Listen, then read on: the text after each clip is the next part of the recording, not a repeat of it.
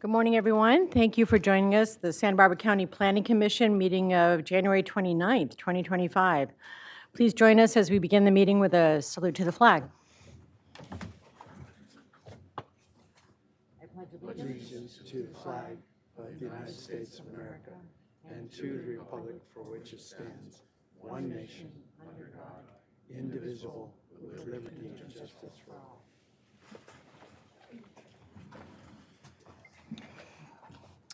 Okay. Mr. Villalobos, do you want to do the TV coverage? Thank you. Good morning, Madam Chair, and good morning to the Commission. Planning Commission hearings are televised live on County of Santa Barbara Television, CSB TV, Channel 20, at 9 a.m. in the South Coast, Lompoc, Salinas Valley, Samaria, and Orca areas. Rebroadcast of Planning Commission hearings are on Fridays at 5 p.m. on CSB TV, Channel 20. Today's hearing will also be streamed live on the county's website as well as the county's YouTube channel and will be available for download in a day or two. Shall I move on to roll call? Please. Commissioner Cooney. Here. Commissioner Reed. Here. Commissioner Park. Here. Commissioner Martinez. Here. And Chair Bradley. Here. Thank you. Okay, that brings us to our agenda status report. Secretary Wilson. Good morning, Madam Chair and Commissioners. In regards to our agenda today, we have 3 items on the standard agenda. We have a tentative parcel map, and then we have the cannabis ordinance amendments that was continued to today, and then we also have an item from Long Range Planning Division, which is emergency shelters, art tours, and home occupations zoning ordinance amendment package for the Commission to consider today. Thank you. Okay, then that brings us to our projection report. I think you just roll on. Madam Chair and Commissioners, looking at the projection report, our next scheduled hearing will be on February 5th. We have one item on that date, which will be in Santa Barbara, which is an appeal of a design review for a cannabis operation in Carpinteria. And then we have our next hearing would be February 12th in Santa Maria. There's 3 items on that. The a government code consistency determination. We continued the SB Can appeal of Sentinel Peak Truck Rack project on that date. And then we also have a project on Key Site 2, which is the ambulatory surgery center. So then that will be in Santa Maria on February 12th. And then I think Mr. Villalobos had requested availability from all the commissioners. Today we're asking for a motion and a vote on setting a special hearing on February 19th, and that will be to have a hearing on the cannabis ordinance amendments again. Later on today, we'll be asking the commission to provide direction and then continue it to February 19th. So when I get done the projection report, we'd ask for that motion and vote to schedule that hearing. And that will be here in Santa Barbara.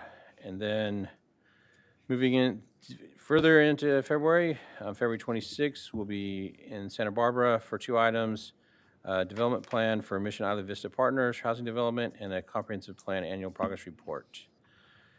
And then as far as March goes, we have no items projected in March. And then our next items would be April 9th in Santa Maria.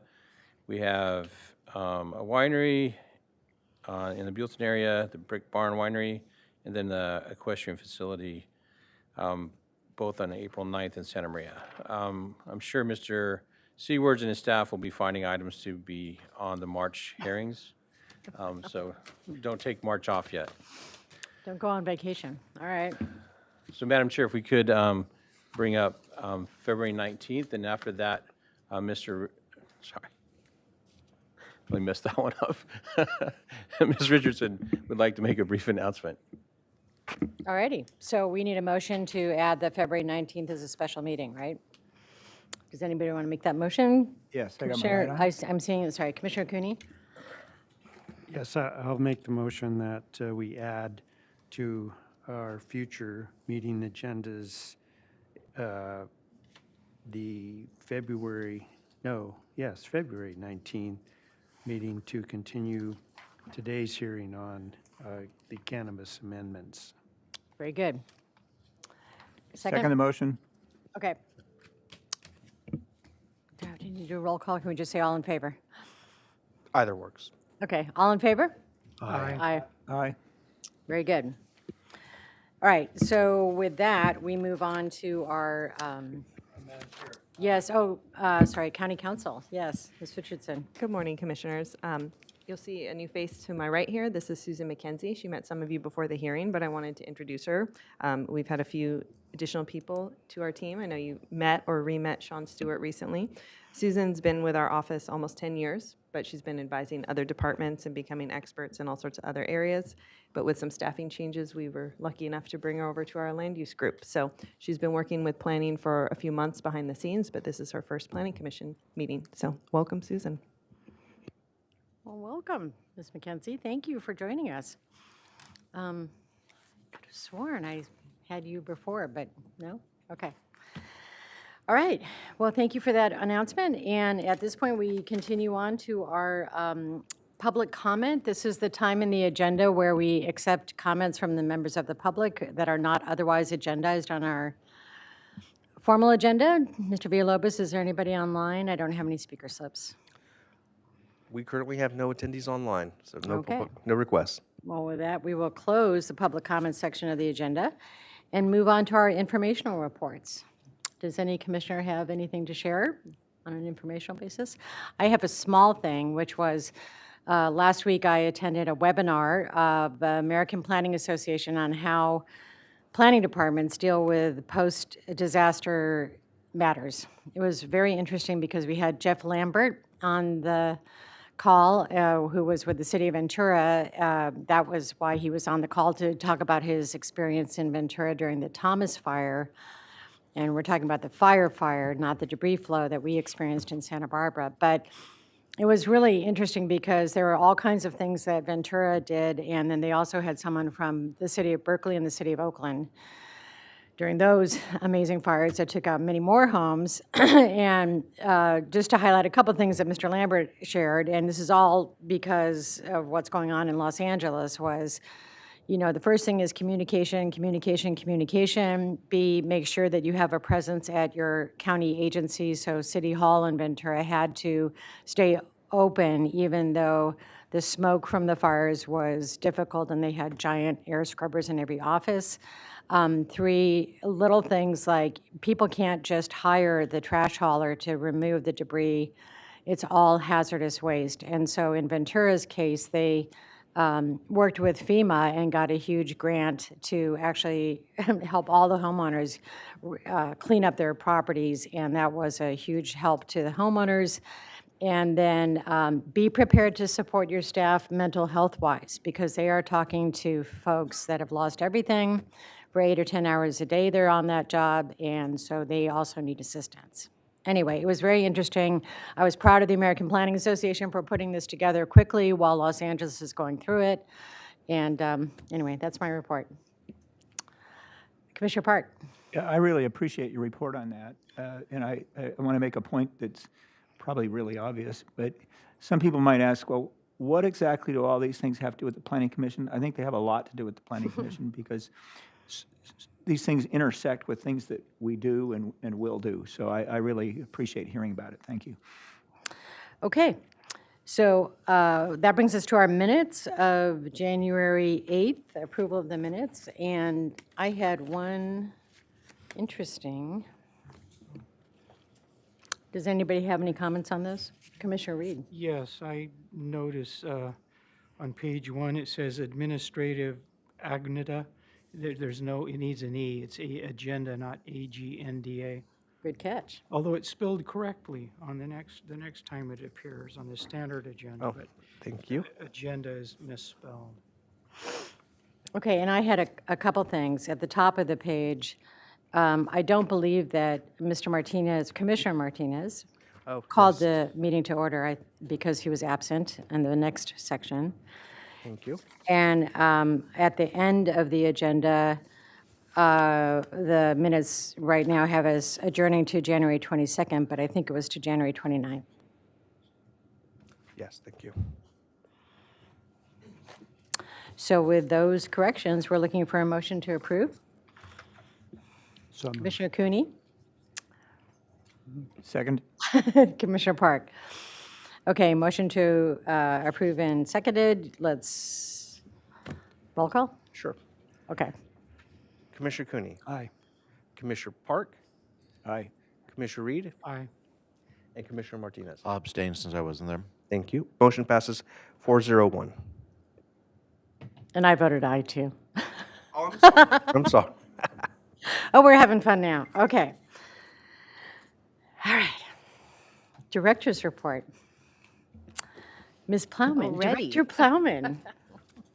I like the color coordination here in this line. Thank you. Somehow we did a memo and didn't know it. Good morning, Ms. Chair and members of the commission.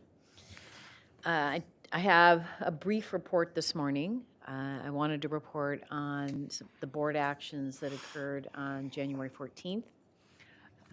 As you know, we got direction on the cannabis ordinance, and that item is on the agenda here today to provide a briefing to the commission, and then, of course, that item will be moved into February for a hearing where the commission can take action. So I won't dwell on that too much. Also, District 2 brought forward an item to create a pilot program for rental housing inspection, and this is for Isla Vista. And so our department is going to be working on that. There's a concern that the quality of housing in Isla Vista is quite low and that the tenants are fearful of making any comments to their landlords for a variety of reasons. So we are going to be developing a program. We're going to start mostly focused just on Del Playa. We expect to be taking that forward. I think it goes straight to the board, actually. And this spring, we're going to be moving that forward to the board, and then hopefully, the hope is that we'll be able to implement it in the summer when the students, many of the students are out of the community, and then we can start inspecting the units. So, I have a question, Madam Chair. Yes. Commissioner. So is there a specific reason why it is an ordinance that's being created and it's not coming to the Planning Commission? I think it's outside Chapter 35, and maybe County Council can weigh in on that. This is rental inspection. Yeah. Madam Chair and Commissioners, that specific ordinance more than likely would be associated with the building, like Chapter 10 or Chapter 11, which has to do with the housing codes or building codes or substandard housing, which falls outside of the zoning code. So it would not be considered a zoning code or ordinance amendment. I believe it's going to reveal a lot of things that are going to fall in the zoning code, like parking in a setback or parking in a living room, or number of people per room, which doesn't, maybe crosses over to building code and zoning code. But anyway, just keep us Yeah. apprised. Madam Chair and Commissioner Cooney, we will be looking at items that relate to zoning violations and building code violations so that we can identify illegal conversions. Sometimes there's lofts that are not consistent with the building code or fire code. So we're going to be looking for all of that type of thing to bring those units into conformance with the law. But just We're happy in to brief you yeah, on it. because just into conformance with regards to building and safety matters, not zoning code, which, you know, we know the parking is going to be out the window. So, interesting. Okay. Thank you. I also wanted to let you know, I think I've spoken to Mr. Tuttle. There was a request, I think, from Commissioner Park about an update on housing bills. And we are going to be putting that together for the spring. Commissioner Park? Do you have an idea which month? I'm also working on a presentation I would make. I'm actually putting a panel together for the Bar Association. And we did it for I think we did it for the APA a few years ago too, and somebody else, but I forget. So if I could know who in particular in LRP is working on this, do you know already? I don't yet. Because I nabbing from my panel. Yes. But then also what month?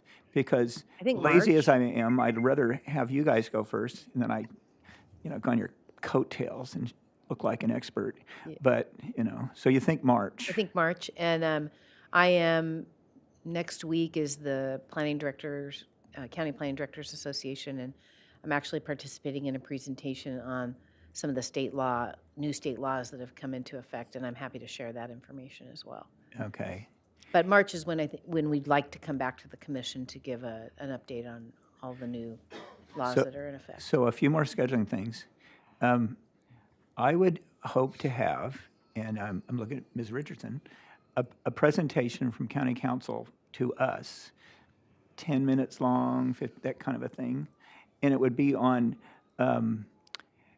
what kind of a record we should have. I had a very good conversation with Callie Kim of County Council's office about our last hearing where I referred to a Texas A&M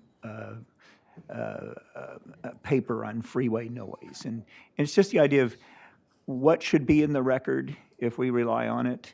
How should we get it in the record? Some of that's logistical. That paper I was talking about was 65 pages long. And do I drag in and throw it at Mr. Villalobos right before the hearing? Or, I mean, how do we do those things? And I think it's something that, and this is not meant to be a catty criticism, but I think sometimes we get a little sloppy with our evidence. We rely on things that the whole commission hasn't even seen. We had that happen on the Sable thing, and things like that. So I think it would be great to have a refresher course for all of us together, so we're all on the same page. Does that work for you, Ms. Richardson? Chair and Commissioner Park, yep, we can put something together. Okay, I'd sure appreciate it, and I appreciate my conversations with Ms. Kim. They were excellent. There's two other things I want to talk to you about on scheduling, and they kind of involve P&D, but they're not really public matters. So could you just make sure that we grab each other before I wander off in a daze at the end of the meeting? Okay, Sure thanks. thing, sure thing. Okay. Okay, and then just an update on what is coming up at the board. We have the SB 9 telecom ordinances, separate ordinances, but traveling in the same package, that are going to the board on the 4th of September, actually the 4th of February. February. You wish. I need those extra months in between. I should not move ahead. We have the Coastal Resource Mitigation Fund going on the 4th.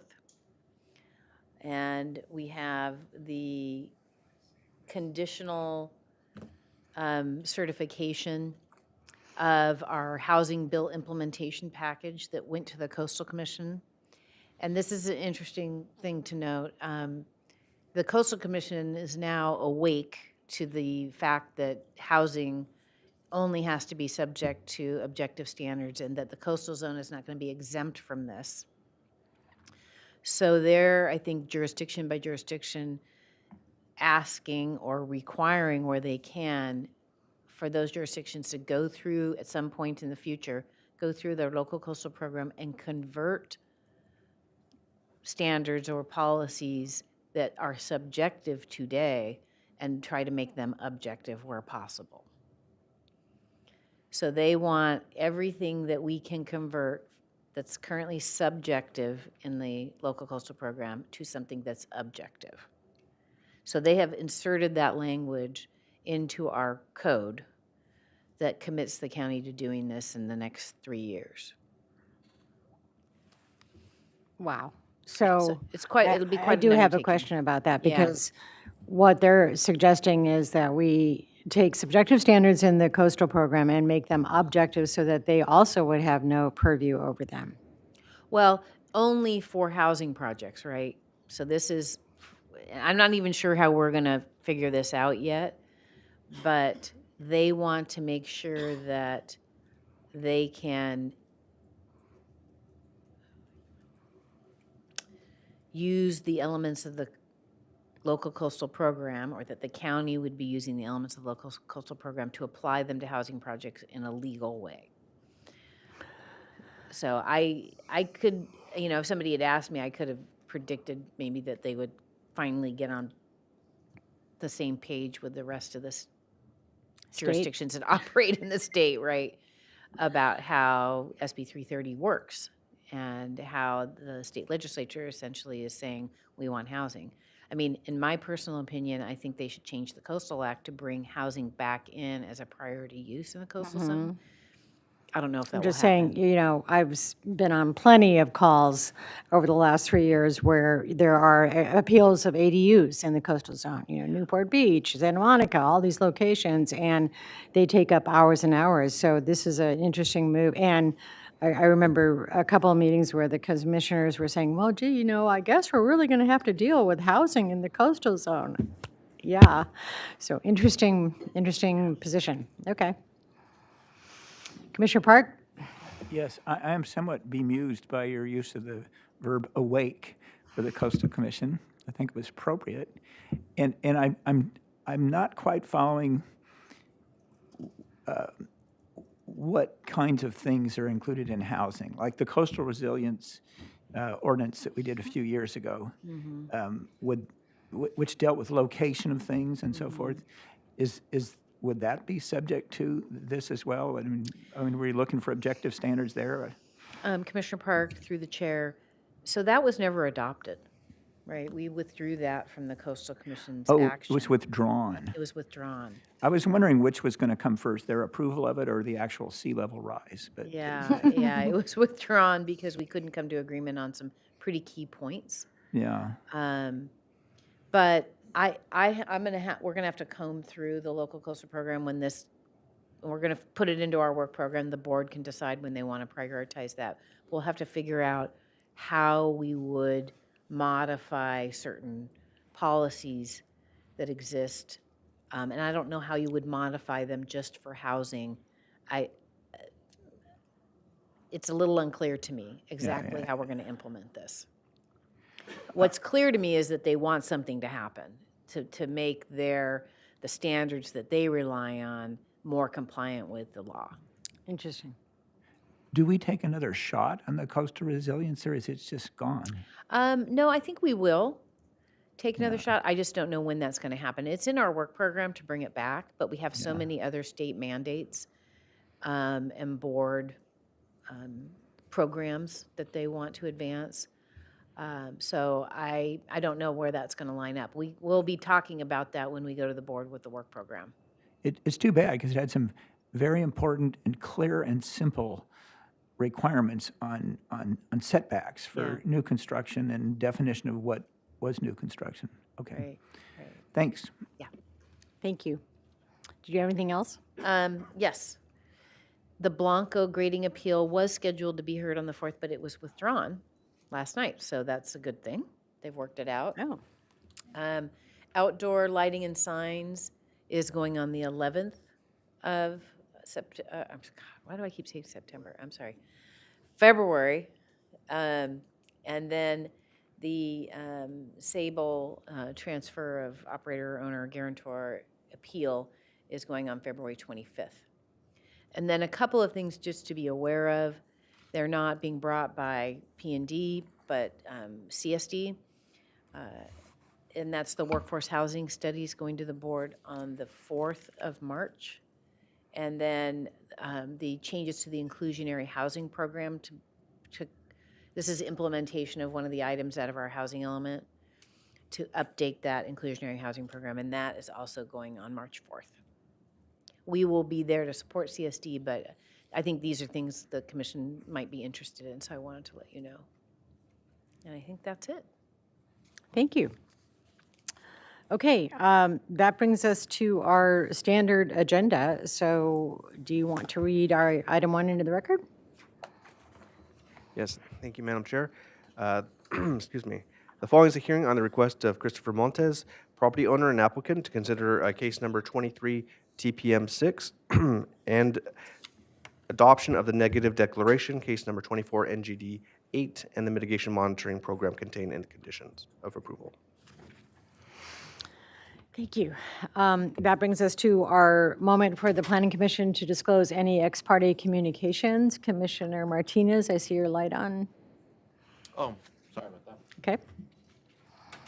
Okay. Seeing no other disclosures, then we would proceed with our staff presentation.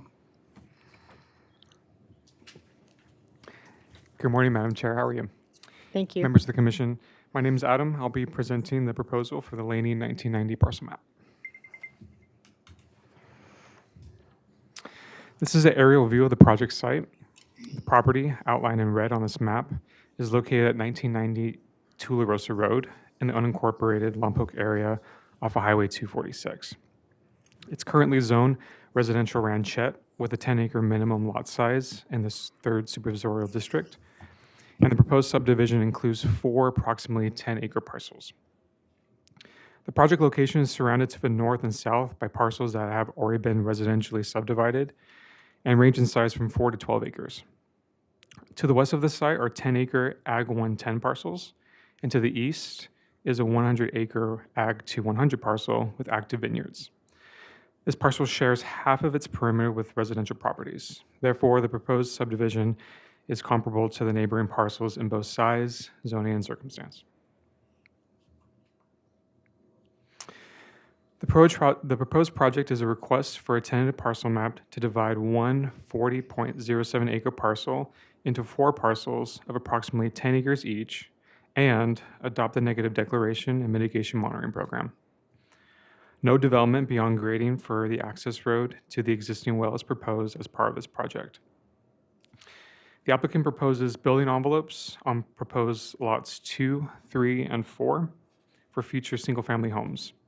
Proposed lot 1 is already developed with an approximately 1,500 square foot single-family home and 5,000 square foot barn shown in black. Those are the little black boxes you can see. Proposed lots 1 and 2 will take access via separate existing private driveways off of Tularosa, shown here in orange. Proposed lots 3 and 4 will take access via a new proposed 20-foot wide driveway within a 30-foot wide private access and utility easement, shown here in blue. Note that currently the map shows a 26-foot wide easement, but it's conditioned by fire and P&D to increase to 30 feet. As previously mentioned, building envelopes are proposed on lots 2, 3, and 4, as shown in yellow. A required 200-foot agricultural buffer along the eastern portions of proposed lots 3 and 4 is shown in green, but it looks more like teal, because the boundary is shared with the aforementioned Ag 2 100 parcel to the east. Note that low-intensity residential development, like single-family dwellings, accessory dwelling units, and residential accessory structures like garages are exempt from compliance with the ag buffer requirements, so the envelopes for future single-family development overlap partially with the buffer.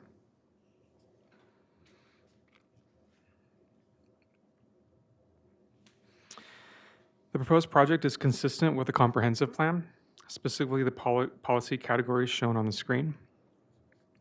The project is consistent with policies related to adequate services, since the proposed parcel 1 will continue to be served by an existing shared private water system, and proposed parcels 2, 3, and 4 will be served by an existing water well on site that EHS reviewed. The proposed project includes adequate reserved easements for access and utility service to the proposed lots, and all utilities will be undergrounded. As for visual resource policies, no residential development is proposed, but the project is conditioned to require natural building colors and materials. For any future structures that are visible from public viewing areas, architectural review will be required. The proposed project is consistent with policy requirements related to creek protection, minimization of grading, preservation of natural features, best management practices, erosion control, flood hazard minimization, and preservation of water quality through establishment of the proposed building envelopes. The use of existing access driveways on parcels 1 and 2, and compliance with the identified mitigation measures to avoid and minimize impacts to habitat and the unnamed intermittent creek on site. Though no evidence of archaeological remains have been found on the property, in the unlikely event of archaeological evidence is found during construction, the project includes standard conditions to safely and appropriately proceed. Future build-out on the new parcels would involve temporary construction noise, which would be subject to standard construction hours and would be consistent with county noise policies. The proposed project will result in 3 additional residential lots, consistent with the purpose and intent of the RR10 zone. The lots would comply with the LUDC and Chapter 21 subdivision requirements for lot and building size area. All 4 lots meet the 10-acre minimum parcel size, substantially exceed the minimum lot width of 250 feet and the lot depth of 100 feet, and come in below the maximum 3-to-1 depth to width ratio. The project site was studied extensively and has some constraints, such as sensitive habitat, potential for geological hazards, and an unnamed intermittent creek on site. Because of these constraints, staff prepared a mitigated negative declaration to determine which parts of the property were developable, and to provide mitigation measures to avoid and minimize impacts related to increased development potential. During the M&D preparation, staff identified potentially significant but mitigable environmental impacts in the issue areas of aesthetics, visual resources, biological resources, cultural resources, geological processes, land use, and water resources. We discussed aesthetics and cultural resources in the policy consistency section. Impacts are mitigated through standard conditions for natural building materials and colors. Architectural review with public views are affected, and steps to follow if there is any unexpected cultural resource discovery. For bio, an in-depth resource assessment with recommended mitigation was prepared by Stantec. The M&D anticipates potentially significant impacts to specimen trees and sensitive flora and fauna species. It includes a number of avoidance, minimization, and mitigation measures, the most important of which ensure protection of resources through the provision of building envelopes on the map. Required setbacks from habitat and the creek on site, and requirements for biological monitoring when development is in proximity to sensitive habitat or the creek.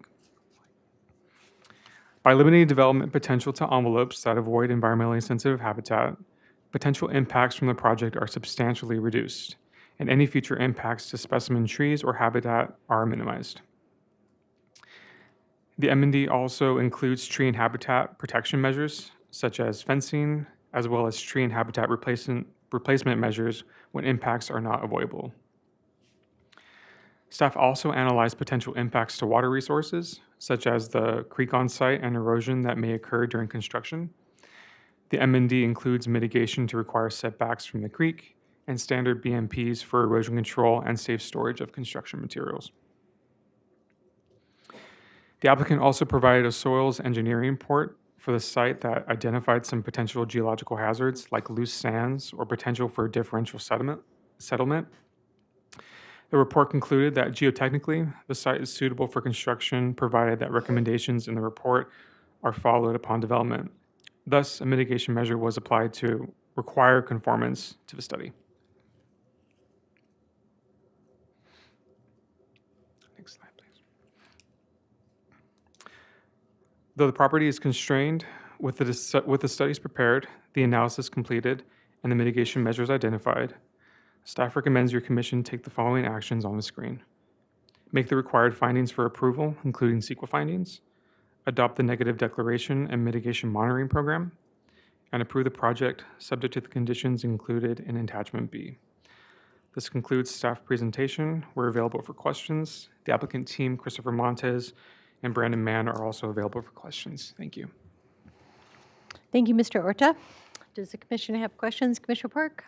Yes, thank you for your presentation, Mr. Orta. I have something that I didn't quite understand, and that probably says more about me than it does about your presentation. But if you could go to the slide on the, I think it's slide 3. It's the, you got it, project description.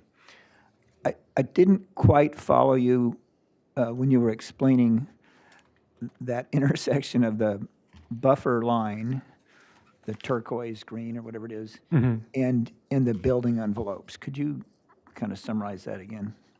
Sure. Why that is not a problem, or maybe it is, I don't.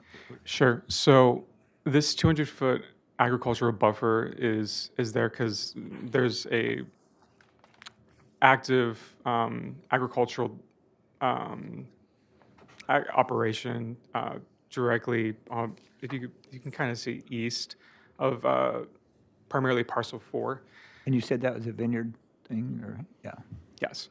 So that agricultural buffer doesn't necessarily prohibit structures like single-family dwellings, ADUs, and residential accessory structures. They're primarily there to limit,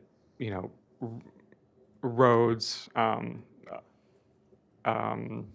Discretionary permits. more discretionary Yeah, permits.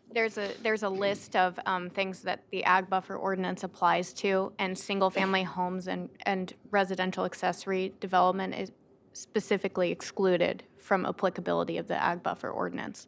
So low-density residential development is permitted inside of the ag buffer, except if it requires a discretionary permit. In this case, in this zone, it does not. Well, is there anything in single-family residential development like this that would require a discretionary permit? Commissioner Park, through the chair, there is one instance I can think of off the top of my head. If you had a special care home for more than 7 patients, that would require a CUP, and that could not be in the envelope, for example. But if you apply for, let's take the example of ADUs, could you mention that? In ADUs here, these would be the ones that are subject to our county development standards, wouldn't they? Yeah. And so that wouldn't be considered a discretionary kind of thing that would interfere? No, and there is specific language in the ag buffer ordinance that says that ADUs, single-family homes, and residential accessory structures are exempt from complying with the ag buffer requirement. What I'm kind of looking for as a practical matter is, I wouldn't want somebody who buys one of these lots, and I think they'll be great lots, and thinks they're going to, build their house and whatever on those building envelopes, and then have 30 years of confusion and questions about how that interacts with the buffer. Commissioner Park, through the chair, there is specific language in Chapter 21 about subdivisions and what language has to be included on the map so that it's disclosed to potential buyers. And that specifically says what uses are allowed in the envelope, or in the buffer versus not allowed in the buffer. So it is disclosed. Good. Well, thank you. That's a very good explanation. Commissioner Reed. Yes, I have a number of questions and concerns about this. Just, mainly any time you see an extension or a penetration into an ag area of, residential properties, although I realize this area is apparently, rezoned as residential ranchettes. Some of my concerns are mitigated, and I'm looking at the map, seeing that there are a number of these things already exist along Tularosa Road. My concerns are more oriented toward the Big Ag 2 property to the east with an active vineyard, and the Ag 1 properties to the west, and my concerns of perhaps conflicts as you have new buyers, urban buyers moving up from LA, thinking they're going to live a Green Acres lifestyle, and soon after they're appearing here in front of other boards, filing appeals and complaints because once here they discover that ag involves sounds, lights, sprays, smells, and other activities that they didn't see it in their former urban address. So hopefully conflicts like that can be avoided, but some of your comments about the 200-foot ag buffer on the east side don't do so much to calm my concerns. Along those lines, we also saw, terrible conflagrations in Los Angeles County in the past couple of weeks in brushy hillside areas prone to fire risk, which I think are not terribly dissimilar to the conditions we see in this area. And interesting, they're brought by a development company from Calabasas, which is in a similar high fire area, but yet we find ourselves here approving more residences in a high fire area, or looking at that. Just another concern, I'd be interested to get some input from County Fire on their thoughts along those lines. And then finally, normally we hear this type of thing, it's a landowner looking to subdivide his holdings to make it easier for transfer to their children and things, but this appears to be purely a commercial venture. And along that line, I'd like to know, what's the disposition of the house, the existing house on Lot 1? Is that going to be occupied by the former owner? Is that going to be sold? I'd just like some evidence on, is this purely a commercial venture, or what's the nature of it? Commissioner, through the chair, you touched on a few points there, so we'll try to go back to the first point, which was the property in relation to, the adjacent ag to the east and the other residential properties to the west. So this property is zoned rural ranchette. It's a quasi agricultural zoning. It's still residential zoning, and it's kind of intended for the transition from ag zone properties into more residential, primarily used zonings. So the parcels to the west and to the south, they're comparable to the size and use of these proposed lots. They range from 4 to 12 acres. I believe your second comment was geared towards fire response, if I'm not mistaken. Fire did review the proposed project. They conditioned the new access roads to proposed lots 2, 3, and 4 to have a 30-foot wide access easement, so fire trucks can get to the lots in the event of emergency. All new construction, all future construction will be required to adhere to the latest fire codes requirements. They also have defensible space requirements involved with that as well when developing. And remind me your third point. Is it just an entirely commercial what's going on with the existing house on Lot 1? Is that the original owner? We'll defer to the applicant on their intents for Okay. the existing house. Good. Commissioner Reed, if I could weigh in. Thanks, Adam. I appreciate those questions. So, to give you guys a little bit of background too, at first, this applicant wasn't proposing building envelopes. They were kind of doing conceptual bubbles. We pressed them due to the constraints on the property to come in and put on these definite envelopes because we think that's appropriate when you have this level of constraint on this property. We want future buyers to know exactly where they can put a home. I'm going to ask Shannon to speak a little bit more toward the notice to property owners that we require. It's conditioned on the project, so when someone buys this house, I might be dumbing this down a little bit, they understand that they have a notice that they're adjacent to ag properties, and so I don't want to say they can't make a claim about the issues, but it's upfront to people that they're buying a property next to an active ag property. So far, our county does not have a right to farm ordinance, does it? Yeah. It does? Yeah. Okay, good. That was just a Yep. question. And then I think staff did a good job. Fire reviews, I hear you on these fires, right? It's really illuminated this issue. So fire makes sure that they have access to this, that there's defensible space. So we run all these projects through fire, and they're giving them really strong reviews, especially in these rural areas like this. So we feel comfortable that fire's looked at this project and feels that they're okay with it. And they're even assisting to look at the water source to make sure there's going to be enough water in case of an emergency and needs for fire protection. And the language in that NTPO that Travis mentioned, it does specifically say that any inconvenience related to the conducted agricultural operations will not be deemed a nuisance, and it references the section of in Chapter 3 of the county code. So that we did actually analyze that in the MND because we had the same thought, and that NTPO condition is on a lot of tracks that butt up against agriculture, like Rice Ranch, for example. Commissioner Park? I have a question that follows up on Commissioner Reed's concern about fire.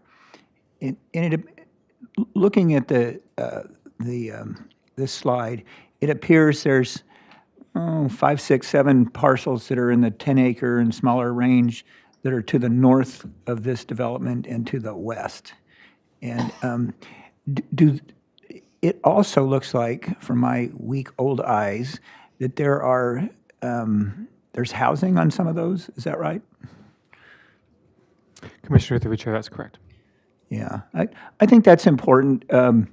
I share Commissioner Reed's concern about trends of developing rural lands. I mean, I've watched the city of Santa Barbara. I remember being a kid watching the Coyote Fire in '64. And in the Coyote Fire at that time, we didn't have 10, 20, 40-acre parcels up in the hills like we have now with very large houses. And they kind of tend to introduce fire-causing issues. But this doesn't really do that because it's surrounded by residential anyway. It's not introducing that as a potential cause, seems to me. Okay, thanks. Commissioner Martinez? Yes, good morning, and I just have a couple of questions. And Tularosa Road, is that a private road or is that public? Commissioner through the chair, that's a good question. So if you're looking at the red highlighted parcel as is, where Tularosa is coming up, if you're looking at Shannon, maybe you can point it with the mouse to better clarify. The southern portion of Tularosa Road is public. As you go up, it becomes public. I'm sorry, forgive me, private. We kind of mentioned that briefly, when talking about, aesthetics and visual impacts. Potentially some of on some of the proposed lots, they have the potential to be visible from public portions of Tularosa. But yeah, it kind of splits between public to private as you go up. Okay, so if in addressing this subdivision or lot division, we're not making any representations of the ability for them to use that private road or anything. We're not getting involved in that. I mean, because some of those private road agreements can be very tricky.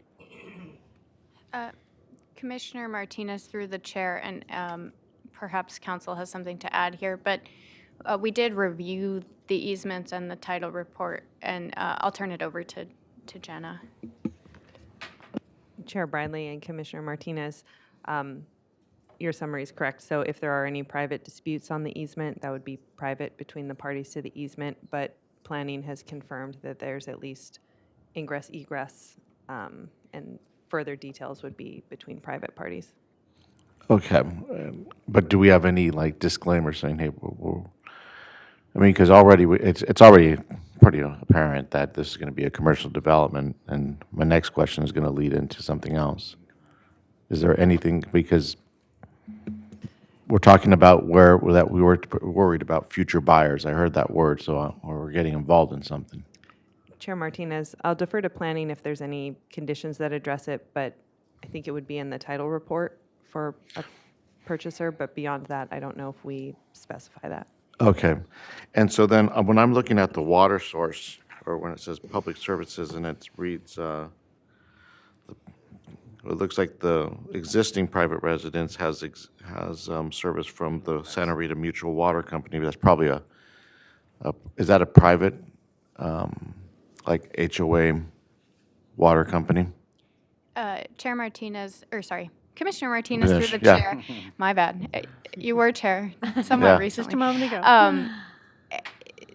It's a shared private water system. The applicant actually does have a right to one more connection on that system, but there are a number of issues with that water system that EHS has been involved in, and so the more straightforward option here, given the feasibility of putting a well on the lot, was to install a new well, which the applicant did in consultation with EHS. Okay, because then it carries on to say that whereas proposed parcels 2, 3, and 4 would be served by an existing well and water system on proposed parcel 4. Is that existing well a domestic well, or is that an ag well that's going to be Domestic. It's a domestic well. Okay, and we're not making any representations as to the adequacy of that water resource to serve for any purposes, whether it be for development or fire or anything. We're not doing anything. I just want to make sure. Commissioner Martinez, through the chair, EHS did review initial reports from that well, as well as a feasibility study before it was drilled, to make sure that there would be enough volume of water. And there is a formal well report required before the map records as well, that EHS will review to confirm adequacy. And that's when they apply for permits and so forth, where they're going to have to prove up their water resource, their water abilities. Correct, before they record the map even. Okay. The lots will not get created without that well report being verified by EHS. Okay, and that's as far as as what we are producing to the public, who potential buyers are going to look at, and they're going to say, okay, this is as far as we went in regards to the adequacy of water, whether it's adequate for one purpose or another. We're not getting into that. That's what I'm understanding. Yeah. Correct, Commissioner Okay. Martinez. Thank you. I had a couple questions. Oh, I'm sorry, Commissioner Cooney. I'll defer to you. No, go ahead. Okay. I won't defer to you ever again. I even lost it. No, this is stimulating an excellent conversation, because I think it's unusual in the way that we're at the subdivision stage, but not the built housing stage. And a lot of our concerns here with all kinds of projects are fire safety. And there's only so much, I guess, that you can do, but it is beneficial, I think, to pay attention to the fact that we really have inadequate protection against fire when you get to buildings, in my opinion. I live in a high fire area, have lived through one good long-term fire, and there are structures now in that area that have not been subjected to any kind of major fire review, and widening of the road is a big one. But materials that are used in building these houses require, I think, more attention, because there are materials that could eliminate or substantially reduce damage to structures. And in this project, we're looking at it, as it were, into the future, trying to anticipate what would happen if this was a full subdivision application. So I at least will be looking for similar treatment, if not stronger, in future subdivisions where housing is an obvious part of the project, if behind the scenes for the time being. But thank you all for guiding us through what you've done in this case to make the project safer for future residents. I do have a couple questions. Good questions, and I'm glad that we're all thinking about really serious future planning questions. On your exhibit on the screen, the lower orange line, that's the driveway access to that lot, right? And that's already existing? That's already a curb cut there? Madam Chair, yes, the orange are the existing driveways. Okay. And then the easement on the very north side of the exhibit, is that how we're getting to lot, what is that, 3 up there? 2? Yes, Madam Chair, the blue that's being pointed out right there, that axis is 3 and 4. Okay. Okay, so nothing on the northern, because there's a lot of ESH up there, so, okay, Yes. great. And then the discussion about the ag buffer, that's interesting that we went back and amended that to say single-family homes, accessory buildings are all exempted in that area if there's no other discretionary. So we only see that policy coming up when there's a tract map or parcel map, right? I like. Chair Bridley, members of the commission, that was how the ordinance was passed in, I think, 2009. It hasn't been amended since, but there is also a mention of the ordinance in Chapter 21 about what you have to do when there's a map adjacent to ag, and it is to apply the buffer with the appropriate note, and then the rest would be like whatever they do in the future, we would evaluate whether or not it's subject to the ag buffer ordinance. And most uses that, you know, are foreseeably going to be developed on residential parcels aren't subject to the ag buffer. But if they tried to do a more extensive, intensive use in their developable area, then you know, they might have to do a recorded map mod to move the envelope or something like that. Well, it's just curious because the whole concept of the ag buffer is that you get the residences away from the ag use. And so if that's all exempted up to the property line, that's kind of curious. But I can imagine that's how it is on the books now. In the, you know, I always love how you do the summary of the comp plan consistency in the staff report. And so the LUDP number 4, our standard, are there enough services to serve this? Where is that actually in the findings for the track map? Chair Bridley, members of the commission, it's there's a finding about whether or not it's consistent with the comprehensive plan, and then our comp plan analysis is in section 6 of the staff report. So the comp plan section of the staff report just highlights one of multiple in that assessment of the findings. Is that how you do it? I believe so for the track map. There is a discussion also, I think, on the adequacy of the roads, which a separate, there's so many map findings. I know. So I just, and I think it's helpful, especially when Commissioner Martinez was asking those good questions about what are we approving, and are we sure that there are services to provide for this build out, and it's all kind of covered in that LUDP 4 finding that's been the bastion of planning for a long time. Okay, that answers that. And then on the conditions, there's some cleanup stuff, because I know you have new protocol or new templates, and I don't know if we do this now. It's not really that important. We can do it later when we're entertaining a Are they motion. typos or are they? Yeah, they're like, you have 2 number 31s and, it's a formatting thing, I think, yeah. Okay. So If you want to that's- call them out, we can fix them before we do the final letter, right? Yeah, we ran into some formatting issues where we had to do that to preserve the numbering that was referenced in the staff report, and so there are a few little things like that, but. Yeah, it was, so it's just, hang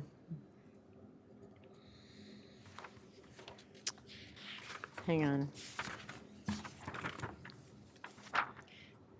It's on page, well, what is the page? B7, item number 31. You plopped a 31 there in continuation of a condition. Whoops. So it just means you need to renumber it. And then I think that was the only one. I know you're a victim of templates, so that's all. Thanks for catching it. Thank you. I actually read them. Okay. Any other, I'm sorry, Commissioner Reed.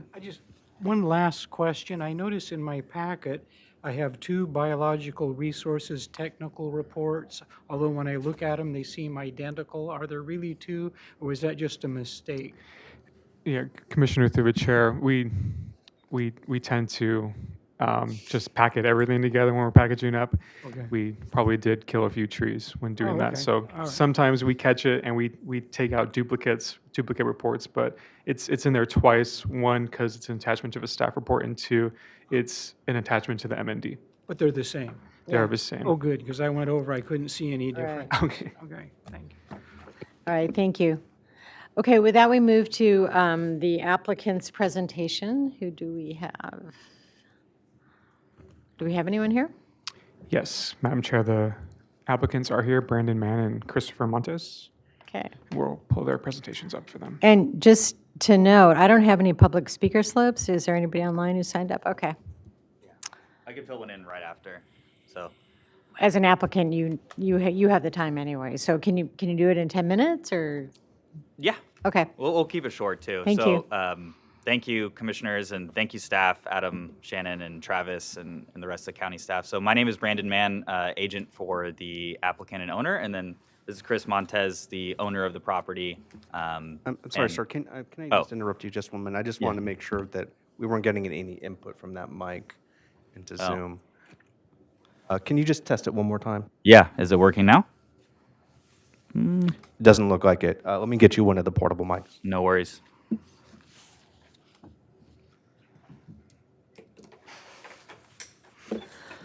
Transformative. Yeah, Okay. all good.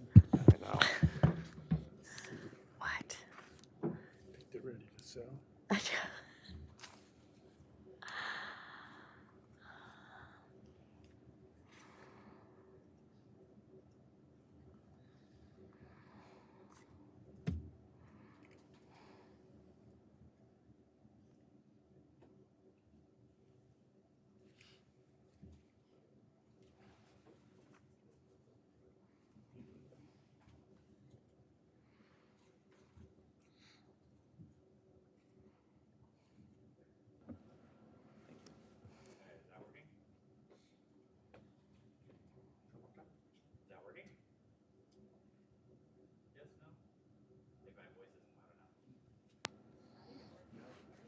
Oh, do I need to press it? Oh, there we go.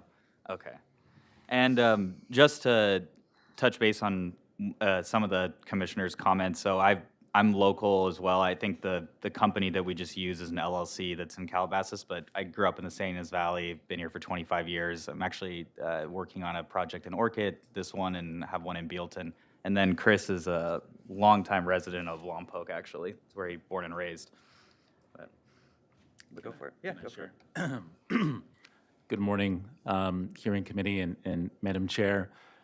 I just wanted to share just a couple of things. 1500 North E Street, 315 Brookside Drive, 200 Village Circle, all in Lompoc, California. It's where I grew up. It's where my mom lives. It's where my dad lives. My mom's a high school counselor at Lompoc High School. My dad's an equipment operator here in Goleta at FLIR. I grew up in Lompoc. I moved to LA, USC, to get my education. I've been in Los Angeles for 20 years. But my grandparents, my sisters, they all live in Lompoc. The intent of this is for the family. So I'd just like to share that. Thank you for your time. And I probably lost too many balls in the water hazards at La Purisma over my time. But you can move to the next slides. I know that Adam did a really good job on his presentation, but I just wanted to have some extra slides that might be able to answer some questions, and then we're available as well. So this is just the map as it is. You can keep going. So this is an overlay from some of the mitigation factors from the biology study showing where the potential pads would be and some of the potential impacts. So we've tried to work with biologists and county staff the best we could to make sure that these are, I believe, the special plants. And if you notice that all of the potential pad boxes are not touching any of the sensitive plant habitats, and we've tried to, whereas it's best buildable as far as topography, but also where it least impacts. So the whole point was to be as minimally impactful as possible. You can go to the next one. Next one is kind of the shrubs. The only one that was really a major environmentally sensitive habitat as far as the biologists and building was the southeast parcel that abuts the ag land, which is a certain kind of shrub, which is why we moved the building pad of parcel 4 a little more north. Then you can go to the next one. Oh. No worries. And then there were some questions about water. So this project or this piece of land actually came with 2 allocations of water from the Santa Rita Water District. However, they have some restrictions about adding more. And given the fact that there is a lot of restrictions that come with existing private water uses and kind of the whole board. We thought it best for the current residents and future residents that we would have our own well that could support up to 100 gallons a minute. Not only is good for fire, but also it allows it to be kind of self-sufficient and not have to rely on the other water agencies. So that has all been worked through and approved, and I believe the last thing we have to do is just get it stamped by EHS. But the well is operational and testing very well. You can go to the next slide. And just as an example, these homes are kind of meant to be ranchettes. Chris and his family are potentially looking to move into the renovated home on parcel 1, and the rest of the parcels, as much of a low impact development as possible, but should just be kind of ranchette homes. You can keep going. And then just some property photos of what it looks like currently. And you can keep going through. But, yeah, and then happy to answer any other questions. If you want to go back to maybe just one of the parcel map, yeah, that one's fine. So there was a question about roads as well. We had to build or design one of the roads that goes through in the middle of parcel 1. There actually is a private road easement that runs towards the very north of the site all the way past. There's 3 other homeowners back there, and we got the first one to be on board.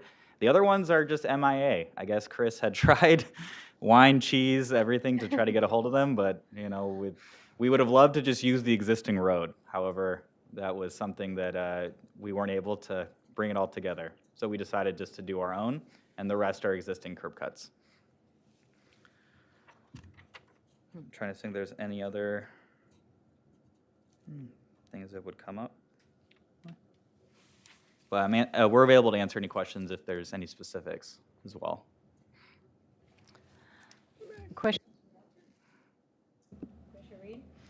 Yeah, you mentioned a plant, that you moved the building parcel on parcel 4, the building envelope. What was the plant?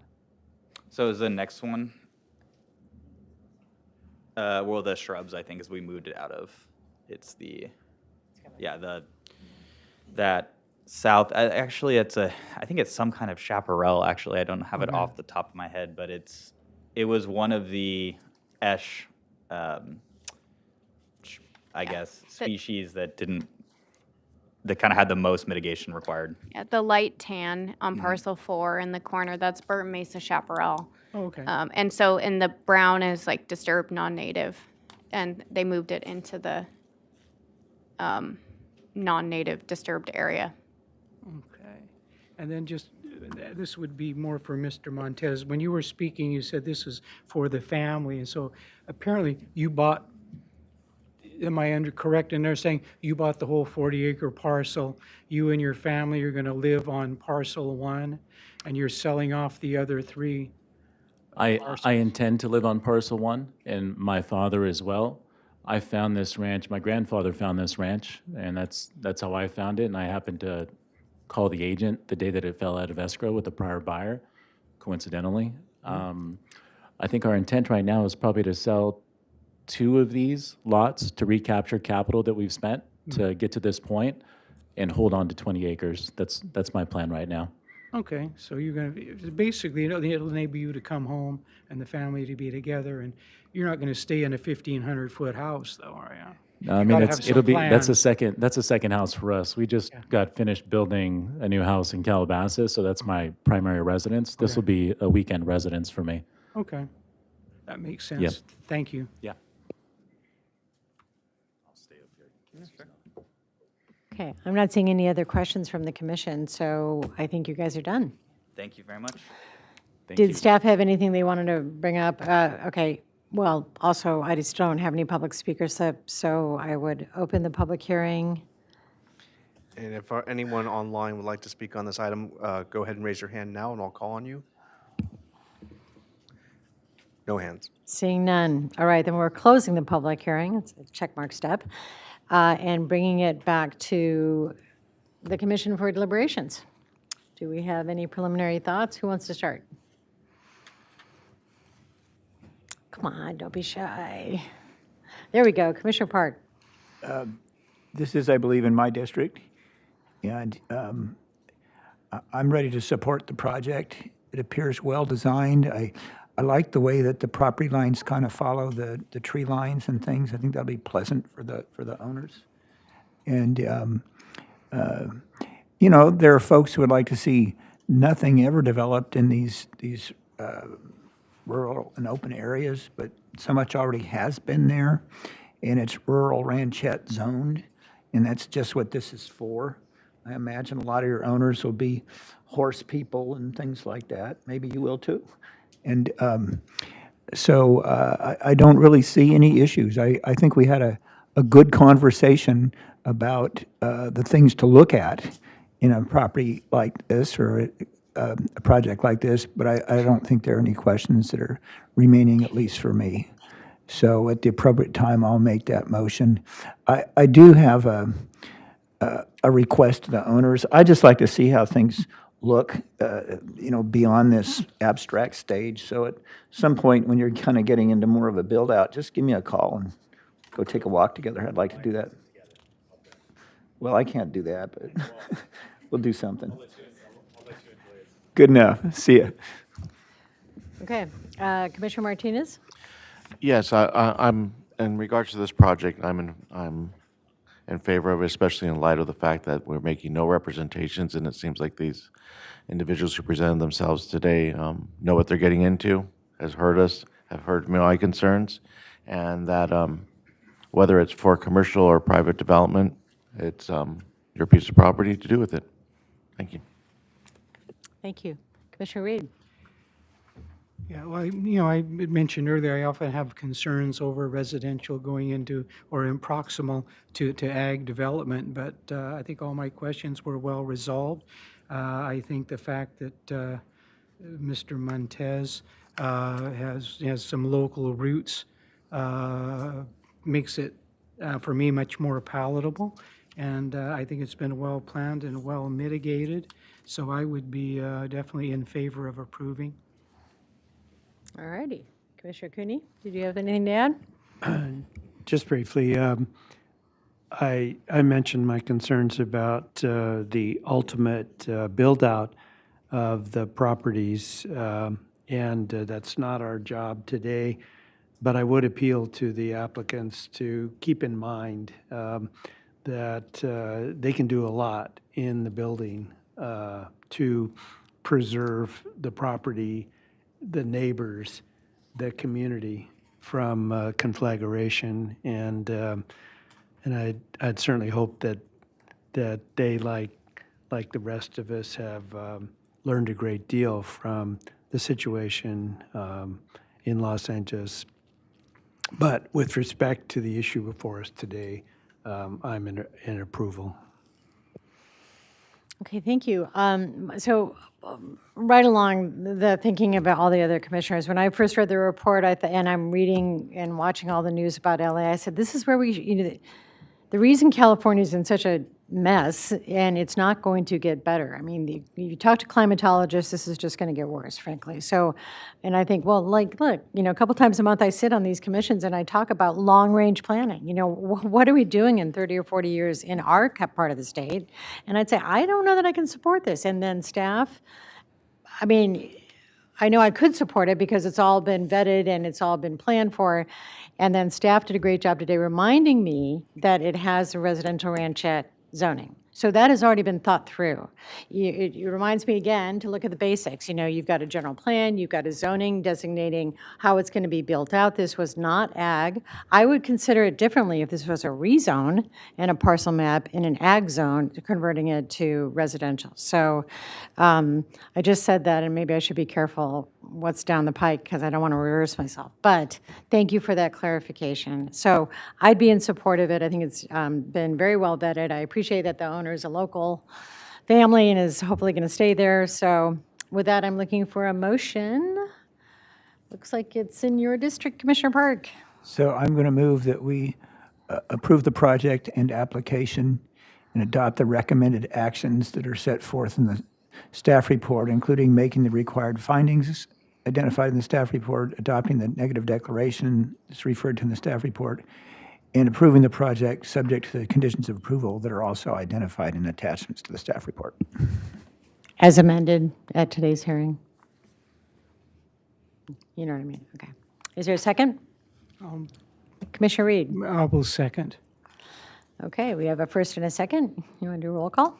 Commissioner Cooney, Aye. Commissioner Park, Aye.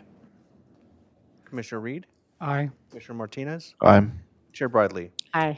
Didn't forget this time. I know. Thank you. Motion All right. passes 5-0. Thank you. We're going to take a next item.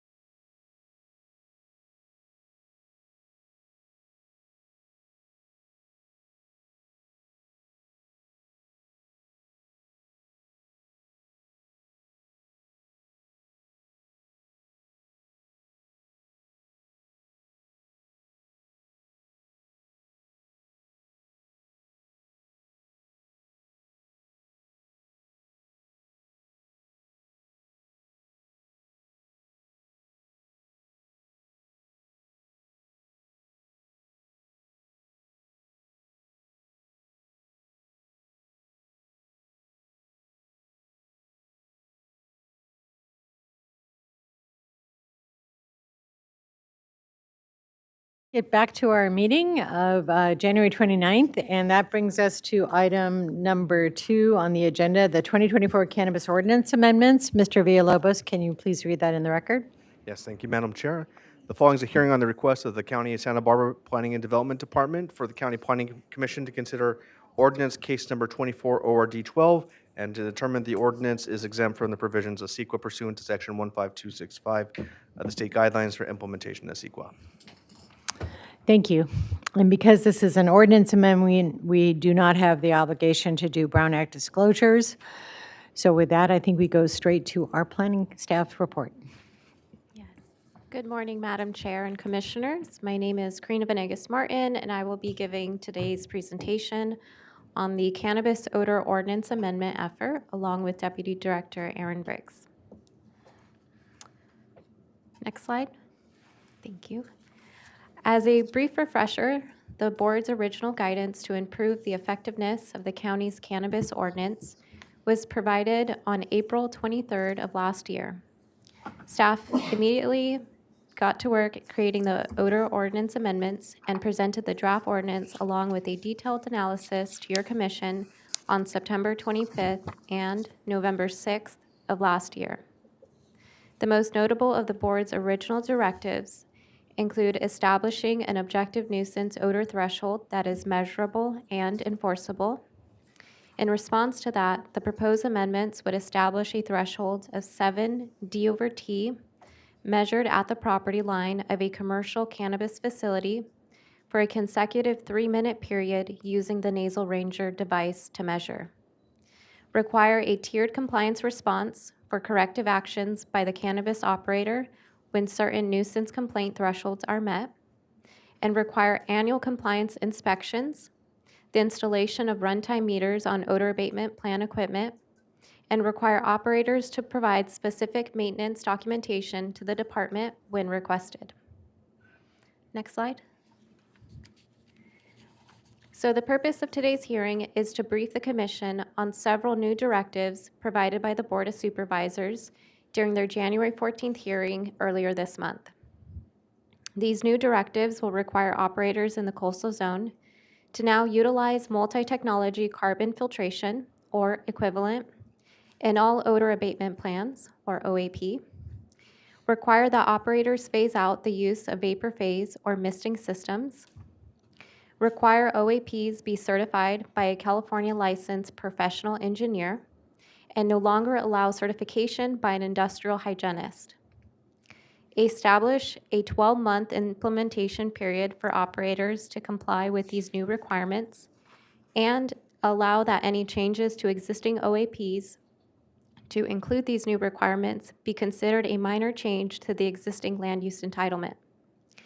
In addition to these coastal zone requirements, the board directed staff to add development standards to the Land Use and Development Code, LUDC, which require inland growers with indoor growing and processing operations to prepare and implement OAPs for those operations utilizing the same requirements currently proposed for the coastal zone. These changes will be discussed in detail in the next slides for the Commission to provide staff with input and direction to process these amendments. Next slide.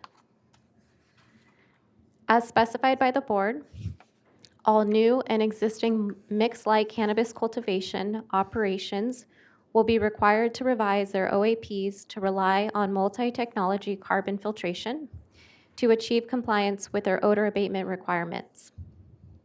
Multi-technology carbon filtration may include carbon filters, photocatalytic oxidation units, and/or other equivalent best available control technologies.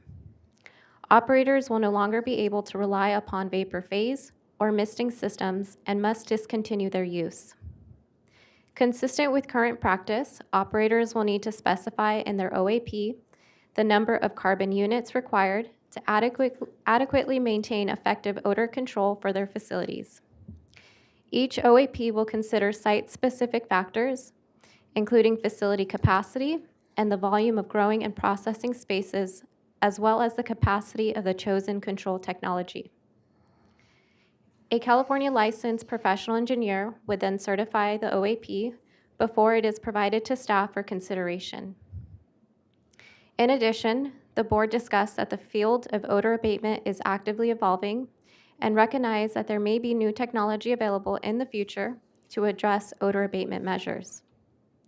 The board directed that there should be an allowance for adopting new, best available control technology when it becomes available. Next slide.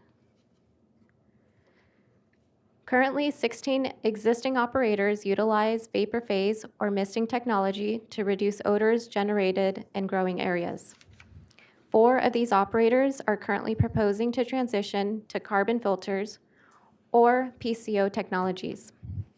The board directed that all mixed light cannabis cultivation operations revise their OAPs so as not to rely on vapor phase technologies to achieve compliance with their odor abatement requirements. Therefore, any operators currently utilizing this technology will need to update their OAPs such that the odor is controlled through the use of multi-technology carbon filtration or other equivalent technologies. Next slide. The board specified that operators will be required to update their OAPs in compliance with these new standards or develop new OAPs in the inland area, and to also install and begin operation of any new OAP requirements within a 12-month timeframe. For the inland area, operators will need to comply within 12 months after the board's adoption of the ordinance, and for the coastal zone, 12 months after board adoption or after the California Coastal Commission certification of the amendment package, whichever timeline is longer. The board specified that extensions to this requirement could be requested, and for staff and the commission to evaluate options for the extension process. Several examples that could serve as a valid reason to grant extensions include equipment supply chain delays, necessary power upgrades from utility providers, and other unforeseen challenges. In addition, the commission should consider the process for extension request, and staff suggests that the extension request be considered and acted upon by the Director of Planning and Development. And finally, the board specified that any changes to existing OAPs to facilitate these new requirements would be processed by staff as a minor change to the existing land use entitlement. Next slide. After receiving your input today, staff will return to the commission next month on February 19th to present the updated comprehensive ordinance amendments, which will include the original directives previously considered by the commission, as well as these most recent directives provided by the board. The commission's action on February 19th will make a recommendation to the board for adoption of the final ordinance package at their March 18th hearing.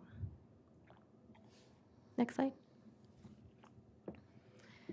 The next set of 4 slides are intended to facilitate commission discussion and to provide an opportunity for staff to receive input so we can develop the proposed final ordinance language.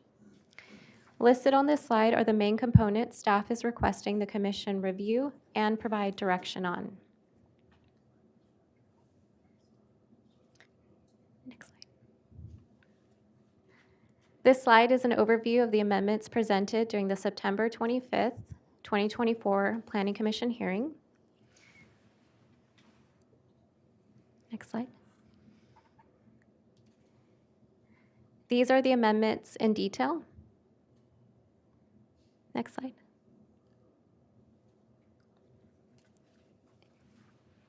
Amendments from the board's direction on January 14th. Next slide. Again, from the board's direction on September 14th.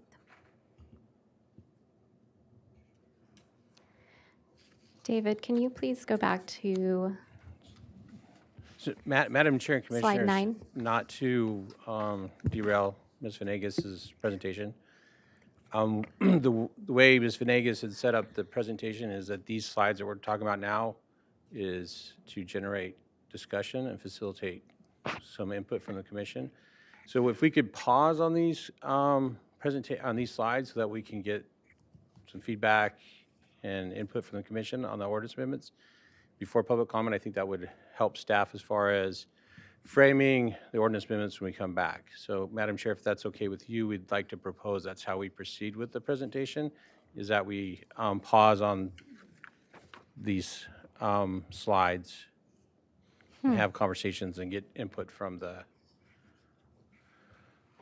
commission. And then just one clarification, the board had a discussion on requests for extensions related to the 12-month implementation date.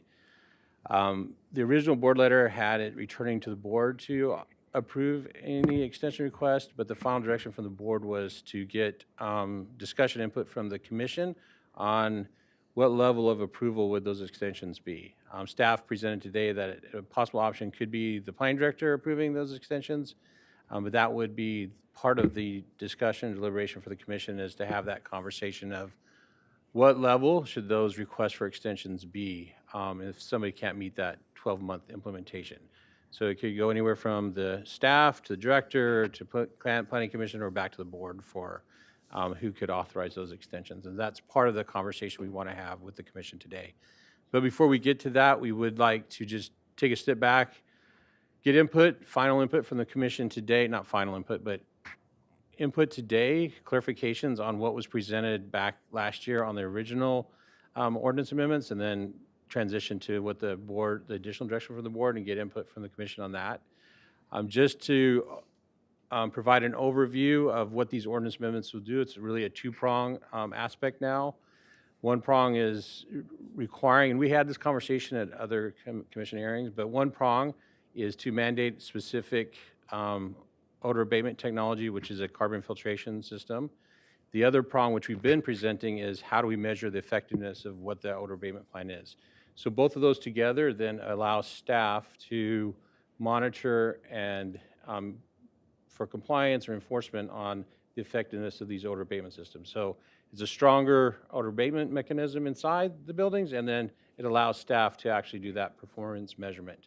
And we're proposing the 7 D/T with the Nasal Rangers calibration over a 3-minute period, as that would be the threshold that everybody would have to meet. As a recap, the reason for that is that if we do measure a 7 D/T dilution over threshold at a property line, then that odor means that it's sustained enough that we can actually pick up the odor and measure it. And that actually means, as our consultants indicated earlier, the operator would need to be operating below that threshold to avoid hitting that measurement. So that means that they'd need to be operating at a 4 over D/T so that they wouldn't be in violation. Anything less than 7 is considered more of a transitory odor, meaning that it comes and goes, and it's difficult to pick that up with the Nasal Ranger. And so with a 7, then it's a sustained odor, and we can then pinpoint where that odor is emanating from and be able to initiate compliance and enforcement measures if needed in that level. So that's the discussion that we'd like to have with the commission. We do have staff here, Aaron Briggs, Division Manager, Ms. Venegas, and we also have Ms. Leyva and Ms. Baylor here as well. And then Director Plowman is here as well to answer questions.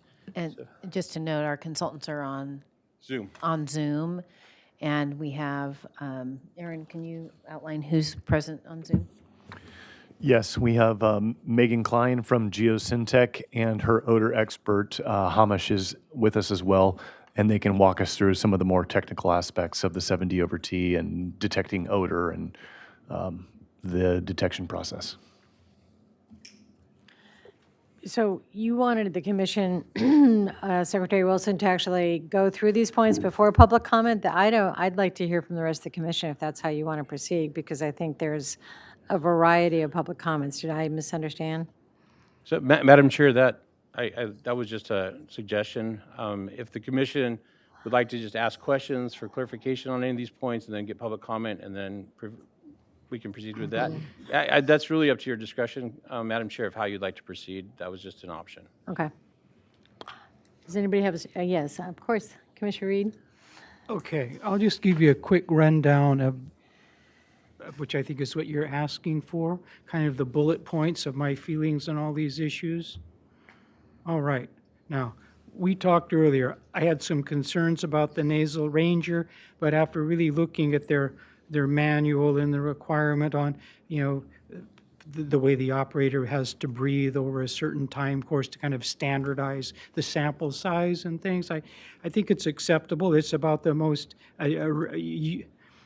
we can't let the perfect be the enemy of good, and I think it's good enough. But my concern now, after listening and reading a great and robust public comment, I don't think that the neighbors in Carpinteria are satisfied with intermittent levels of odor at the property line. I think they're demanding no odor at property line.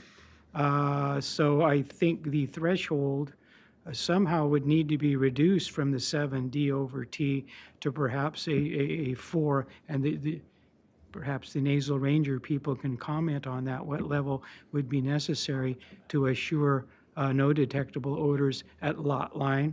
We can go with that. I think it's become abundantly clear that multi-technology carbon scrubbers are going to be a definite requirement at whatever level sufficient to achieve that reduction, if it be at 10 per acre, which I've seen frequently mentioned. I think the misting systems need to go away. They always struck me as somebody that actually needed to take a shower trying to cover it up by applying cologne anyway. And I can appreciate the concerns of neighbors who have some concern is, what is this mist we're actually breathing, and does it have any potential effects? So as the short list, those are my concerns. I think these need to be implemented over a 12-month time course, and I would be a little resistant to many extensions of that. And, in the past, I'd been very sympathetic towards the growers, because the greenhouse growers who had formerly been in cut flowers, they were put in a real difficult situation when our government changed some of the tariffs and other structures, trying to solve the cocaine problem, which led in a lot of foreign competition, which created their economic stress, but that was decades ago. So I think now we really need to face the fact we've had a lot of local residents who'd been living in the area, that the flower growers next door that formerly, maybe they're a little irritated with their lights when they were forcing the flowers. Now many of them have adopted to cannabis, which is a new situation. I think we really need to listen to the neighbors and the city of Carpinteria and pursue these more aggressive goals. So that's basically what I would support. Madam Chair and Commissioners, we do have our consultants online that can respond to the questions or comments regarding the threshold. We can do that now, or if the other commissioners have questions related to that, we can hear those first. But Madam Chair, would you like to hear from the consultants first? No, I want to make sure that we have the questions per your suggestion of doing this vetting initially before we get to public comment, which is not really how I was thinking this would go, but I'm fine with it. So Commissioner Park, you have your light on. Why don't we hear from you now? I'm lost. Yeah. Where we are in this hearing, and I don't know if this is an interruption to Ms. Venegas-Martin's staff report, and you still have more to say, or this is after your staff report. I see Mr. Briggs shaking his head up and down and sideways too, so I'm not sure what that all means. But and so that's one thing I'm wondering, and I'm not sure how we're dividing our attentions between this hearing and the upcoming one on February 19th, because I know that we had a lot of the public that was asking for a workshop type hearing or a hearing devoted specifically to this subject, and I wonder if I don't want to be addressing things now that we should be addressing then, if that's when the public thinks the main event is. I'm concerned about going through that particular slide with what each commissioner wants, because frankly, I see 6 items there. I've got about another 10. And if I just alone spoke about that, it would take up the rest of the morning. And it's just going to lead to confusion. I would, rather than having each commissioner say, what do you think of all these items on the slide and whatever else you can think of, I'd rather see us do one at a time. and it'll be much less confusing and much less time-consuming. And I share what I think are our chairperson's concerns that if the commission gets lost, as I am, in all the questioning here, then we're not going to hear from public comment until well into the afternoon. And I don't think that's a good idea. I think it's, I almost think it's a better idea we not talk about our opinions and questions right now with this and get into public comment sooner than later. Yeah, And then finally, yes. I don't quite understand what documents I have in front of me. So I know I have ordinance language from a few months ago. Do I have ordinance language on the scrubbers and all that? So I think you're all asking good questions. What I will start with is, what's the purpose of this meeting, right? The purpose today really is a recap of what you've already heard and a briefing on what the board directed. The only thing you have in your packet now is a memo and then the ordinances that we'd already brought before the commission on a few, I think 2 other hearings.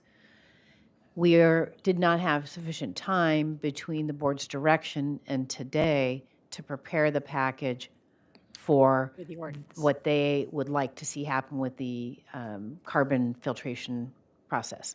Or us to read it, or the public to Correct. consume it So in that time between then and today. Correct. So this really is, I mean, our hope today is just to update you on what the board had required and then flush out any questions you have about the package that you had already seen. So you won't be taking any action today, but if you have questions, particularly because we want to make sure we've responded to any questions you have about the materials that you've already seen. And I know there's a question about the D over T. And so we wanted to spend a little bit of time today explaining things, talking about what the condition of the greenhouses is in Carpinteria and what's achievable. I had one more thing in my preliminary comment. Go ahead. Preliminary comment. Did I answer all your questions? No, because you didn't hear this last one. Okay. But we're getting there. You're almost there. I've sat through every single cannabis hearing we've had. I've never missed one. And like I've said many times, my very first hearing for this as a commissioner was on the cannabis ordinance. Okay, so, and I've gone to innumerable inspections in torn apart scrubbers with people and done all sorts of things. And we have terminology that changes. So I had no idea what the acronym PCO meant until we had our last year. I think it was Island Breeze. I'd never heard it before. And then I have never heard the phrase multi-technology, whatever it is, carbon filtration uttered in this room before this hearing. And it's just going to be really important for me as I try to process this to know what these things mean, okay? Because I have a general feeling I don't want to penalize those who have been the early adopters in the industry and the ones who have voluntarily gone to carbon filtration and whatnot.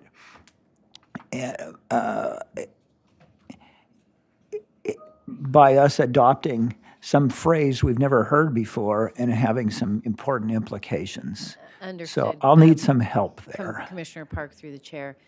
So that was a term that was introduced by the board in their board letter. It's not a term we've used historically. And I think the attempt on their part was to create a framework that allowed different types of technologies to be used to achieve this goal. And we clarified this at the board because we had the same question, like, what do you mean by that? And really it's the different types of, and carbon filtration. And I think we have actually talked about PCOs in our staff reports previously, photo catalytic oxidation. But what does that really mean? Like, we could, in our next presentation, show you, like the different types of technologies, maybe a picture of it or examples of what growers are using around the Carpinteria. But the idea is that it could be the technology that's being used by Everbloom. It could be the technology being used by some of the other growers that use a different type of carbon filtration. So it's multiple types of technology that achieve the goal of reducing the odor. So that's what that term is intended to mean. And any future technology that is that might come on the market that achieves similar odor reduction. I want to make sure we move this along. I want to hear from the public before I opine on what's on the screen. Because I have some opinions about this, and I think it might take more time, but they've been waiting here already, and Yeah, I think that's actually going to influence what I might tell you about what's on the screen. So I'd rather handle it more like a regular public hearing where we've heard the staff presentation, there's been some Q&A, and I'd like to hear from the public before then we go into it. Put back that slide, though. When we get to it, we might be able to knock off some of those things a little bit faster, like Yeah. the bottom 4, and get through that. Then spend more time on the odor measured at the property line and the threshold. So that's my initial thoughts. So Madam Chair, yes, there are, again, I don't know, This is unorganized. to summarize this, there's two things that we're asking the commission to consider. The ordinance amendments we've already been talking about, and then the new board direction that Ms. Venegas is articulated today, which is in this slide. So for public comment for the commission, those are, the full package is performance measures, objective standards at the property line, and new requirements for odor abatement system, which is a carbon filtration or multi-technology carbon filtration system. So those are two things that that encapsulates what this ordinance amendment package is. Just a suggestion. If there is this lingering question about DOT, let us know when you would like the consultant to provide background information, if you want that before you get public comment or not. But we would like to just answer any questions in advance of the public comment, and then go to public comment, and then you can come back and provide your feedback on what we've presented here today. Okay. And then, Madam Chair, and I think I cut Ms. Venegas off really early, trying to. Yeah, you threw us all for a loop there. Too many Indians. Oh, wait, it's probably not politically correct to say that anymore. Too many bosses, too many. I'll move on. Yes. This is being videotaped, so I'll stop. But our schedule is that we are going to come back on February 19th. So I'm pushing really hard on this, is that we want direction today, because on February 19th, we're going to come back with ordinance language that relates to the board direction. And then we're targeting, or we're scheduled to go to the board on March 18th. So the next time we're going to hear this is February 19th. And then from there, we're going to take the Planning Commission recommendations and present that at the board on March 18th. Understand. Okay, so I have to disclose that I probably didn't do the right homework, because I read the ordinance changes before our last hearing. I didn't pull them up and reread them for today, and that is apparently what everyone expected us to do. So I am a little bit nervous about giving you specific questions on that ordinance language unless we can maybe get a copy of it to look at while we're hearing public comment, or maybe public comment takes us honestly through lunch and then we come back and finish this after lunch. That's probably what's going to happen. I'm not sure you need to look at the ordinance per se. I think we have the concepts summarized on the slide. And as far as I could tell, the biggest question that the commission had was sort of what was going to happen with the board and what is our new threshold going to be? Because I think most of the other changes are pretty benign and they're all positive, and I think, what I heard when I was listening from my office was that there was general consensus around those items. Okay. But I just keep hearing this question about D over T in conversations, and I think that seems to be where we need some information from our consultant, and for you to receive that information, think about it. You can certainly, if you want to opine today and give us some direction about that, you can certainly do it. If not, we will bring all of that back in February for your direction. Okay, so I'm going to ask the commission for an opinion about whether we want to hear from Geosyntec now before public comment, just as a focus topic, and then go to public comment and then talk about the rest of these items on the list or not? Or do we want to ask for Geosyntec to come back after public comment? Commissioner Park? I would like to ask Geosyntec to come back after public comment. Okay. What I would suggest is we do public comment now, and then we go over those items on the prior slide one by one at a time, as opposed to each commissioner talking about whatever they want at a time. And then after we exhaust those 6 items that are there, we can have a discussion of any other items that some of us think are missing from the slide. And that would be an orderly way of doing it that I think fits well. Yeah, I agree. So with that, Commissioner Cooney, I'm sorry. Just to add to the discussion of what we should take up next, I'm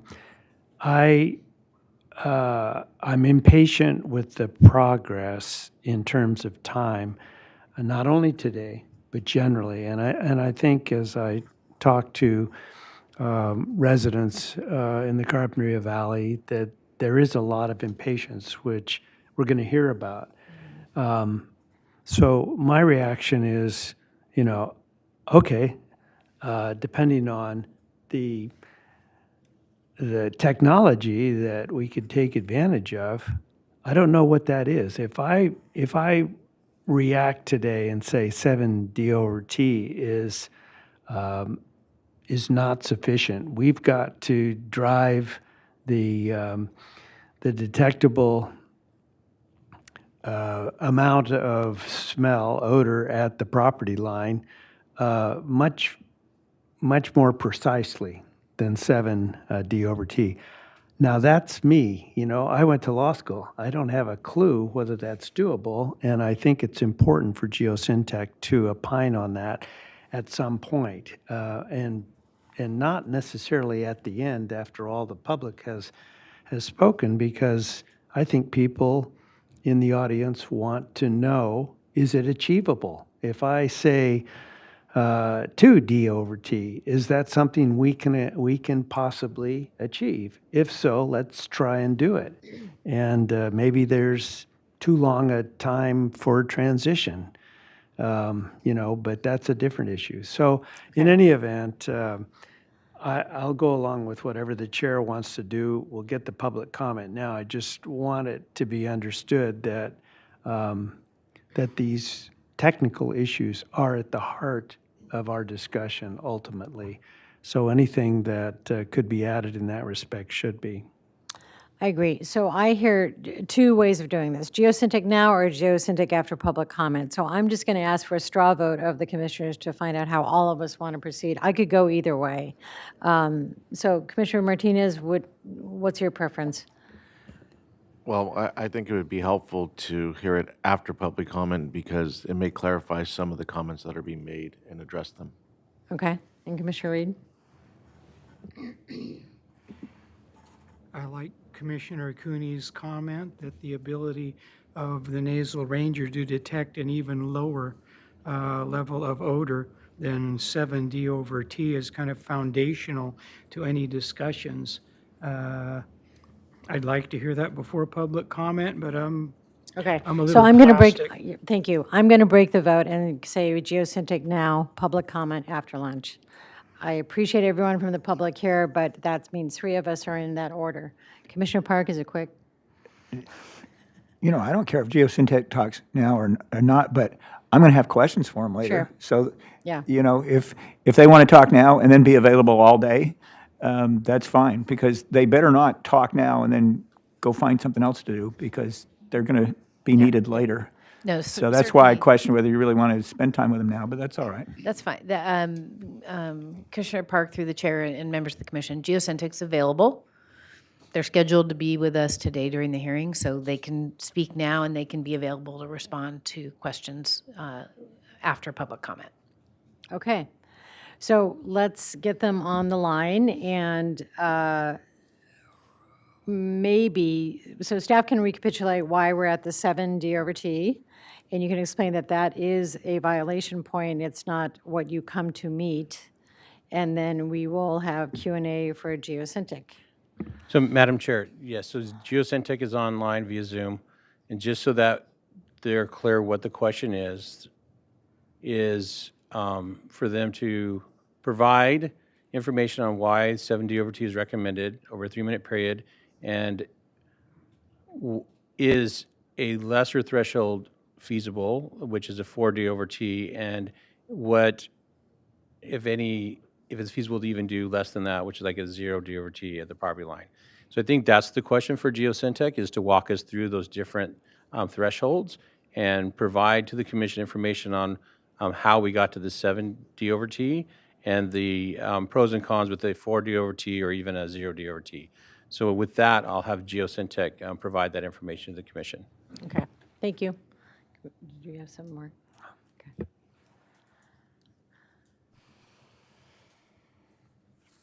Can y'all hear us okay?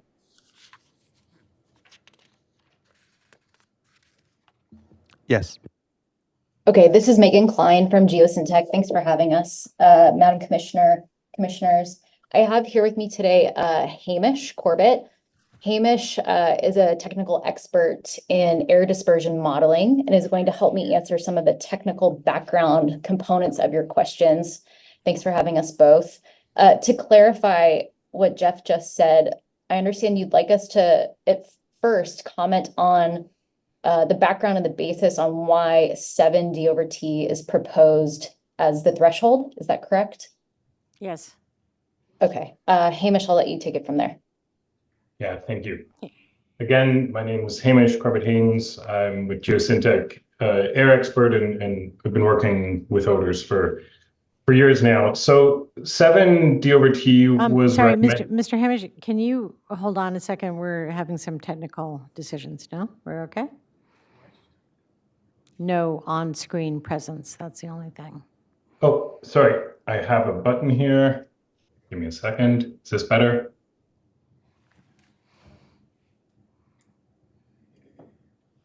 I can see you. Can the room see Hamish? Yes, thank you. All right, thank you.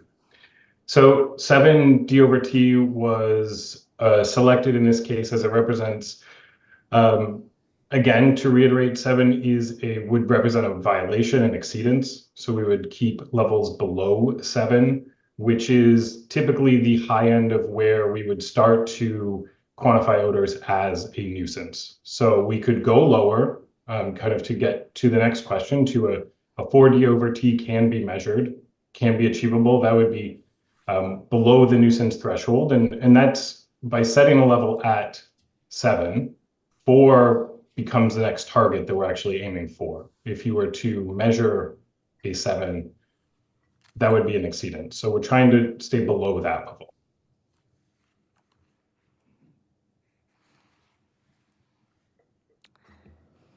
I guess the one thing I would want to add is there is a difference between a newly constructed greenhouse and greenhouses that have been there for 30, sometimes 40 years. So the ability to completely contain everything at all times, and I'm interested in hearing the feedback from the consultants. I wonder if that's possible. I think if we had brand new facilities, we'd be in a different situation, but these are converted. And in fact, everything in Carpinteria is a conversion of an existing structure. There's been no new construction of these things, right? So, okay. Does the commission have any questions for Geosyntec on this matter, the 7 number? Commissioner Reed. Okay, this is for geosynthetic. If we were to, I think I recall from a table we saw at a prior meeting where a level of 7D over T was characterized as moderate levels of odor. I'm not certain, but if we were to adopt an acceptable level of no odor beyond the property line, and, we need a means of measurement, is the nasal ranger capable of producing a defensible metric to support that level? And what level of D over T would you recommend in order to achieve that? Yeah, that is an excellent question. If it's appropriate, just to comment on one thing that was said before the question was asked. I want to clarify, even if these were brand new buildings with the best equipment, a 0 level, I still would say is not possible. That's just outside the realm of possible for any odorous activity. And to get to the specific question, what level would I recommend? The nasal ranger can measure any level. It has increments that are set in, so it can measure to a 0. That would be when you smell nothing without the nasal ranger, it would be at 0. It can also measure 2, 4, 7. Getting 0 odors right at the property line, this goes back to the comment about the buildings being old, about just the nature of controlling odors. Getting no odors is going to be incredibly difficult in any situation. Using a higher level like 7 when it's at a property line is likely more appropriate because those odors will dilute and disperse before they get to a receptor location like a residence or a school. That said, depending on the jurisdiction, some jurisdictions will use 4, some will use 2 as that threshold, but most that use the lower thresholds, like let's say 2, would not enforce that at property line. They typically would enforce that at a receptor location like a residential building. Interesting point. Okay, are there any other, Commissioner Park? Yes, I have 2 questions, and the first is going to relate to the factor of time in your measurements, and the second is going to relate to our own potential for experiencing these levels before we make a decision. But the first one's time, and it's something I've brought up at our prior hearings. It's something that our public has brought up in their letters, but I'm going to put it in a very simple, hypothetical question so it's clear to everyone, I hope. Okay? And we know from our general experience in talking to people that live near these places that generally there's a venting, sometimes called a burp, that occurs out of the greenhouses at about, let's say, 3 o'clock in the morning. I may be off an hour, but it's about like that. And we also know that most of our members of the public aren't awake at 3 in the morning, but they wake up, let's say even at 5 in the morning or 6, and they smell it. So the venting occurs, then there's passage of 3 hours, then it's detected by the member of the public. And then with this new system, they will complain. It'll be registered at about 9 o'clock when staff shows up for work. And then somebody will go out and measure it with the nasal ranger, and that'll probably be about noontime. So if this is measurable as a 7 at 3 in the morning, which is when the odor leaks, how much of it is left at noontime? Okay? Do I go from 7 down to like 1? Because if we're going to stick with this, we have to reverse engineer, okay, what it means to register a 1 at noon with nasal ranger and say that probably was a 7 at 3 in the morning, or else we're going to have to change the system and have the ability to react on a real-time basis. You know, we might shove this over to the sheriff's department that has people that are working. They'll say, thank you, John, at 3 in the morning to go take the nasal ranger test. So I think this issue of time is incredibly critical to how this works. So could you address how kind of time decay works in measurement, if you know. Thank you. I do know. Excuse, just one question. I want the consultant to be able to respond to this too. Per the board's direction, the air will now be treated within the greenhouse to a certain level, right?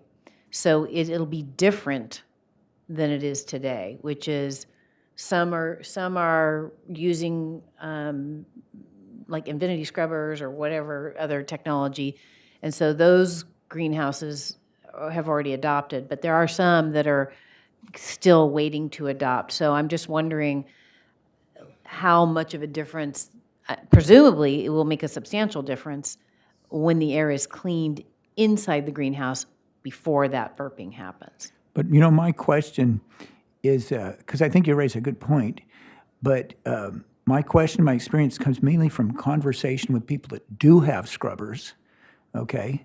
And they run those scrubbers during the day, okay? And they keep the air as clean as possible, but then it's going to get vented out. And so there is still, because it's not vented, it's not scrubbed to 100% removal of odor. I mean, I hope people realize that. And then it's still burped out. So my question kind of assumes the existence of carbon scrubbers. And you know what? If you're going to require carbon scrubbers and you're going to have this testing, that assumes that you feel that there might in fact be some odor that lingers after the scrubbing occurs. Otherwise, why would you bother with the testing if you say you're 100% sure scrubbing will get rid of it? So Commissioner Park, let me make sure I understand, because it's a good question, is you're trying to get Geocentric to help us understand at what point is the measurement taken, and what does that tell us in terms of when the carbon scrubbers are operational in the greenhouse, right? And you're trying to understand if they're doing measurements at 10 a.m. or 5 p.m., what happens in the middle of the night? That's why you're asking about the time. That's a way of putting it, because we can talk all we want about is it 7 or 4 or 3, but we need to know the relation between what the public experiences, suffers, and the measurement time. Yeah. If there's absolutely no relation, I'd rather go take a nap right now and not talk about the measurement if it has no relation to what the public experiences. Okay. So it's important to know this time relation. Good question. Commissioner Reed? For Geosyntec, you made references to certain situations in which the threshold used is a 4 or a 2.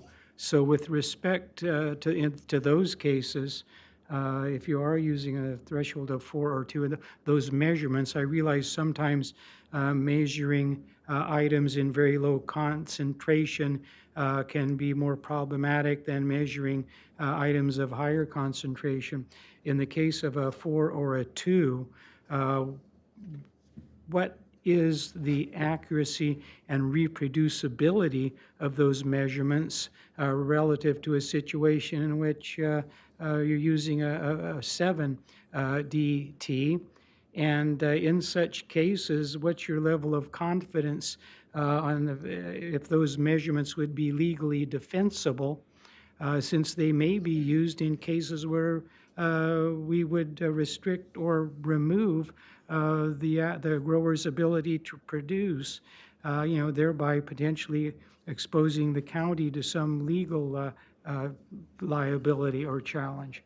So how reproducible and accurate are your results at 4 and 2 relative to 7, and what's your level of confidence those would be legally defensible?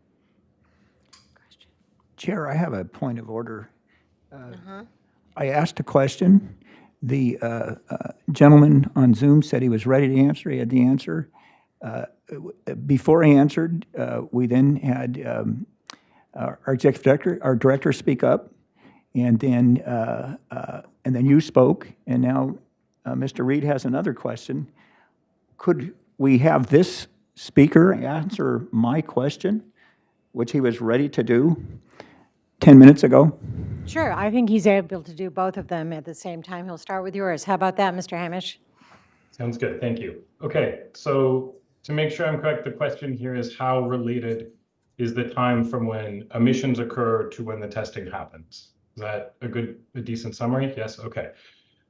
They are incredibly, a measurement is, when it's taken, it is a representation of what the area is at that point. That part, I think, is obvious. The problem with delaying measurement from a time when an odor occurs, let's say 5 in the morning until 10 in the morning, is we're going to have mixing in the air shed. You're going to have, potentially odors from multiple facilities, which are being blown around based on meteorological conditions.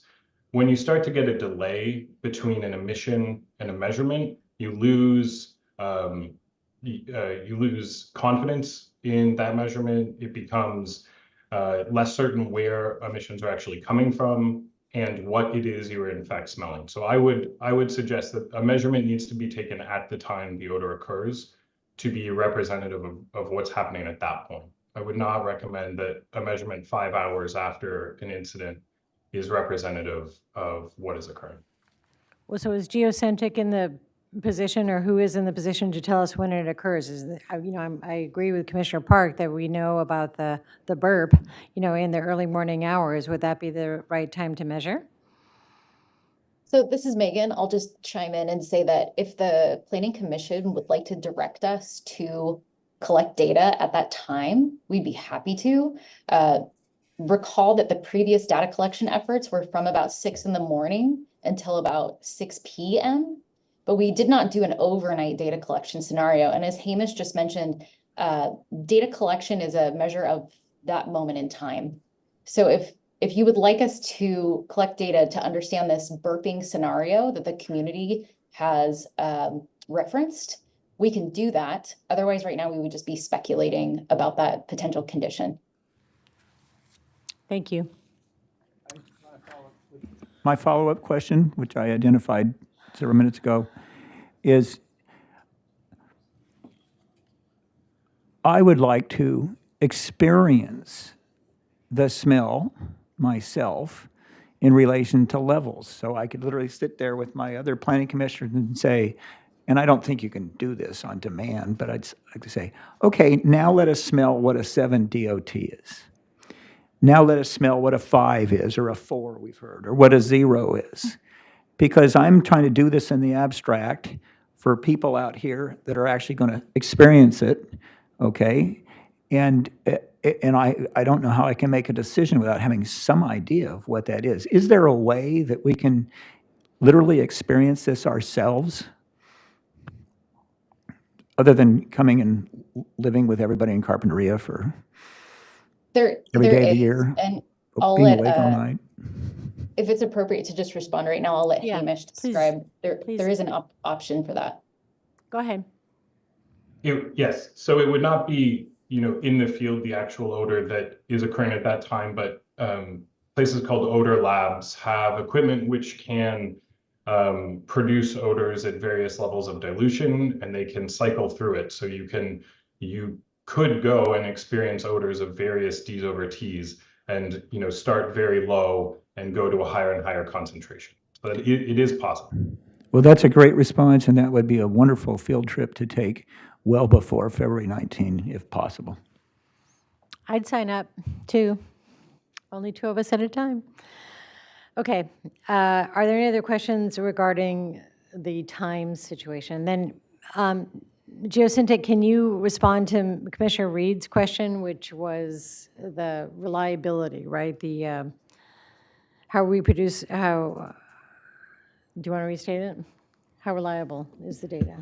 Well, if we adjust the DT down to 4 or 2, how does that affect the accuracy and the reproducibility of your results relative to a D over T of 7? And are you confident that that would be something that would be legally defensible in the event the county takes some corrective action and we wind up in court? Yeah, good question. As far as the equipment, the Nasal Ranger goes, changing the D over T does not have a large or meaningful difference on the accuracy. It is a different setting on the equipment, and you can set it to the levels you would like to measure. It's a slightly different question about the legal defensibility of those values. However, because you are taking a sample out, let's say on a sidewalk, and there are multiple facilities which could be emitting odors. It could be very difficult without an engineering study to be able to point to a single emitter and say, this is to a point where they are legally culpable, this is the source of that odor, if that is clear. Oh, yeah, thank you for that one. I mean, if we're having trouble comprehending it, I could imagine how that would be in front of a jury or a judge. Okay, Commissioner Martinez? Just to follow up with that, my question is in regards to the device. There must be some device that's used to do this measurement, I'm imagining. What are there any maintenance complexities with these devices? In other words, it's something that's been used in the past and there's a continual, let's say, maintenance service of it, and the calibration, how is that going to be maintained to avoid what Commissioner Reed is just talking about? Right, so the manufacturer, they will calibrate it on a set frequency. I believe it's every 2 years, but I could be mistaken on that value. And it has replaceable filters. So after so many hours of use, the carbon filters on the device have to be replaced. Other than that, it's a fairly straightforward device. It's simply you put one end on your nose and you breathe through it and it dilutes the air and filters it. So there's not moving parts outside of one dial to set your filtration, your D over T, if you will. Okay, thank you. Okay, I think we've had some really good questions and really good progress with Geosyntec, and I know that I am sympathetic to the public who's been here, so I'd really like to move on to public comment. I think we can get through most of it before lunch. I'm going to suggest 3 minutes per person. We have 8 speaker slips and 2 online, so let's see if we can do it before we need to take a lunch break, which is probably not later than 12:15. So with that, please make sure that you state your name for the record when you approach the podium, and I'm going to call out the first speaker to be followed by the second one in order. So we welcome Randy Wells, and the second speaker will be Mark Brickley. I hope I have that right. Hi, Commission. I am Randy Wells. I'm the CEO of Omni Airflow. Omni Airflow has developed the photocatalytic oxidation system that, quite frankly, is far superior to the carbon filters. We definitely can provide whatever testing you like. I'd like our president, Andy Perry, to comment on the tests that have been done. Thank you. Hi, everyone. I'm Andy Perry from Carpinteria Lifelong. I started testing different odor abatements about 4 years ago. First initially went with carbon, learning the way carbon works. Not that I'm opposed to it. I think it is a solution. It has its own complications. As soon as it's exposed to the air, it degrades over time, comes with a maintenance service. So going through that, we went into the photocatalytic air scrubbers. Initially, we tested with the Nasal Ranger. Personally, I've held it to my face. It looks like a little trumpet device and does work. You do have like a different particulate filtration at each stage. You make an opinion whether or not it has an effect on the odor causing. The other tests that we've conducted is with SCS Engineering, Paul Schaefer and team out of Texas, which is also a test that was conducted with the other carbon filter system. Their test was a bit more complicated and hard to repeat, but what we did was set up a preliminary test kind of quarantined in the corner of a segment of a greenhouse. We tested for roughly about 9 hours during that burping time frame you're speaking of, midnight to about 8 a.m., 9 a.m., periodically throughout the morning. So we were able to measure those particulates. The way that they're doing it is we're capturing a sample of air, sending it out to be analyzed, which allows it to be broken down into the exact molecules of VOCs that are causing the odor. So in my opinion, on the nasal ranger, achieving success and understanding what goes into that number, it would be constructive to set up, say, the initial testing through what I would say would give you an identifying number on each particulate that is causing the odor, coupled to a success rate that's inside of the greenhouse, then transferring into how that affects the results at the property line, because you wouldn't be able to run the one test in the greenhouse on the property line with any efficiency. So You need to I think wrap it would up. be like a two-part solution. Thank you. Yeah. Okay, I thank have a you. question. Yes? You're local? Yes, sir. Okay. Tell them what you had passed. I think your explanation of the nasal ranger was the best I've heard in 6 months, and I really appreciate that. I think you're really good at explaining things. And I would really love to come out and visit you and have a conversation where I'm not limited to time, you're not limited to time, we can relax. And are you amenable to that? Yeah, I've personally, being local, I tried to stay out of bureaucracy as long as possible, but at this point, I would be open to all Yeah, I'd sure like to do that for the 19th. Thanks. Yeah, thanks. Thank you. Okay, that's. Can I just have one last Okay, yeah. closing comment? You've already gone past 3 minutes. I'll give Okay. you 30 seconds. All Count right, now. we have built over 200 greenhouses all around the country. We are kind of a legend in the greenhouse business. The reason you can't assign 10 per acre is because you have to build the system on the cubic air flow per minute.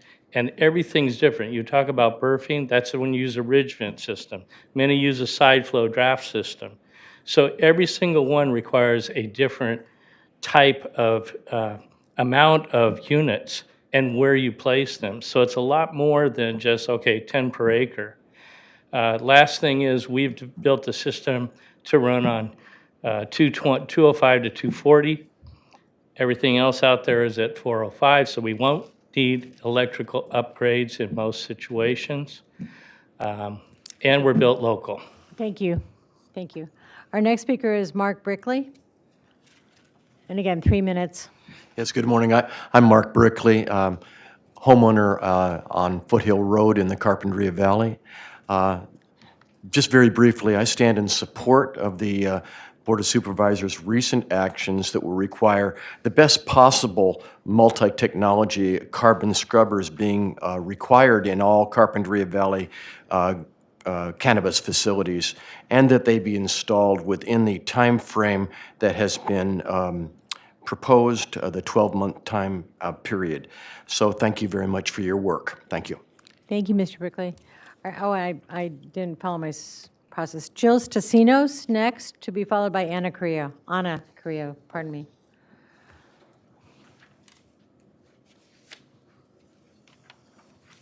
Good morning, Commissioners.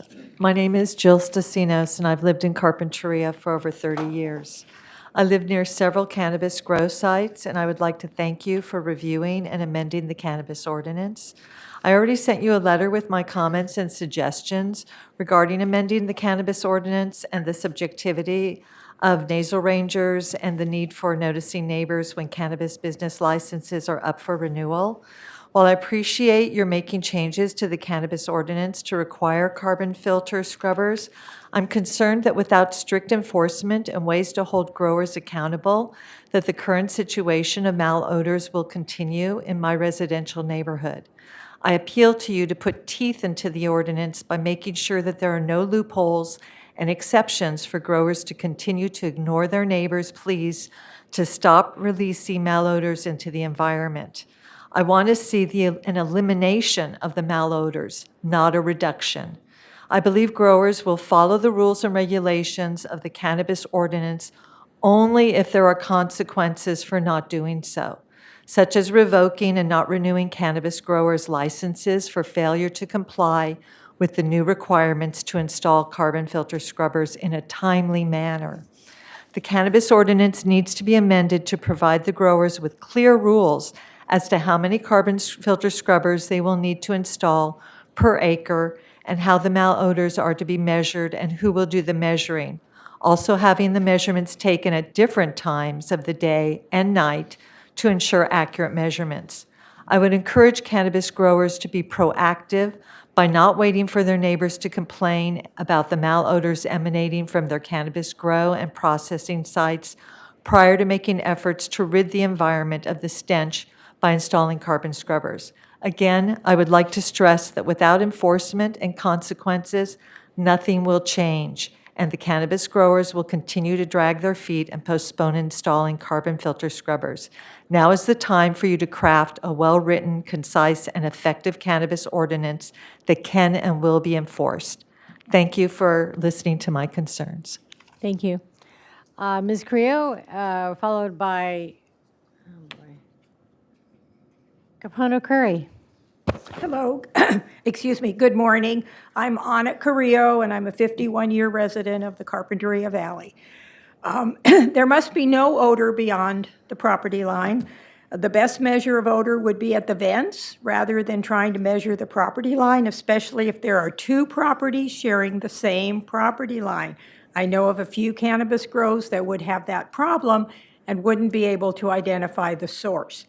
The testing that Geosyntec did was flawed. Measurements were taken between 6 a.m. and 6 p.m. as stated, whereas many complaints occur at night when the vents are opened and residents are woken from their sleep.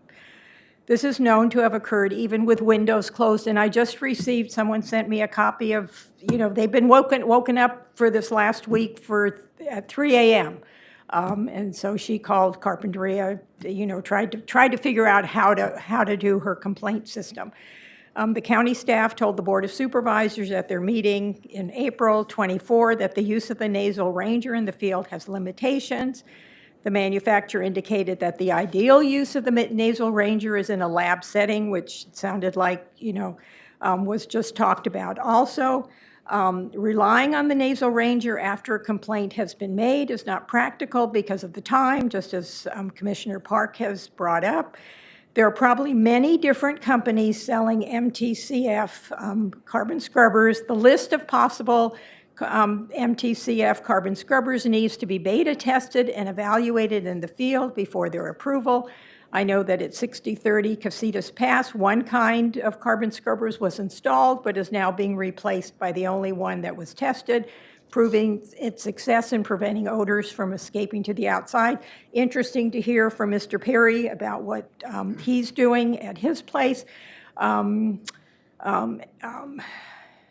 Okay, sorry. There needs to be automatic monitoring by the cannabis growers so they know immediately if there's a problem. So I know with some of these new possibilities or new MTCF, there would be automatic testing. So they would know, and we're not relying on neighbors to complain, which has been the bone of contention in Carpinteria. It seems to me that APCD should now be included in the monitoring what is being expelled from the greenhouses into air. I know they were excluded before. How often will the inspections, I know that's on the chart here, so I see that now. If it's only considered a minor change when changes to existing OAPs include the utilization of some new system, then residents, schools, businesses within 2,000 feet need to be notified of this change. Current contact information was only included in the new notifications given 6 years ago when people made their applications. So nobody knows, there's new change of ownership, new phone numbers, to call if there's a problem. Nobody knows that. Are there going to be two different timelines? One for installation of the carbon filters as part of Chapter 50, then another 12 months after approval of the amendments to the odor abatement plan? Operators need to phase out their vapor phase systems, probably tie that to the same 12-month period. I think that's included now in maybe, what you've talked about. And cannabis operations need to annually sign an affidavit of commitment to properly using and maintaining their MTCF as part of the cannabis business license. And again, neighbors within 2,000 feet need to be notified when the business license is being reviewed for renewal. I agree that the Board of Supervisors should be the ultimate authority on hearing requests for extensions. Thank you very much for your time. Thank you. Thank you, Ms. Creo. Our next person is Capono Curry, yes, followed by Jared Flicker. Mr. Curry. Oh, hi. Hi. Good morning. My name's Capono. I work with cannabis license holders. We've got a lot of really good questions today, and I really don't have a lot of answers. I got a couple more questions to kind of fold in there. Point of order, there's a nasal ranger in the building, and you've got certified operators that are in the permit compliance department, so if you wanted to like do a ride-along, you could ask and do that. So let's dive into the questions. Okay, so the lady did mention this earlier. Assembly Bill 617 established the California Air Resources Board's Technology Clearinghouse for BACT, Best Available Control Technology, as well as their Best Available Retrofit Control Technology, BARCT, and requires them to be used to identify rules, regulations, and technologies and practices. Has CARB or Santa Barbara Air Pollution Control District been consulted about whether this technology is BACT? Aren't they the defined authority? At 138 acres in the cap, like just rough math, we're looking at 1,380 odor units to just go in over the next 12 months. So for just kind of first footnote, is this technology actually something we can say is BACT? Second, on August 19th in 2019, in Union of Medical Marijuana Patients Incorporated versus the City of San Diego, the California Supreme Court sided against the City of San Diego, stating that changes to the zoning ordinance did constitute a project and were required to go under CEQA review. So that blah, blah, blah. The question is, how did the county determine that forcing the installation of 1,400 odor units plus retrofitting 100-something acres of greenhouses didn't, how do they determine that was exempt from CEQA analysis? Just question. And then one more, because there's a bunch of photocatalytic oxidizers on there. I'm not familiar with their unit, but there's some, like cars, there's some that are really good, some that ain't so great. Did anybody Google if these things produce ozone? Just throw that one out there. And now we got 1,400 ozone producing units if we're not defining like which manufacturer, just, you know, food for thought. Funny story, Nasal Ranger, I'm also certified. There's a few forward-looking operators. I had to get certified on using the unit myself. There's the unit itself. There's a bunch of technology. St. Croix Olfactory is the company that made it. The device is based on a NIST grant, multi-million-dollar grant, multi-years. The unit that's in the building can detect at thresholds of 0, 2, 4, 7, 15, 30, and 60. And then part of the certification test is calibrating the operator's sensitivity to odors. So you got the device, but you still have to hook it up to someone's face and breathe it in. And we can test whether you can smell something at 7D/T. It's called the forced choice sensitivity test. It's required for operators to undergo in order to take the records for what D/T they got. So if any of you were interested, there's a few of these pen tests where each pen has a specific dilution threshold for a different chemical. So you can sit there and be like, can you actually smell something at 7D/T? Because in this test, there's 20 different levels of sensitivity. Myself, I tested it like a 10 or 11, depending on what I ate recently. But there's people who are more sensitive and people who are less sensitive. Okay. So Mr. Curry, you're going to have to wrap up. we got a bunch of questions. I don't think we're going to have the answers in 3 weeks for you guys to make a recommendation. We're trying to get through it. Thank you. Thanks. Question for, Yeah, hold on. so Commissioner Park. you have a unit, you're certified. Yes. We've known each other a few years. You could take me on a little tour. Totes. Let's do it. Sure. Give you a call? I have one. Oh, sorry, Mr. Curry, we have one more question. We're not And letting I'm you back. go- We're not letting you go so fast. I just have Sir. a question. So you're certified to operate the Nasal Ranger? is that Yes. what you said?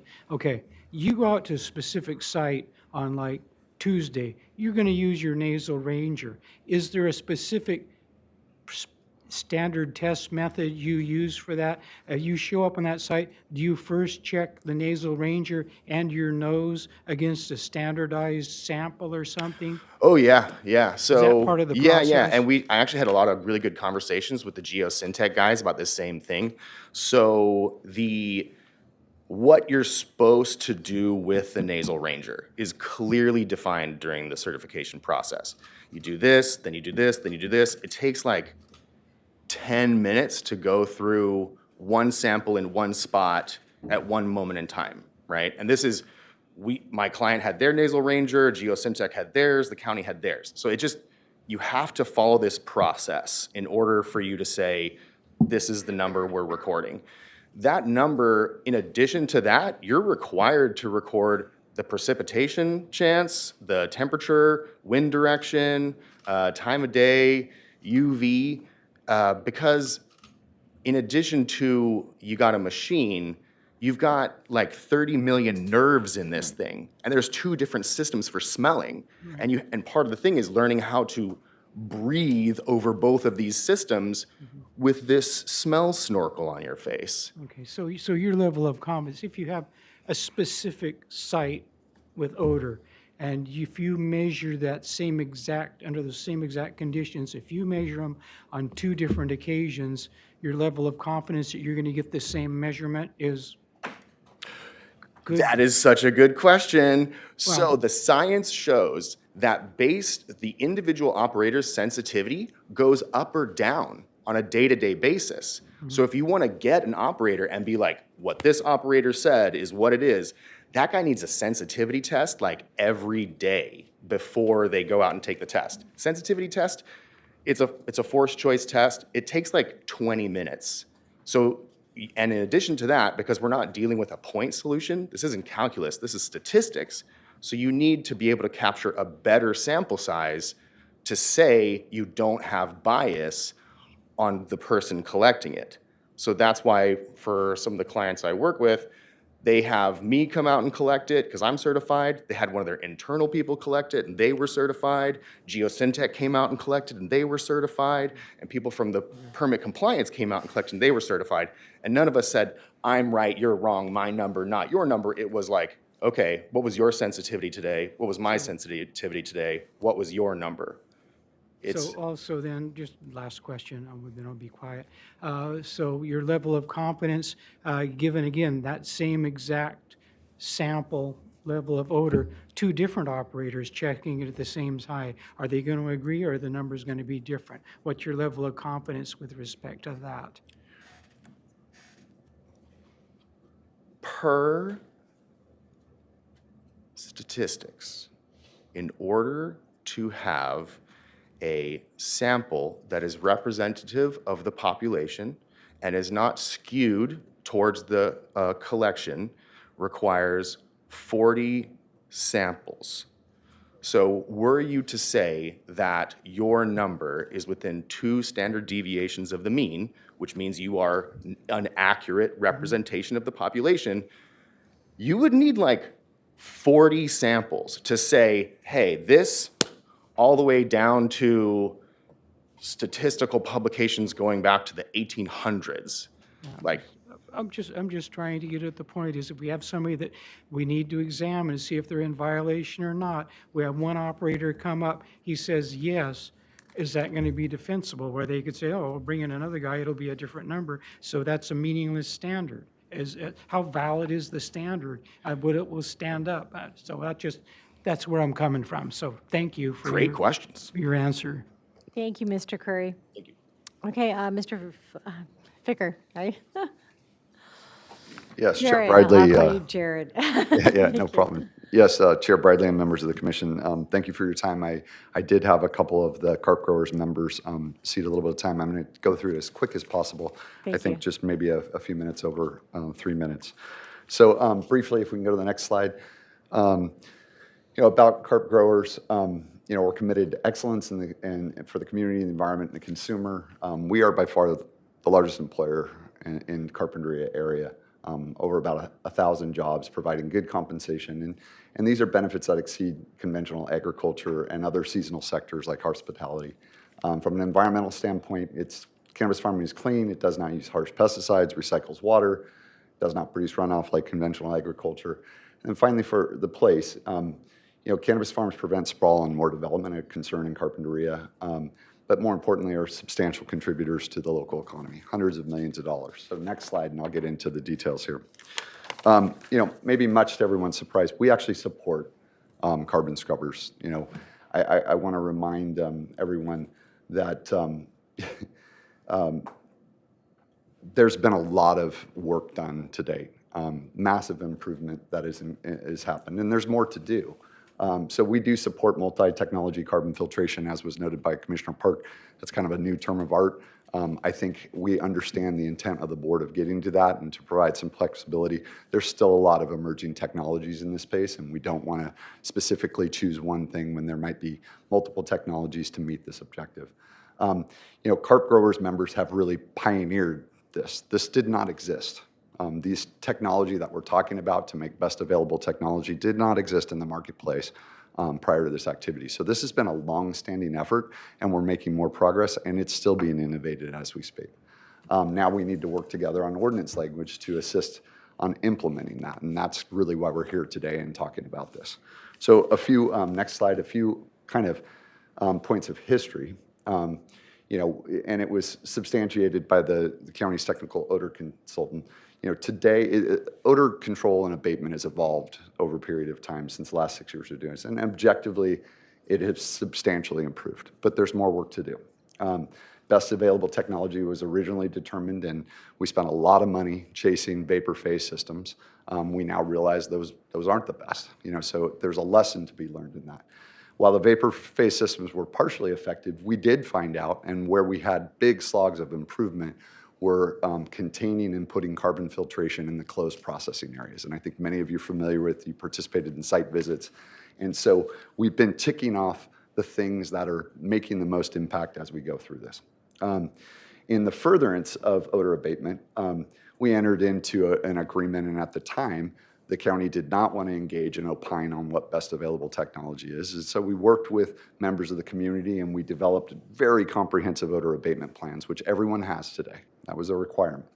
And it had a tiered response. And unfortunately, the process was intended to learn from that, continue to invest in the science. And as was said in previous meetings, not very much occurred in terms of going through the tiered responses. We had lots of complaints. Many of them weren't verified. We did not get the data analysis to continue to figure out this. So that was largely unutilized, but nonetheless, we still made a lot of progress. Some more on the history. Next slide, please. So we can continue to develop and test multi-technology carbon filtration systems. I think many of you visited the sites where that work has been done. It was not all one size fits all. There's different technologies, different applications in different farms, and we found some things that work and some that don't, and that's informed kind of where we're at. So many operators continue to experience, and this commission, has placed requirements for carbon scrubbers on it, but many have experienced great delays in essentially, one, either trying to amend odor abatement plans or process basic building and electrical permits. Sometimes an electrical permit, and I think you're familiar with this in the county, can take 6 months. So that needs to be taken into consideration as we move through and process this. As was mentioned before, and staff said, little to no progress has been made on the power upgrades. We have some of our members that have requested power upgrades and are pending for multiple years at this point. So that is an area. So when we focus on this, I get that we want to have a mandate and we want to have a time frame, but we need to kind of look at some of those things that are just sitting there that are not enabling to actually fulfill some of the permit conditions that you guys have already put on previous projects that come before you. Additional carbon filtration and other control technologies have been emerging in the marketplace, and we still need to examine those, and I think other speakers have mentioned that. Next slide. Finally, science should inform policy. Best available technology, control technology is a term of art. It's always informed by science, and it's used in lieu of writing into law specific technology. I think the way that it's being talked about and crafted as multi-technology carbon filtration is a good term of art that can encompass flexibility. While multi-phase carbon filtration systems have shown efficacy, more research is really needed to be done to understand the variables of how you apply those. It's not as simple, and I think another speaker was talking about it can be a little bit different at different sites. How proximate are they to other things? There's a lot of things to look at as we do that, and science should inform that. The D over T threshold measure levels should be supported by science and demonstrate nuisance.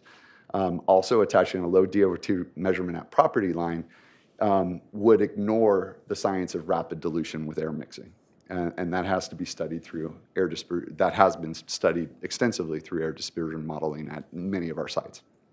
More research is also needed on odor being tied to unique meteorological conditions. And when I say that, I think there's comments about some of the time or in the evening. We have times where air mixing is very low, like the wind's not moving, and that's where we see some of those events. So some of these aren't real site-specific emissions, but rather the collective, essentially, odor and not a lot of a mixing occurring in Carp Valley. And I think those are some of the more community-level things that we need to understand and figure out. We could be regulating a specific site, but we might not be figuring out that issue. And so these are work that we need to figure out together. And then finally, research has demonstrated that nursery facilities don't emit odors. They're not flowering, so that is something a little bit different. So finally, some final comments and suggestions. Last slide. We support the rapid movement to multi-technology carbon filtration. In fact, our members have been instrumental in developing this technology. There definitely should be a ministerial pathway for OAP amendments or improvements, as was discussed. We support complete phase out of vapor phase technology. More details are needed on this exceptions and functional equivalent technologies. A D over T measurement must be supported by science, and the standard should be really measured or applied at all residential properties, not just residentially zoned properties, as is currently in the ordinance. Carp Growers members are committed to this community as its largest employer, taxpayer, and substantial economic contributor. We're ready to finish the job. So we really look forward to working with the commission as language is developed. I do think some workshop concepts or others of sitting down and rolling up our sleeves and getting to that would be useful, but we do reserve and plan to comment in more detail as the ordinance development. We're looking forward. I think this is good progress, and thank you for your time for considering We this. have a couple questions. Sure. I just have a really quick one. How many members are in the Carp Growers today compared to 3 years ago when it was more robust? I can't give you an exact number off the top of my head, but I think I would say there's probably been about a 25 to 30% attrition of members that were there before. And those are largely people that are not that they're not desiring to be members. There's just businesses that have gone out of business. Mm-hmm. Okay, so do you have 7 or 8 members? Yeah, or- I think it's okay, about that. Around that. Yeah. Okay, thanks. It does not Commissioner Reed. encompass everyone in CARP, but it probably 75% of the members of Okay. are the operators in CARP exist in CARP Growers. Thank you. Go ahead, Commissioner Reed. Yeah, I have a question. Your next to last bullet point with respect to measurement of odor. I realize one of your prior bullet points also mentioned that, determination of where exactly odors come from is rather confounding and difficult to be determined if it's possible at all. But your last, second to last bullet point says you need to have cost-effective, metrics supported by science and technical analysis of odor issues. So, one of the things county needs in order to identify both operators who are successful in controlling escape of odor from their facility, as well as identifying and making corrective action for operators who are not. What would you propose as an effective reproducible tool that county could use in order to make those determinations? Since the best they have right now is Nasal Ranger. Yeah. What would you propose that would be accurate and reproducible? Yeah, to our knowledge and looking at this, what we've seen, that is one of the best technologies for doing this. There is a bit of subjectivity, as everyone's suggested, in this. So what we're interested in doing more so than having all the discrete measurements and work is figuring out how we can install all this equipment as quickly as possible, right? We haven't had a lot of discussion of the barriers of what's preventing doing this work. Our members want to do this work. Let's get that done. I understand all the details of let's measure at a property line or do other things, but I think that, we're talking about retroactively applying a very different measurement standard, not at residentially zoned areas, but at a property line, and there's a lot of subjectivity around how that's measured. I think first and foremost, let's get the equipment installed and get it operating and running and continue to measure and deal with that. But I want to be clear, it is a challenge. That measuring this is it's going to be hard to be consistent, but we do think that the county and its technical consultants are on the right track. It's the best approach that we've seen for trying to measure that, and what we look forward and hope that there's appropriate language in the ordinance developments and others that can fast track actually deployment of this technology. Again. We need to keep moving, so thank you. Look, I have a quick question. I'm sorry, about- Mr. Sorry. Martinez. So, and I like what you're saying right now, because I completely agree with Commissioner Reed's question and asking you, well, help us help you in a sense of what determined us, or there's no future fight about saying, oh, you should have used something else. But you actually took it a step further now and saying, well, there's going to have some mechanism, some machine, whatever, equipment is going to have to be installed. And I personally, and I can't speak for everybody here, would welcome your suggestions in how to install that, so there's a cooperative effort in doing these things. And I don't know if you're doing that or not, but I'm going to depend on staff to at least work with people such as yourself or your industry, so that there is no arguments in the future of saying, well, it should have been installed this way versus that way, because that's what we're trying to avoid here. And you being in the industry and me being in business myself, this is the opportunities I always am an advocate for, is an industry working with government to achieve an end. That is great in my mind. That is what I wanted to ask. Thank you. Yeah, thank you. Thank you, Mr. Ficker. Okay, we go on to Whitney Colley. And the last speaker if I have is for Eric Edwards, also with Carp Growers. I'm going to ask that, I think that Carp Growers just completed its presentation, so we're going to wrap it up with Whitney Colley. Oh, okay, all right. Well, thank you. We appreciate that because everyone's hypoglycemic. So that concludes our, no, I'm wrong. We have someone online. We do have two folks online. If you'd like to speak on this item, go ahead and raise your hand at this time. We do have at least one hand. First speaker will be Paul Roberts. Hi, I'm Paul Roberts. I live in the La Mirada area of the Carpinteria Foothills.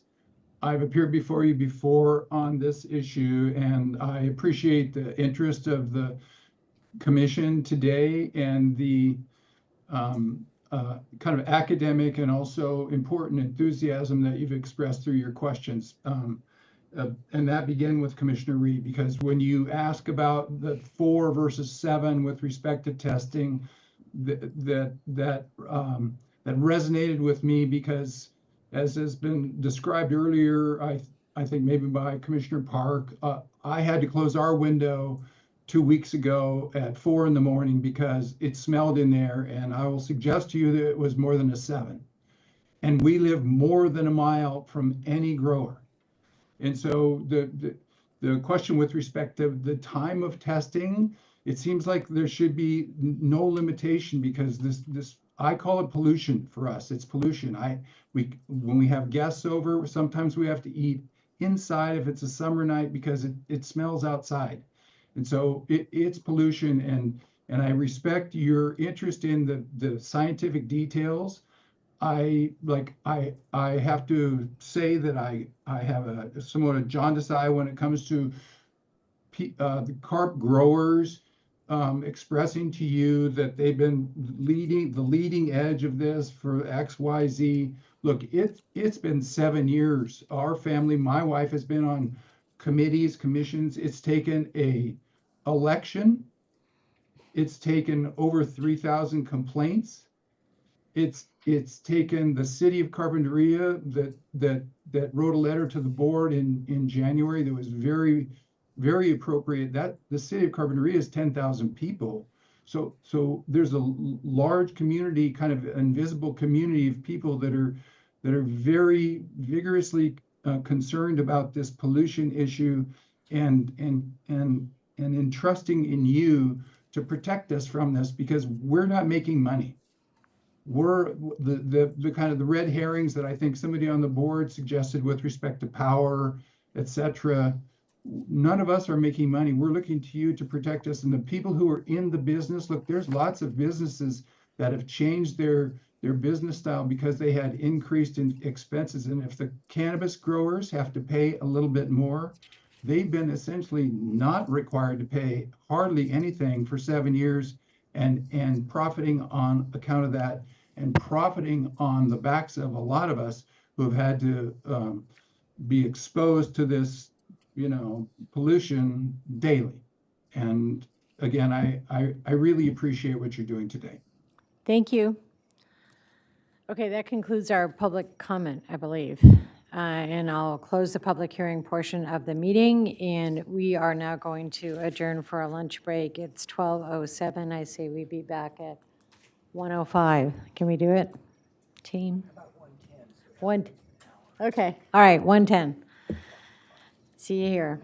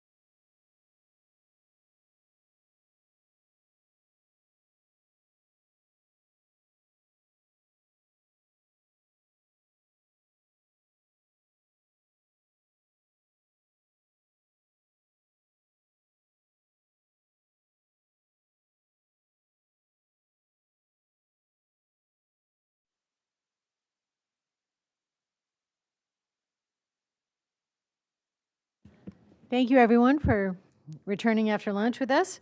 This is a Planning Commission meeting of January 29th, and we're resuming with our item 2, which is the cannabis ordinance amendments. I believe we completed public comment, and now it's back to deliberation of the commission. And I'm going to ask the director to put, or staff to actually pull up that slide from the PowerPoint that has a 9:25 commission discussion, because these are the points that staff is asking us to try to get through today so that they can go back and do red lines to the ordinance and return to us on February 19th to make sure their draft meets our direction. So, Madam Chair, just to add on to your direction, there's 3 slides that we're going to show the commission to help guide discussions. They won't be in a matrix form, but that comment has been noted for future hearings. But the first slide is, as Madam Chair indicated, these are the ordinance amendments that we've previously presented, and then the other 2 slides that we would like discussion input on is slide 11, also, which is, this is the new direction we got from the board in regards to amending the ordinance requiring the carbon filtration systems, and then phasing out of the vapor phase misting systems. And then the last slide, slide number 12, is the implementation of the period, which is 12 months, and then having a discussion on the determining how those will be reviewed and approved. So those are the 3 slides that we're going to walk through with the commission this afternoon to get some input on. And so, Madam Chair, I turn it back to you as far as direction where you'd like to start on this slide. Well, I'm fine whatever slide you want to start on. So slide 9 actually doesn't exactly reflect those other 3 slides that you pointed out, right? So, Madam Chair, that is correct. There's 3 slides that encompass the ordinance amendments that we're going to be talking about this afternoon. So slide 9 is everything up to when the board gave us additional direction. So this is what we presented back in September, November of last year. And then slides 11 and 12 are the new direction. Where do you want us to begin? Let's begin. On slide 9? Let's start with slide 9.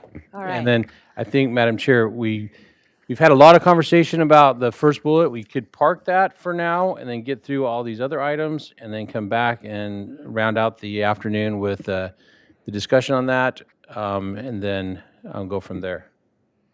Great. Okay, so we're on the odor measured at the property line, and again, this is direction from, well, this is actually what we had considered before, and it hasn't changed as a result of the Board of Supervisors' direction, correct? So the concept of odor being measured at the property line, that. So yes, Madam Chair, we we presented this as a point in place that would allow us to begin that measurement. And so currently the ordinance says odor being exhibited in a residential zoned area. So this, we're saying at the property line, and that gives us a point where we can start that measurement. And so we've picked the property line as that place to start the measurement. Okay, and we heard a lot of testimony today about that. So do we have comments about that, or are we all comfortable with just leaving it as that for their draft? Commissioner Park? And this presumes we're using the nasal ranger? Madam Chair, Commissioner Park, that is correct. This discussion is predicated that the nasal ranger is the device that we'll be using at the property line. And will the ordinance specify the use of the nasal ranger? I believe it, yes, because the objective threshold is based on the nasal ranger's reading. So we were trying to skip over for the first bullet, but might as well just hit it. Well, it's part of the first bullet, because measured by what? Yeah, the 7 D/T is the measurement that is measured by the nasal ranger. Yeah. So yes, the nasal ranger is the device that will be used to get that measurement. Okay, well, so I agree with this, but I agree with the use of the nasal ranger. I think that's one of the preliminary fundamental questions. Is that okay? And there's been some discussion over the months. Is it not? Is it the best available and all that? And I'm kind of parrot what Commissioner Reed said. I'm settled with that. May not be perfect, but it's where we are. Okay. Commissioner Reed? Yeah, I would go with Nasal Ranger. It's what we got today. There may be something superior later, but we go with Nasal Ranger now, and we measure it at the property line. I mean, we've heard a lot of things about the nuances of airflow and diffusion, but the farther you get from the property line, the less likely it is to be able to pinpoint where the odor is coming from. So we stay at the property line. The exact threshold number, we have to define that. But Nasal Ranger at the property line is where I'm at. Okay. Commissioners Martinez or Cooney? Yes, I agree that we're looking at this at one point in time, and without the threshold of 7 DT over 3, we'd have to pick another number, and I don't think we have any basis for doing that, just dissatisfaction of that high a number. But we're just going a step at a time, and I don't want to slow that down.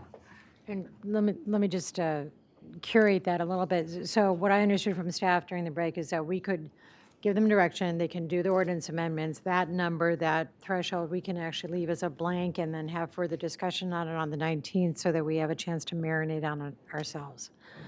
So that wouldn't predispose us to a number today. Even better. Okay. Commissioner Martinez? I would agree with the commissioner's statements. I believe mine probably goes into number 2, the odor measured at property line. Okay, that's item 1. Runtime meters on odor abatement equipment. Can someone explain to me again what a runtime meter is? So I'll start, and then I'll let the team weigh in. So the runtime meters is a way of measuring the power being used at the facility. And there's been a lot of discussions about, are you going to require these meters on every device? Our intention in the ordinance is that there'd be a runtime meter on the main power load or the power meter. And the purpose for that is there has been discussions that some operators may be turning off the equipment. And so the runtime meters will allow the department to be able to verify whether or not the equipment was actually being ran or not. So if they turn off the equipment, then the runtime meter will show that there was not power being used. So that's the purpose behind the runtime meter. That sounds excellent. Does anybody disagree with that? Commissioner Reed? No, definitely we want runtime meters to Okay. assure the public that they're being used. Great. So yes on that. Look at the progress we're making. Oh, my goodness. I know. Quarterly inspections first year. This is like the Annual inspections thereafter. So I am the secretary, so I probably should let staff present. But We're on a roll here, Jeff. I know. Let's just go with it. I'm trying to get that landing gear down so we can land. But staff, if you guys want to chime in on quarterly inspections. Madam Chair and Commissioners, so we feel pretty strongly about quarterly inspections and then annual thereafter. And this allows us to really get in tune with each operation and understand what it is that they're doing. It also allows us to ensure compliance more thoroughly. So if we go out on our first visit and we notice that something is amiss, we can have it corrected and come back 3 months later. And those quarterly inspections during the first year really give us an opportunity to dial in compliance with each operator individually. So we really like this one. If Petra has anything to add, that'd be great. And so this is quarterly inspections of the installation of the multiple technology. We used to be called BAC, now it's multiple something. or other. Correct. And The carbon filters. And as you know, some of these facilities can be fairly complex. And so there are details that sometimes need to be ironed out over the course of several, quarterly inspections. So we do like this. Okay. Commissioner Reed? Yes. I really like do you have something else, sir? Yeah, I just wanted to emphasize that putting this in the code makes it more clear both to the public and to operators what the expectations are for compliance inspections. after OAPs are approved. So by putting in the code and having it be formalized in that way, we really think that helps. Okay, I have a question. I'm fully in support of the quarterly inspections. Are these announced inspections or random? So the quarterly, Commissioner Reed, so these inspections would be coordinated with the operator. Outside of these mandated quarterly inspections, we also do have the ability to do unannounced. So if we get odor complaints about facilities or we have some other reason to believe that they're not in compliance, we do have the ability to do unannounced site visits. We have been doing that historically. We continue to do that when it's appropriate. Okay, because I would fully be in support of the occasional unannounced inspection. I used to be in charge of FDA accountability for a dental manufacturing company, and FDA never announced. They just knocked on the door and showed up. So I would support that. It helps keep you Yeah, we do understand the value of that in line. approach. Thank you. Very good. Commissioner Martinez? Yeah, my question mainly goes into the application of the inspections. In other words, I'm thinking that there's wording that the inspections will be based upon procedures and at least laundry lists that give you, or at least give you, the staff, the ability to make up those laundry lists so that it's consistent for all who are inspected, in other words. I'm just thinking that inspections may consist of A, B, C, and D, but those A, B, C, and D may change over as time learns, as you said, the complexities. So you, the staff, would be able to develop a standard as the language is drafted. Yes, so, Okay. so Madam Chair and Commissioner Martinez, each facility is unique and each OAP is unique. So there will be features of each visit that are tailored to each individual operator. But generally speaking, what you're saying about having a prescribed approach where we're looking for certain things at each site, that is correct. Okay, thank you. Thank you. Commissioner Park? Yeah, there's an important big picture message to this that I want to note. We have the public looking at this and saying, hey, this has been going on 5 or 6 years of something, and it doesn't matter whether they complain or not, nothing ever happens. And, be that as it may. But I think having the enthusiasm for staff that we've seen right now from Mr. Briggs and his statement that staff strongly supports this, that's a statement that staff really thinks this is important, wants to do it, takes it seriously. And so whether it was every 2 months or 8 months, I'm not going to argue, but I just love it that you want to do it and you want to do it this way. And I think it sends a really big time message. So thank you. I have kind of a follow-up question on that. So how is that billed? It's a permit compliance question, so it goes to the applicant, the operator? Madam Chair, that's correct. Okay. And just to drill down into that a little bit more, so we would typically have 2 folks from P&D attend a quarterly inspection. That would be Petra as the supervisor and the staff planner that would be handling that particular facility permit compliance function. And the operator would be billed for the staff planner's time, but not for Petra's time. Okay. All right. Thank you. Okay, that brings us down to the ministerial permit process for OAP revisions. Do you want to summarize that? This is a staff approval. So, I'll summarize it for staff. I think there's a handoff there. So if the Planning Commission can recollect, that we made the same change in the Land Use and Development Code for certain requirements to allow ministerial permits, and I think this had to do with processing, to allow them to make changes to the facility at a ministerial level, to allow those changes to happen more quickly and more efficiently, so that way they're ministerial. And the purpose behind that is to allow these changes to happen effectively and efficiently without being appealed and going through a long hearing process. So this is like a way for us to make the change, and then they can make the change that improves the facility. And since we're mandating it, right, we're mandating some of these changes to the OAP for the carbon filtration installation, or the MEFT or whatever it's called. we're saying you have to do it, they do it, you guys approve it, that way it's as fast as possible, which is part of the game plan. Okay. All right. Commissioner Reed. Okay, on this one, I just, I would applaud any effort you make to make it a little more friendly for the grower, for the operators, to help them avoid a lengthy, expensive, and ponderous approval process. My only question comes about with the word all odor abatement plan revisions. So you don't think there's any need to perhaps carve out some OAP revisions that might be major or minor, or you think I'm inventing a problem that just won't exist? Can I say the latter? Okay. And then take it back really quick? Yeah, then take it back.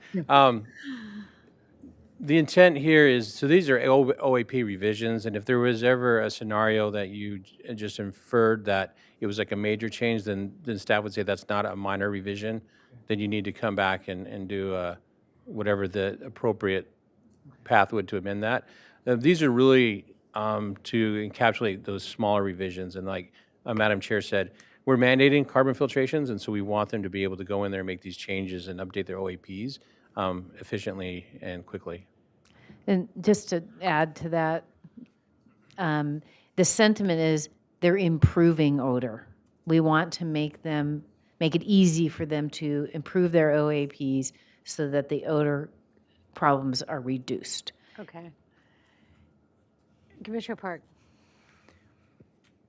So in the normal use of English language, there's a difference between all and minor. And so if this is ministerial permit process for all minor OAP revisions, I'm good with that. But if it's for all OAP revisions, like somebody comes in and says, hey, guess what? I want to cut my carbon scrubbers from 10 to 2 because mine have a new logo on them and they're the best thing since sliced bread. And then somebody, junior person in the department says, sure, do it. Now, I think people should have some kind of an appeal process for major ones, such as they might be. So I just don't like the way this is languaged for all OAP revisions. They're just ministerial. I want to contrast to what it is now, and this is a positive comment on it. Basically now, any revision to an OAP, meaning like, hey, I've got a vapor emitting system and I want to go to carbon scrubbers, it's the equivalent of going and getting a CUP. Okay, it's crazy. It's completely counterproductive. So this fixes that. Maybe it just goes a little too far to the other side, at least the way it's worded.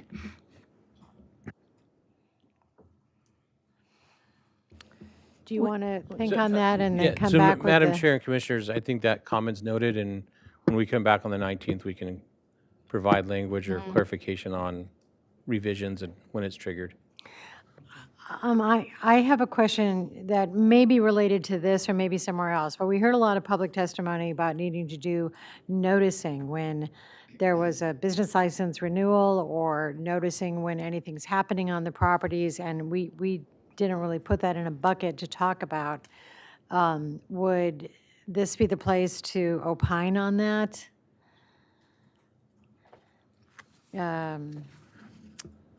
Ms. Carrillo brought it up. I think Ms. So I guess, Madam Chair, the first thing I would say is the business license process is in Chapter 50.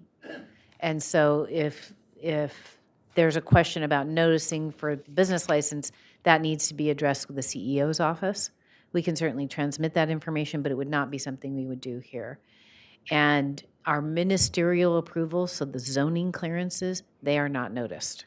Okay, because There's some no of the appeal testimony we path. had was that some people want a notification of changes to OAPs, and I think the consensus I'm hearing is no, that's a ministerial function. Yeah. Okay, so that's where we stand.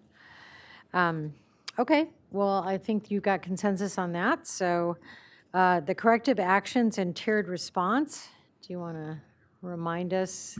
So Madam Chair, I'll let Mr. Briggs or Ms. Venegas or Ms. Leyva contact that, but I believe that was a concept that the commission had discussed, is providing a tiered response to complaints. And so we had set up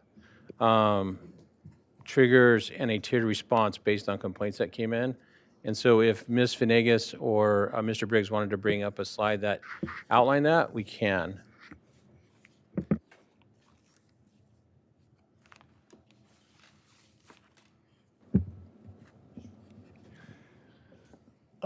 Commissioner, so the tiered response was developed as a way to kind of direct staff to perform inspections in response to a certain number of odor complaints over a certain period of time.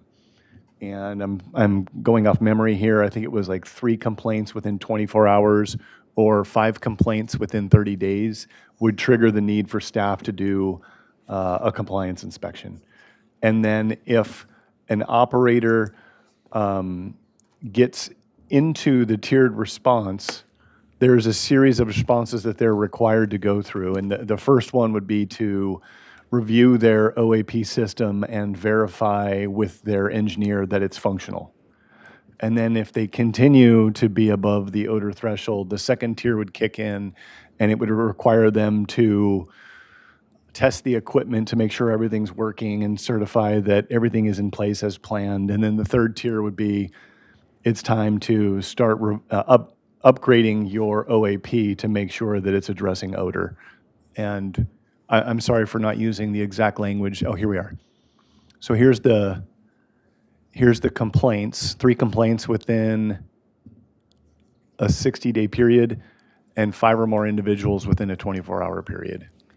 Is this from the September, is this from the earlier Yes. hearing? This is from the September, okay. Yes, so this is in your existing package. And then if these thresholds are met, that gets us involved with the operator, and then we move into the tiered response measures, which are we able to pull those up? Oh, sorry.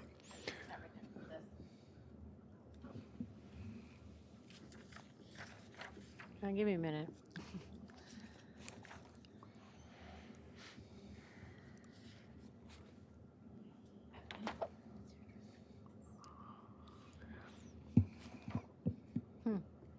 Okay. So you can see how the measures kind of escalate until we get compliance. Okay.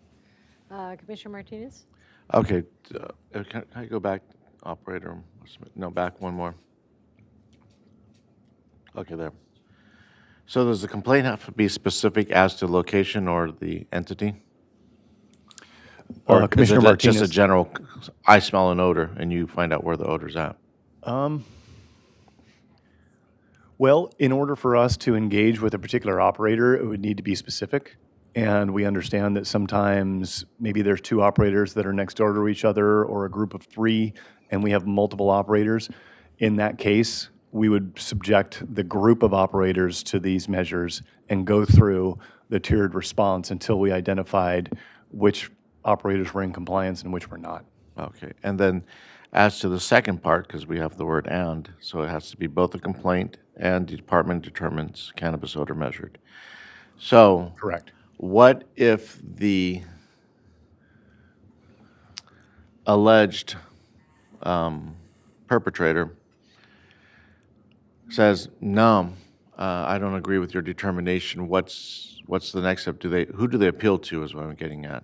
Are they going to be in front of us saying, this is why I'm saying no, or? No, I'm not sure it's that formal of a process. I mean, really, we would be engaged with the operator, and if they disagreed with our analysis, they would need to demonstrate why they disagree, and we would work with the operator to proceed accordingly.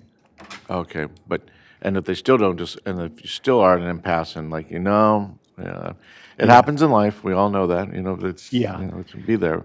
That's what I'm wondering. So we always have, as a backdrop to this, we always have the enforcement process available to us. So if an operator is simply not complying, they get into the enforcement process, we have a notice of violation, then we move into a series of escalating fines. I mean, eventually we're going to get compliance. Okay, that's what I wanted to understand. Thank you. Okay. Commissioner Weed? Yeah, I know, I think somewhere in our prior hearings, I read somewhere with respect to the tiered response, up to and including, and I don't know if that would apply. Most of all the growers I've had encounters with or heard speaking in carpentry, I think are operating in good faith. although in North County, we had one that was notorious for not doing that, but he's gone. But with respect to the tiered response, haven't I read in some of the previous materials, that would be up to and including revocation of their permit? That's going to be included in this language? So Commissioner Reed, yeah, I don't think that's included in the language in the ordinance, but that's always the nuclear option that we have available to us. It's in the code. Okay. It's not necessarily in the So it's odor still ordinance available if section. you have someone that's notoriously non-compliant.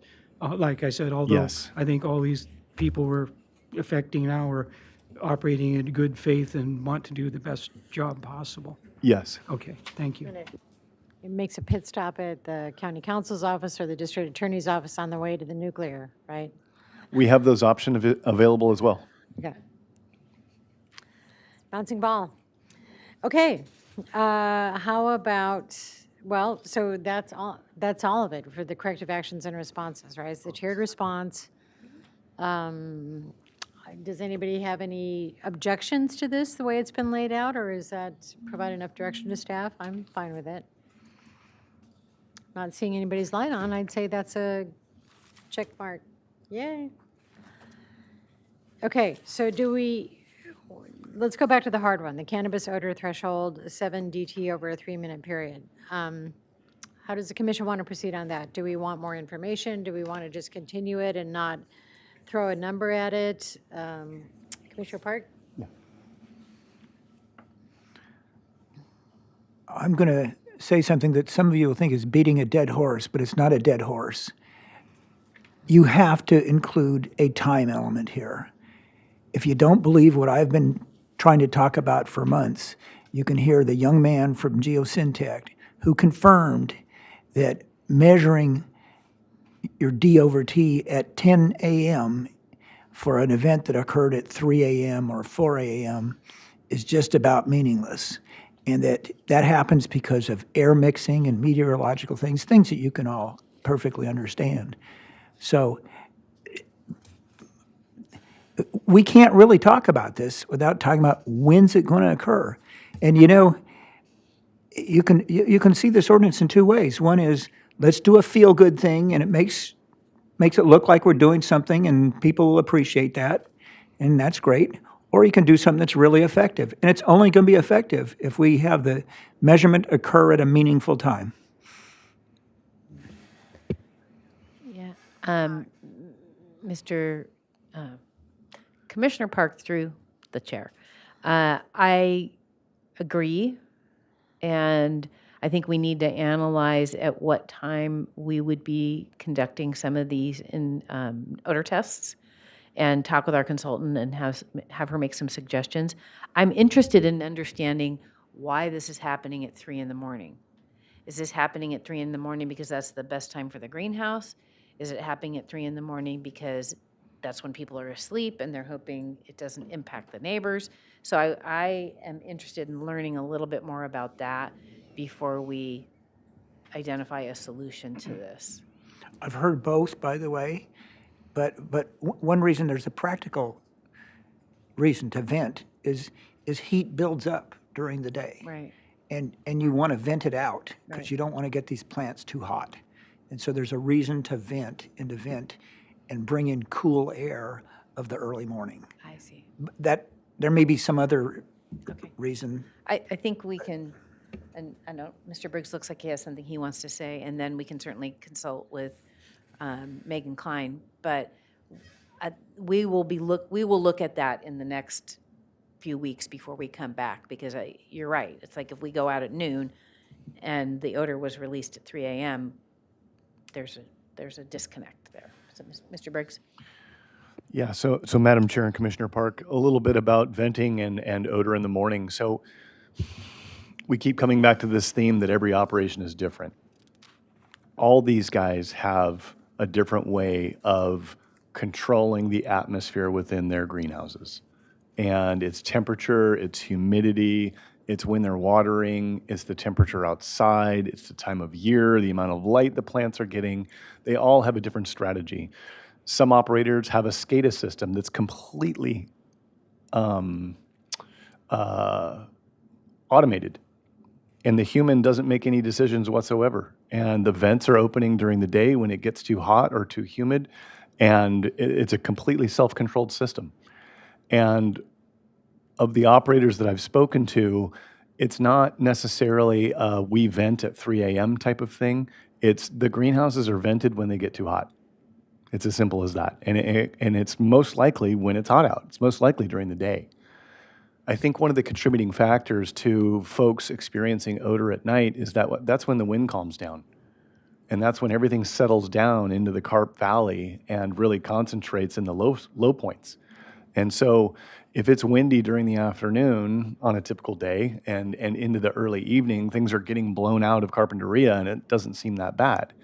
And then around midnight, the winds settle down and the odor settles down along with it. And that's when people are noticing it.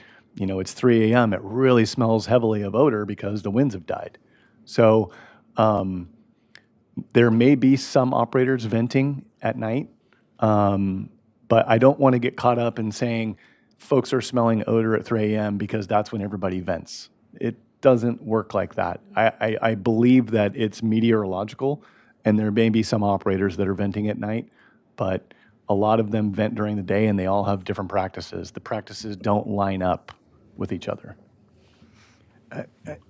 I think you're right. It's just easier for me in the context of a hearing not to describe the whole world in detail, but to make generalizations, which of course I can say are not exactly perfectly representations. But I think you make a good point.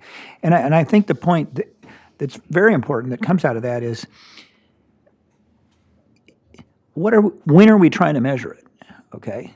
Measuring it when it's convenient to have staff there, no, that's a fail. Okay? Trying to measure it at the time of the emission, you've just pointed out a very good reason why that's complicated and almost infinitely variable. When does it really matter? When somebody notices it and is complaining, okay? Because that's when they can say. Because if somebody here in the audience says, I woke up at 5 in the morning and it stinks to high heaven, and we say, yeah, but you got to tell us when the emission was. No. It's got to be, when are they complaining? When they complain, when they notice something, can we measure it then? And then we don't have to get into detail about the different venting systems and so forth, where I agree you are correct.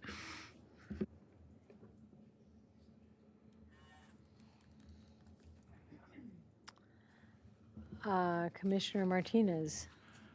Well, I agree with Commissioner Park's logic that I think there's one aspect that we are not saying why people vent at a certain time of the thing. You don't want to get caught. I mean, that we've all heard it from the operators. You know, there's good operators and there's bad operators, and they don't want to get mixed with the bad operators. But if you don't want to get caught, I mean, why do people do things at night and it's dark? You know, don't get recognized. All those things. So let's just accept that common sense approach. But I'm looking to see if there's any ability to continuously measure the odor so that if somebody says it smells like this and nobody can change it.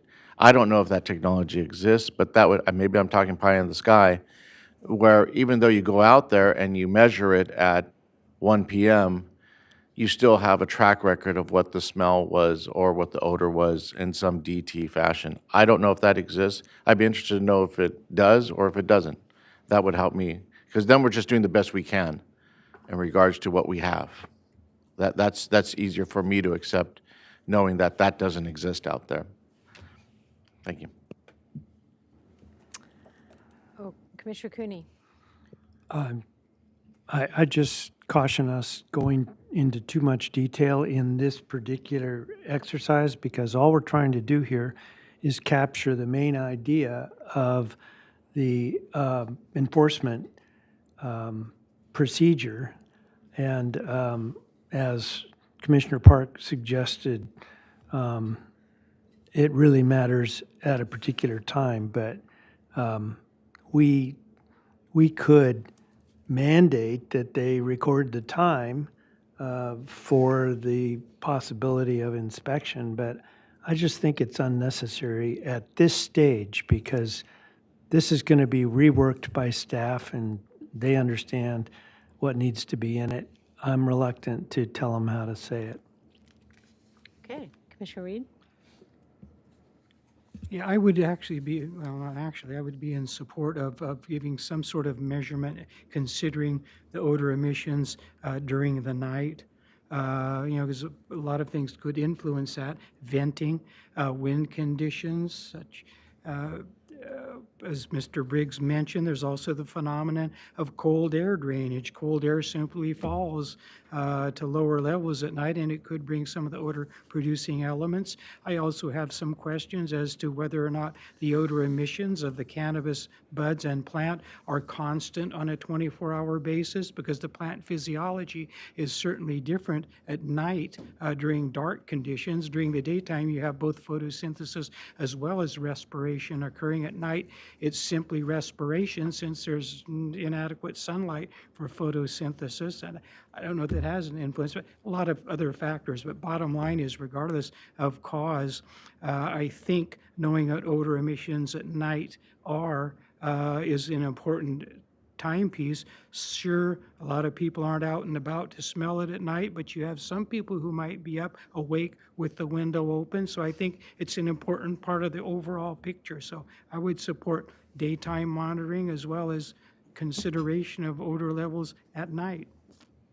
And maybe that's all you need to work into the ordinance, that you have the ability to, not necessarily have to, include that. Maybe that'll get us to the finish line. Okay, that's Commissioner Park. Yes, I'm in a point of agreement with Commissioner Cooney that this is something where, we can't have much more of a detailed discussion, and we should await what staff does with this concept. But I do want to just briefly address Commissioner Martinez's point about a more continuous monitoring and make a request for staff.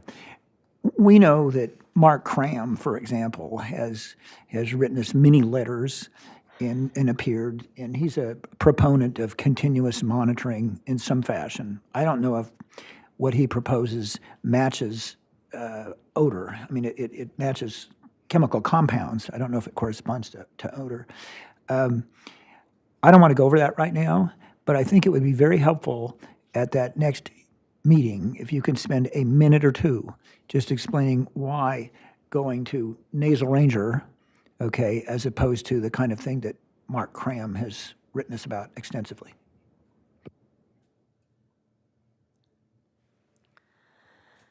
I'm not as thrilled about that, but I'll let staff respond to that as they need. So we don't need to talk about it anymore. Yeah. So I think we're actually on to, well, this was the summary of what we had directed before, and so now we're actually on kind of a refinement of it based on what the board did. Right, you guys? Madam Chair, that is correct. This is the direction that we received from the board. So this is now moving away from what we've been working on to the new additional direction that we got from the Board of Supervisors. And so that's to mandate the use of carbon filtration as the primary odor abatement system. I'm going to approach this a little bit differently and say, does anybody disagree with the bullet number 1? Commissioner Park. Yes, I don't think we understand the phrase multi-technology carbon filtration very well. We have a general idea of what it is, but as a lawyer, I like to look at actual real definitions in front of me and make sure they work. And I'm a little concerned here that by using this jazzy new phrase, we're ignoring or making it difficult for the traditional carbon scrubber, which has been around forever in all sorts of applications. And I don't need to address that today, but I sure as heck will when we get down to actual ordinance language, because we better be right in what we do there. Good point. Maybe it needs a definition.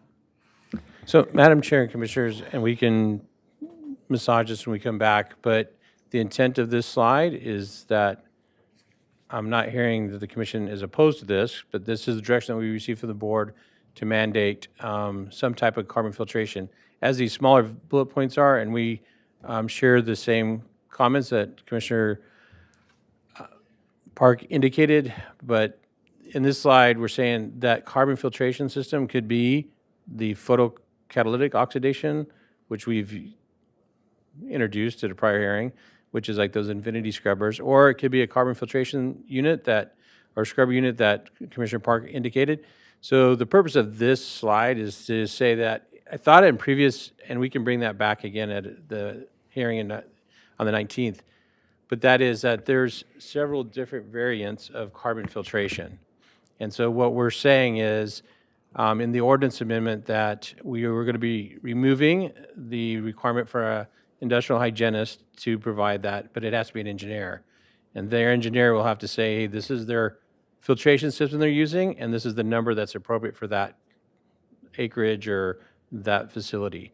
So that's where that is coming from. And so when we bring the ordinance back, the language would be, you have to update your odor abatement plan to install some type of carbon filtration system. And I believe, Madam Chair, members of the commission, I believe the board, in the board letter, actually says, or other similar technology. So that this isn't prescriptive, like you have to use PCOs, or you have to use a carbon filtration unit. It's trying to make it broad enough. So we will make sure that we will attempt to define what this is and make it broad enough that we are not penalizing some of the existing growers that have been early adopters, as Commissioner Park mentioned, and that they're using systems that actually work, right? Okay, so that's why you have the equivalent best available technology. Yeah. Okay. Okay. So I think you have concurrence on that. And then phase out of vapor phase misting systems within a year after adoption by the board and subsequently the Coastal Commission, whichever's longer. That's the term of it, right? So does anybody, Commissioner Park? I think that, it might seem obvious it's being phased out if we're talking about scrubbers or whatever, but I think it's important to be explicit about that in the ordinance, and I'm glad you have it up as a separate bullet point, because somebody might very well argue, oh, well, this updated vapor phase system where we've added this ingredient, it is equivalent technology. It is equivalent best available control technology to PCOs and multi-technology and multi-phase carbon filtration, et cetera, et cetera. So good to have it specific like you do. Yeah, agreed. Okay, so then the implementation period of 12 months, does anybody have any discussion about these? I think this is very clear from the Board of Supervisors too. Okay, and the extensions available, do we want to talk about this a bit? Yeah, so Madam Chair, that was instruction from the board to get feedback from the commission as far as how the request for an extension to that 12-month will be reviewed and approved. Madam Chair, members of the commission, the board initially indicated that it would be them.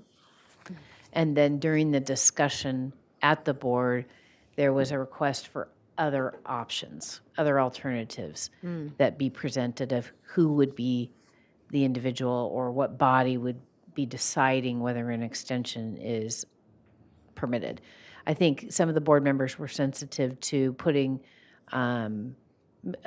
creating a sort of cumbersome process for them to get the extension.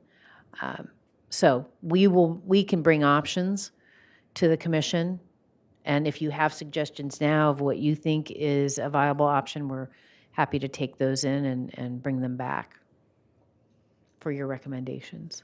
Okay, I mean, I have some ideas, but Commissioner Park? Yes, I do, and this comes from, yesterday I spent nearly all day with Supervisor Hartman on, why don't I call it, field work for implementation of the AEO and discussing the rec master plan. And we talked about this. This is something that concerns her. And I think her point is she doesn't want to see everything come straight to the board because she'd like to see some of it filtered through the land use planning apparatus we have so they don't get a big raft of these. And I think the kind of traditional ladder that we have of determinations are made by the director, which is through staff, And then if there's a problem, an appeal, it can go through the planning commission and then go to the board. So the board doesn't get burdened with all this. And I see no reason to leave that particular model. I do have some comments on the 12-month part, but maybe we should finish this review, or should I state my? Yeah, go ahead. Okay. One thing that really kind of resonated with me today was the statement, I think it was from Mr. Ficker, about the delay in getting power upgrades. Okay? And you can think, well, whose problem is that? I mean, is it the growers? I mean, if we can't get the power upgrades to do it right, then you can't grow. Or is it, no, it's not the growers because they're trying their hardest and they can't get the power upgrades to implement what we tell them to do. And I think part of that goes with, well, is it a grower who's in business in doing it? And if they are, they kind of have this investment and to require them to do something within a period of time that needs a power upgrade that's not attainable, that's not so good. If it's somebody who has not started growing yet, if that still exists, then making them wait until they get their power upgrade to do it right, I'm more comfortable with that. So I don't know how to deal with this, but there's sort of a tension between 12 months and then waiting for things to happen that are outside the grower's control, which might include things like power upgrades, which are so essential to make this happen. So I look forward to seeing how you resolve it in your ordinance. I saw Mr. Briggs leaning forward, but do you want to just report back to us on the 19th? I think we can do that. This is just a really complicated topic, and there are so many ways that you can look at this energy issue. What's available out there now? What can people eventually get? How long does it take to get there? How expensive is it? What does the various technologies draw? Maybe only some of this technology requires upgrades and others of it doesn't. What percentage of your overall electrical budget are you dedicating to OAP equipment? Typically, it's a fairly small amount. So there's all kinds of ways to talk about this issue. They get very complicated very quickly, and certainly I don't want to bog down the hearing. So we could come back with some suggestions. Okay, because I think that we're really getting into the weeds here. I mean, this is what staff does in complicated building and grading and oil projects. We don't get down in there and tell you how to do plan check on something. So I'm happy with you coming back, and I'm hoping that's enough for us to get through this. Commissioner Park? Yeah, I'd want to make a suggestion here that, and I agree, you don't want to get in the weeds with this. It is very complicated. What I would suggest is make it 12 months universally, and then have a very simple possibility that somebody can apply for an unusual circumstances exemption, whatever it is. The Mars falls and causes a crater. I don't know anything, but it's a general catch-all for sort of a continuance of the 12-month extension, an extension to the extension, and then have a process for how that's reviewed by the director, and then that can be appealed, and then you'll have a lot less drafting time than trying to address power upgrades or supply chain delays or all these things individually. Commissioner Park, and through the chair, I think that's what we intend. Yeah, thank you. Okay, so I think that is the sum of the direction you were seeking, right? Wow. All right. Only took us 3 hours. Okay. Well, 2. Yeah, 2.5. Okay. I think that concludes this item. Thank you very much. We'll see you back on the 19th. There's something I want to add, Yes. and I know that bothers you, but We still have one more item I on the was agenda, directed so- by Supervisor Hartman to bring this up, and I can understand it. 'Cause she showed me the board letter, and I appreciate staff boiling it down, but it's kind of up to the board to determine what they instructed and what they expect. And so we have the staff's summary of it, but then there's the board letter. And I don't want to get into the board letter because I don't want to try to act as though I'm empowered to interpret board letters. It comes from the board. But you know what this is coming to. Commissioner Hartman believes that she brought up and that it's still relevant to discuss, and she will discuss at the Board of Supervisors hearings, outdoor cannabis grows as well. Okay? And so I'm making that request, and I will address it further at the 19th. I have a list of types of things. I don't want to dwell over them. I would like to communicate those so that we can effectively discuss those at the 19th. And I suggest that folks speak more with Supervisor Hartman about what she believes is appropriate under the context of the board letter. And I would add, without specifying which supervisor I spoke to this morning, but we talked in the parking lot, and the supervisor is in a district where this is at the heart of controversy in that district. And I asked, what do you think about it outdoor? And the answer was, you do what you think is appropriate, and we'll deal with it at the board. So I would like the opportunity to bring it up, which I just have, and to recite the possible issues that I think that are there. I don't need to do that at length. I'm glad to do it now, or I'll do it on the 19th. Just don't tell me on the 19th that we can't address it because nobody ever brought it up. Here's Commissioner Park, through the chair, and members of the commission. Supervisor Hartman did raise the issue at the board, and the board said, you can pursue that, but we want to take this package forward now.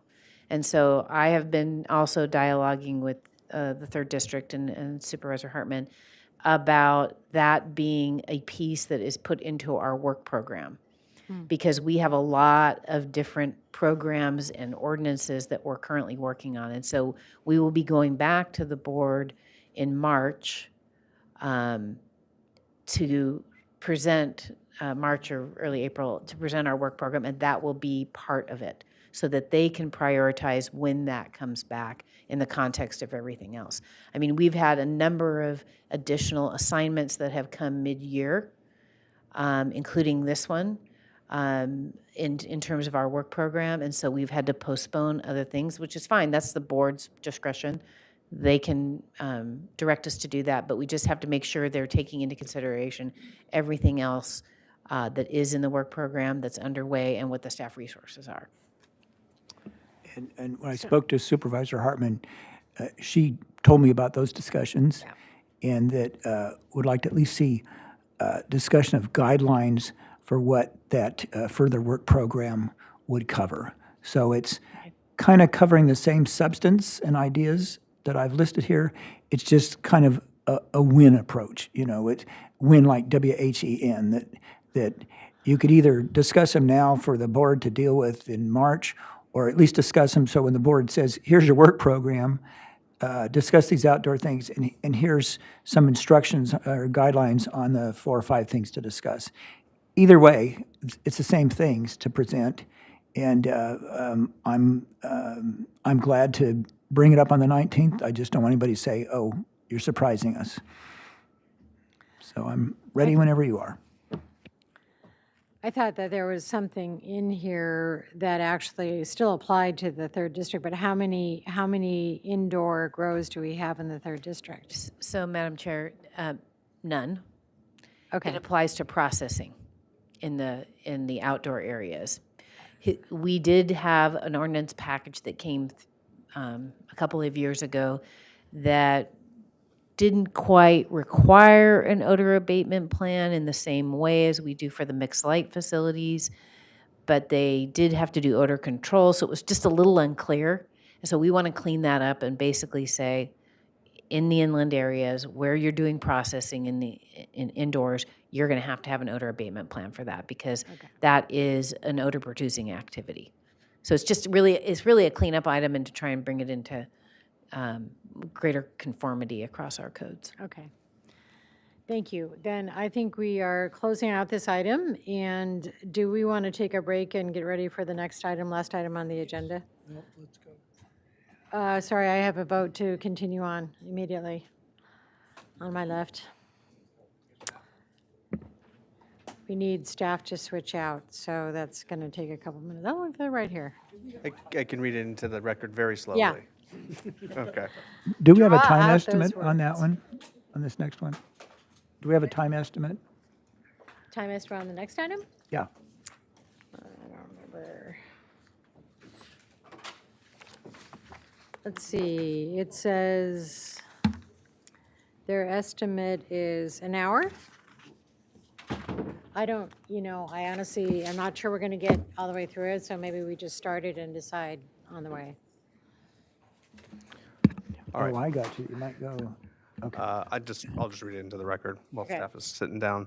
The following is a hearing on the request of the Planning and Development Department for the County Planning Commission to consider making recommendations to the Board of Supervisors regarding adoption of emergency shelter zoning ordinance amendments to comply with new state laws and implement Program 9 of Chapter 5 of the 2023 to 2031 Housing Element Update, and art tours and home occupation zoning ordinance amendments, and that's inclusive of case numbers 24 ORD 21, 22, and 23. I'm sorry, 31.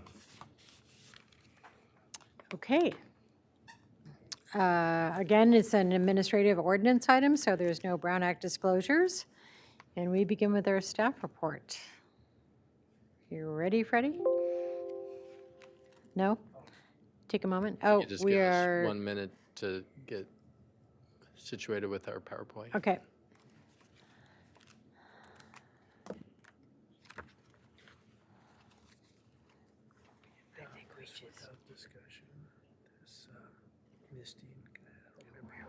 Okay. As Oh, we should talk about it, that we're going to concur that it's going to be out once carbon is in. Yeah.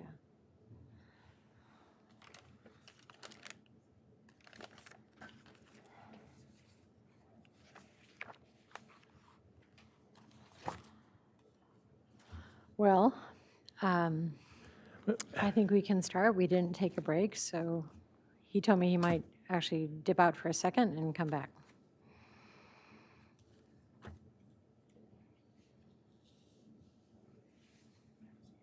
I had this side of the people telling me, let's go, and so here we are. So I'm blaming it on you. I'd really love to leave by 2:30 myself, but, we started, about 1:15, and we haven't had a break, so probably, Okay, well then, I don't feel I need one, but if okay, he's taking no, one, here let's comes wait 3 or 4 Commissioner minutes. Reed now. Okay, good. I think we'll make it to 2:30. and Let's do it. probably won't finish. Let's do it. Let's go. No. Half the table said, let's go, go. And I don't know that we're going to finish this. So anyway, let's start with the staff presentation.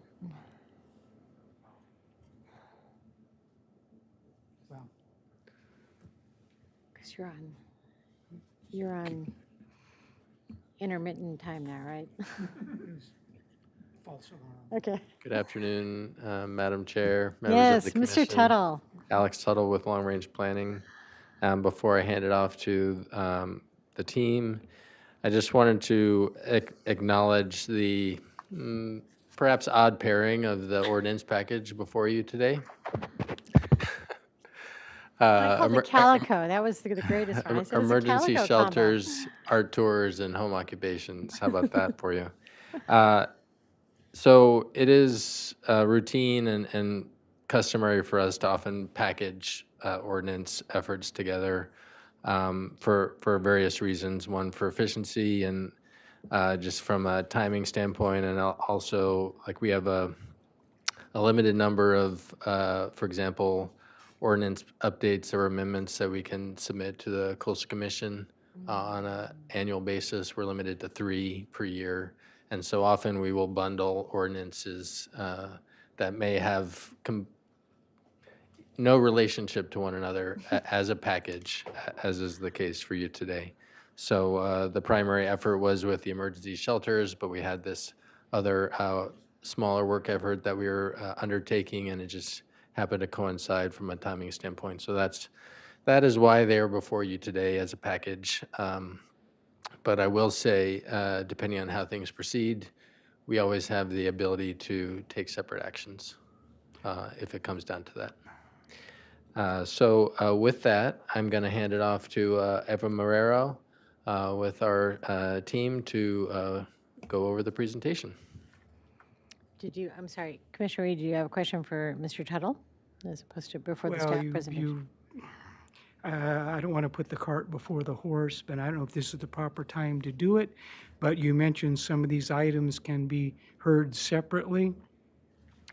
When I was reading the memo on the emergency shelters, I was looking at the number and distribution of potential shelters, but I was wondering where they would be, but only yesterday when I got the memo that had your slide presentation in it, I didn't really get it. I was having a medical procedure done in San Luis Obispo when I got to my office at night, and I looked at it, and the fact that 13,721 potential capacity of this shelter is going to be, quote, in Santa Maria. But when I looked at the map and I noticed 5 of these shelters are going to be in Orchid, according to your map.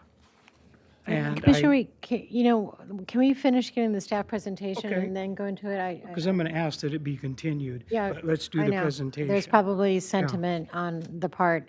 Well, actually, let me just ask the question now. I probably have 4 votes of people that would like to continue the item. We will not get to the end of it today. So we could start with staff presentation and then continue it, but I think there's time constraints on our end to finish. So let's decide what you want to do. First of all, We you also have to have read public it, comment as well. and there's public comment on it. And I did So- read it into the Madam Okay. Chair, I would like to suggest that we provide the staff presentation.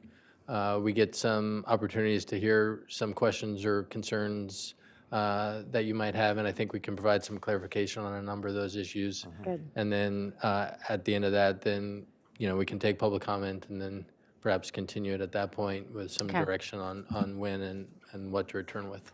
Okay. So continue on, Ms. Burr.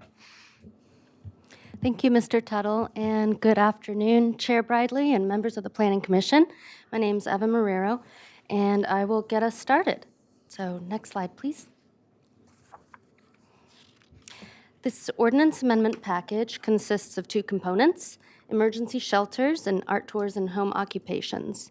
So I'll begin with emergency shelters and transition to art tours and home occupations, followed by environmental review, staff recommendations, and deliberation. Next, please.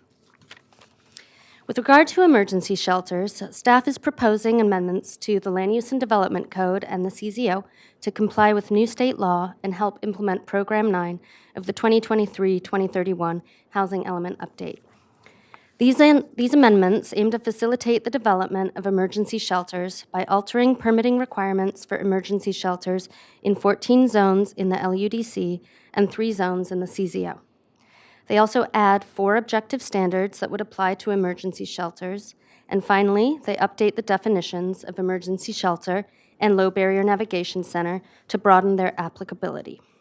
In summary, the amendments proposed today are required by state law and help implement Program 9 of the Housing Element Update. Next slide, please.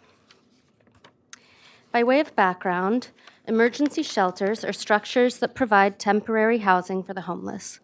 Low barrier navigation centers are a type of emergency shelter that have few barriers to entry, provide services, and allow individuals to bring their possessions, pets, and family members to the center.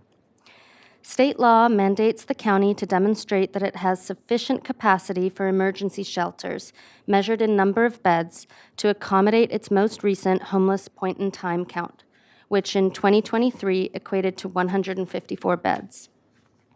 Appendix G of the Housing Element Update shows that the county currently does have the capacity to accommodate its 2023 point-in-time count. Specifically, the county could accommodate up to 400 beds on 17 sites under existing zoning. However, 15 of these sites exist in the rural community of Los Alamos and don't align geographically with the existing need for shelters in and near urban areas, such as Santa Barbara and Santa Maria regions. Furthermore, the county's existing capacity for emergency shelters relies on discretionary permits, whereas state law requires jurisdictions to report their capacity in zones where emergency shelters are permitted ministerially and are subject to only objective standards. Chapter 5 of the Housing Element contains Program 9, which directs the county to amend its zoning ordinances to comply with new state laws. In addition, Assembly Bill 2339 directs jurisdictions to expand the definition of emergency shelters to apply more broadly and to apply up to 8 objective standards for emergency shelters. Similarly, Senate Bill 1395 directs jurisdictions to amend the definition of low-barrier navigation centers to allow them to be non-congregate and relocatable. Non-congregate means housing that provides separate living quarters for individuals or households. Next slide, please. So this slide and the following slide show the current and proposed permit pathways for emergency shelters in the 14 applicable zones in the Land Use and Development Code. They also display the potential capacity for emergency shelters in each zone, both by number of vacant sites and number of potential beds. Staff recently discovered a caveat related to capacity within the C2 zone, which I'll explain in a subsequent slide. In looking at zones in which to allow emergency shelters ministerially, staff began by examining the zones that allow low-barrier navigation centers currently, and these are a subset of emergency shelters. They generally selected the same zones with a few exceptions, and backup slides 19 and 20 of this presentation detail the differences. The potential capacity under the proposed amendments span all four out of the 5 housing market areas, including on vacant parcels within and near urban areas. Next slide, please.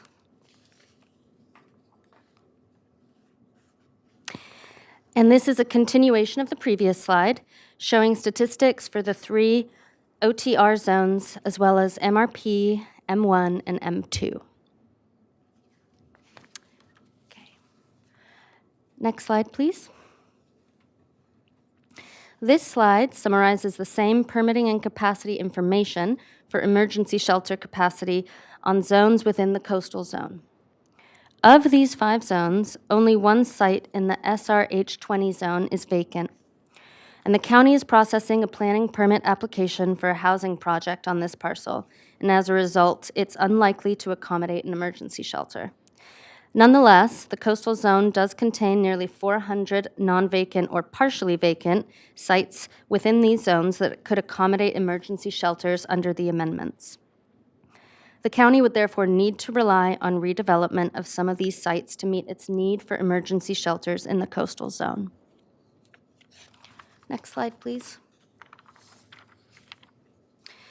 New state law allows cities and counties to apply up to 8 specific objective standards for emergency shelters. County P&D staff worked with County CSD to help determine which of the 8 optional standards to apply and to develop the 4 recommended objective standards shown on this slide. Staff did not apply the other optional standards for emergency shelters based on CSD's input and the general determination that these standards were redundant within the code. In conjunction with CSD, P&D staff recommends the following standards for emergency shelters. Sufficient parking, meaning 1 parking space per 6 client beds and 1 additional space per employee. An interior or exterior waiting and client intake area that is screened from public view. A minimum of 1 employee to be on the premises during operating hours, and a 24-hour emergency contact person, and a distance of at least 300 feet between emergency shelters. The zoning amendments also require emergency shelters to comply with all policies and development standards that apply to residential uses in each zone.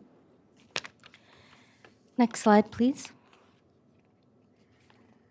This slide shows language that was intended to be included in the LUDC amendment for emergency shelters and which is included in the CZO amendment. Section 35-144I, subsection D of the LUDC was intended to specify that new emergency shelters must also comply with existing objective policies and objective development standards for residential uses in those zones, but was omitted as an oversight. So staff proposed that the PC adopt this language as part of their motion. Next slide, please. Finally, the emergency shelter ordinance amendments include updates to the definition of emergency shelter and low barrier navigation center to comply with state law. The first updated definition clarifies that emergency shelters may include other interim interventions, such as navigation centers, bridge housing, and respite or recuperative care. The second amended definition provides that low barrier navigation centers may be non-congregate and relocatable. Next slide, please. The graphic on this slide shows the potential capacity for emergency shelters across 4 of the 5 housing market areas under the proposed amendments. Staff found a lack of vacant sites in all zones in which emergency shelters are being proposed on the South Coast. Therefore, the county would rely on redevelopment of non-vacant sites for its emergency shelter capacity in this housing market area. These numbers reflect maximum theoretical build-out of emergency shelters on vacant sites. For example, one vacant site zoned PI, professional and institutional, in the Santa Maria region is approximately 9 acres and is likely to build out with residential-related development. The capacity reported on this slide also counts potential capacity on Key Site 26, which is listed as vacant and zoned C2. Key Site 26 has a pending application with both the City of Santa Maria and the county for residential commercial development. Considering the size of Key Site 26, staff recently removed this site from its calculations for a more realistic potential capacity. With the removal of Key Site 26, the county's potential capacity for emergency shelters would total 7,994 beds. Regardless of the reduction in potential capacity from removing Key Site 26, staff still does not anticipate that the county would reach its full potential for emergency shelters under these proposed amendments. Instead, the amendments are intended to provide greater flexibility in terms of where emergency shelters can be located.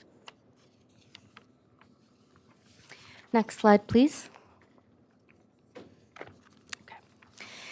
This slide shows a dot map showing the general location of vacant sites that could accommodate emergency shelters under the proposed amendments. As you can see, in some instances, the dots overlay each other, and they're only intended to show the general distribution of the county's potential capacity. During deliberation, I can pull up a different interactive map that shows each zone in which emergency shelters would be allowed, and I will also run through 3 alternative emergency shelter permitting scenarios for the Commission's consideration. Next slide.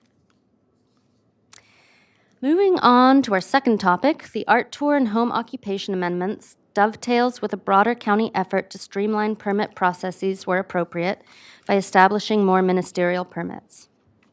By way of background, art tours have occurred across the county in past, with the largest one being the Santa Ynez Valley Artist Studio Tour. This event attracted up to 350 attendees, but ceased operating when it was determined that the event required an MCUP as a temporary use. Along with the proposed changes for home occupations, this amendment would remove unnecessary barriers to conducting various forms of art in non-commercial spaces and would allow small-scale businesses to participate in more community-wide events. Next slide, please. County staff is proposing an amendment to the LUDC to facilitate community events like art, garden, and architectural tours and the home occupations that govern the use of artist studios by updating both the temporary uses section of the code and updating the home occupation section of the code. Next slide, please. In particular, the proposed amendment for art tours and home occupations updates the temporary uses section of the LUDC by creating a new category of temporary events exempt from permit requirements and subjects these events to specific standards. Under the amendments, these events would be limited to 4 times per year and no longer than 3 days per event, open to the general public with up to 300 attendees per event per day, and receptions would be limited to non-residential zones. The amendment also updates the home occupation section of the LUDC. Specifically, the amendment downshifts the permit requirement for a home occupation from a land use permit to a zoning clearance, including for cottage food operations, clarifies noise level requirements for home occupations, updates the standard for outdoor storage of materials related to home occupations, and updates the criteria whereby home occupations are exempt from the requirement to obtain a permit. Next slide, please. The proposed LUDC and CZO amendments for both components of this ordinance amendments package are exempt from environmental review pursuant to state CEQA guidelines. The guidelines offer an exemption for projects that will have no possibility of significant effect on the environment. Attachment B of the staff report explains that no significant environmental impacts would occur as a result of these ordinance amendments. The CEQA guidelines also statutorily exempt local agency activities involving the preparation and adoption of local coastal program amendments from environmental review. Next slide, please. Staff recommends that the Planning Commission take the following actions as detailed on page 2 of the staff report. Make the required findings for approval, including the CEQA findings, and recommend that the board make the required findings for approval of the proposed ordinance amendments. Recommend that the board determine that these ordinance amendments are exempt from the provisions of CEQA pursuant to sections 15061B3 and 15265 of the state guidelines for implementation of CEQA. Adopt a resolution recommending that the board adopt an ordinance amending section 35-1 of chapter 35 of the Santa Barbara County Code with revised text as explained earlier in the presentation. Adopt a resolution recommending that the board adopt an ordinance amending Article 2, the Coastal Zoning Ordinance, and adopt a resolution recommending that the board adopt an ordinance amending section 35-1 of chapter 35 of the Santa Barbara County Code. And for clarification, items 3 and 4 on the list pertain to emergency shelters, whereas item 5 pertains to art tours and home occupations. Okay, thank you. Did the commission have any questions of staff? Commissioner Park? I have actually a question of you, Chair Briley. I did not understand I misunderstood the scope of our hearing today on cannabis and the length of time it would take, and I scheduled a 2:30 medical treatment that I sorely need. And so is this the right time to make a motion for continuance, or I can just leave? Tell me which. Good point, and I think... And by the way, that was a very efficient, and no, it was a very efficient and informative presentation, because I'm glad we heard this, because now I understand what we're talking about. It's good. Thank you. Staff, I also have someone who needs to leave as well. So, and I think that a lot of this is going to be important in your district, Commissioner Park. So staff, how do you suggest we move forward? I mean... Before staff Yeah. enter our revised recommendation, we do need to take public comment. So at Oh, least 3 of yes. you need to stay and listen to public comment, Oh. because we do have public comment. So I think that might answer Commissioner Park's question as far as when he should leave. Well, I'm not going to be one of the 3, Okay, so I thank you. For all those right. that are- We'll get the substance of this next time, Commissioner Park. Commissioner Reed. Is it appropriate for me to talk now and say where I'm coming from? Well, this is questions of staff that Okay. we do before we hear from the public, so. I realize you're just the messengers in this. You didn't put this together, is that correct? Chair Bradley, through the chair.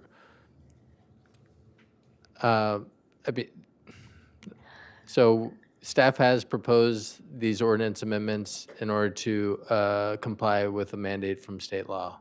Now, there is some discretion on the part of the commission and ultimately the board as to how we meet that mandate. And so we're prepared to discuss sort of what your options are, but ultimately this is driven by a state requirement. We have, what's before you today is beyond what would be minimally necessary to meet that state mandate. So again, there is some flexibility there. But we can't just ignore it completely because then we'd not comply with state law and not fulfill the requirement of our housing element update. So hopefully that answers your question. Well, I don't know, it's immaterial to what I'm going to say anyway, but yeah, I appreciate your point. We've worked with you before, but here's where I'm coming from. We're very familiar with everything that went on during the housing element, where we're just talking about affordable housing, those sorts of things, and the community input with respect to that, particularly in my district, in Orchid area. Okay, now, looking at this, first I looked at it and says, what is this about? A starving artist in need of a place to live and put up a studio and then have tours to sell their stuff. Okay, that's lighthearted. That's not what I'm going to talk about. I'm going to talk about this shelter portion of it. And I realize we have to have places for the homeless and unsheltered and other people. My concern is when I was going through the original staff report, these are large numbers. Where are these places going to be? Then when I got your presentation yesterday, I'm looking at the over 13,000 in quote Santa Maria, but I look at the map and I notice 5 of these centers are in Orchid, you know, and we know the kind of public comment we got just with the housing element.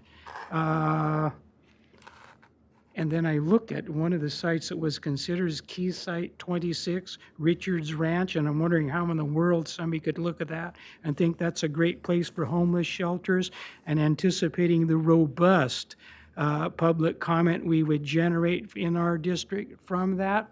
I think this really needs to be, and when I get this stuff at, late end of day, the day before the meeting, I know that doesn't afford the public any reasonable chance to view it and make comment on things that could be, pretty substantial, have a pretty substantial effect to their comfort and quality of life. I think it really needs to be severed and have the housing element, the homeless. Sorry, I need to compose myself. I'm not in my usual pleasant and lovable demeanor.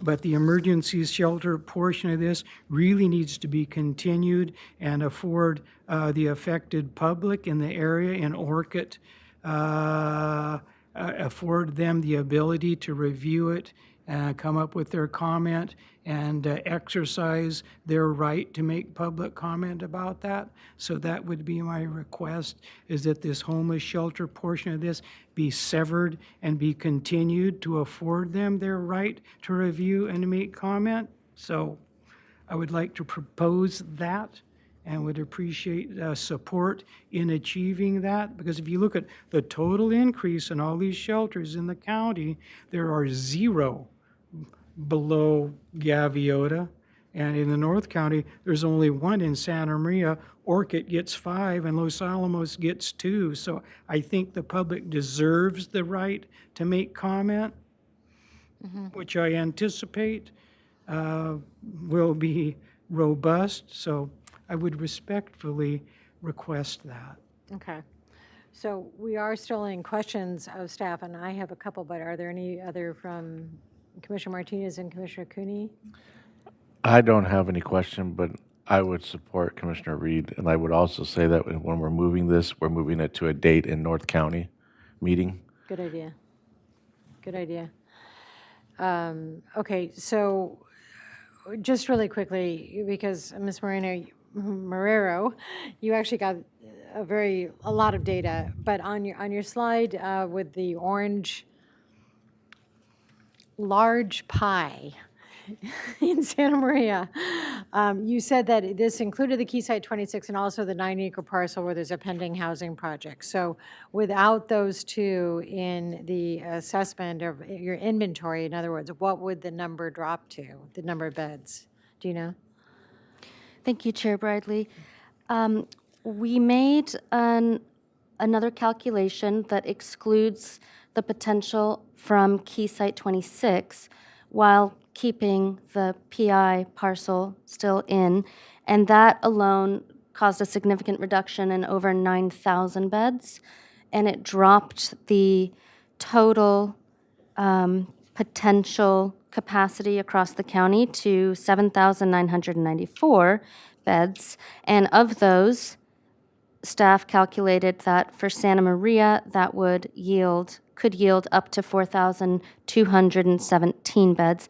And if possible, it might be helpful to take a look at one of the backup slides that we prepared that shows a modified pie chart after removing Key Site 26.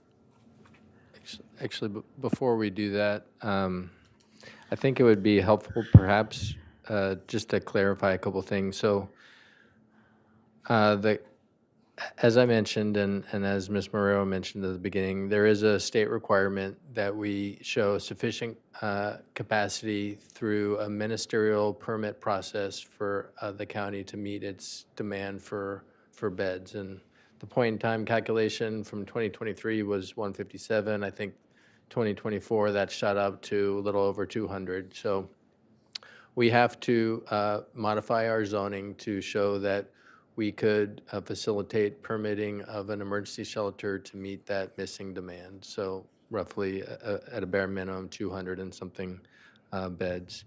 The guidance from the state is that we should be looking to prove compliance with that. We should be looking at vacant sites because those have a greater likelihood of actually being developed with an emergency shelter. If we were to look at non-vacant sites, which would necessitate redevelopment of that site into an emergency shelter, that's a higher standard or higher bar to meet. So our focus was on where are the vacant sites within these different zones within the county. And that's why you end up in a situation where there are no vacant sites in the South Coast. That's the fact. There are plenty of non-vacant sites, but those would require redevelopment. And so our attention is really on the vacant sites and where can that demand be satisfied. And so that's why you see that it's concentrated in the North County, because that's where we do have vacant commercial and manufacturing zone properties. So we have a state mandate to show that there's capacity, sufficient capacity. There's no reason to expect that that means we're going to all of a sudden see a demand for 13,000 or 17,000 bed emergency shelter beds in the county, or projects coming in that would develop on each of these vacant sites. It's just those are sites that would be potentially available for an emergency shelter to be developed. So as I mentioned, we do have options. You know, we could shrink that range of zones where we would allow these to be permitted as a by right or ministerial process. Through a ministerial process, but we have to do something to show compliance with that mandate. So hopefully that helps explain a little bit, but we're certainly happy to either today or at the next meeting discuss and present some potential options for further consideration. Okay, so I want to call Sure. on Commissioner Martinez, but we're not going to get to the art tour thing today for sure, and we need Commissioner Park for that, really. And then secondly, we might get a little bit of feedback from us today on this, but I think this deserves more of a deep dive, especially considering, even without the 2 cases, you're at an inventory of 4,217, but we just heard you need 200 beds. So there is a ton of discretion in terms of how we relax the permitting standards to make these by right effectively. And I just think that takes the commission's attention a little bit longer than what we've got today. So we're going to continue it. Yes. But before we do that, let's get Commissioner Martinez. Yeah, I'm going to be interested in knowing exactly what numbers we need to meet, you're looking for. I mean, what's the minimum we need to meet in regards to the state? I keep on hearing 200. I thought I was reading 150 or 157, so just clarification of that is what I'm going to be looking for. And if you have these sites designated by just these dots, I would appreciate seeing at least a satellite vision from the top, looking down at these and seeing where they are, which gives me a better feel in regards to where the residences surrounding them are and what is around it. And that's what I'm looking for in regards to the continued matter of just answering those questions. Thank you. And I just wanted to throw back one more thing. These facilities are probably needed more in the South Coast than any other part of the county. And I understand that what the South Coast has is already developed urban areas. And I understand that the commercial areas in the second district, for example, or even in the third district parts of it, those are not as desirable because they would require redevelopment. But I think it's negligent of us to say that, oh, we're going to do these emergency shelters and they're all going to be north of 154, because that's really not where the population is, unless you have data that tells me that the homeless population and the people that need these is heavier in Orchid and Santa Maria and Los Alamos than it is in South Coast. Chair Bradley, Commissioners, I think just to clarify a couple things, and sorry, Mr. Bell might add to it. We're not saying it's more desirable to develop an emergency shelter in the North County than it is at the South Coast. The demand exists countywide, and probably, as you pointed out, maybe more so in the South Coast than anywhere else. What we're saying is where there is current capacity on vacant sites to develop, those are concentrated and focused on the North County. And that's what we have to do in order to satisfy the state requirement, is to show vacant sites that are suitable for development. It doesn't mean that we would not be, say, for example, we say on the C3 zone or C2 zone, we're going to allow an emergency shelter with a ministerial permit. That would be C2 zone, whether it's South Coast or North County. So it would facilitate an emergency shelter within that zone district. It just so happens that all the vacant sites are in the North County, so for an emergency shelter to be developed in the South Coast, that would require redevelopment. So it's less likely you would see that just from a practical standpoint. So we're not suggesting that we're trying to show that it's more suitable to develop a shelter up north than it is down south. It's just that's where the current vacant capacity exists. I understand.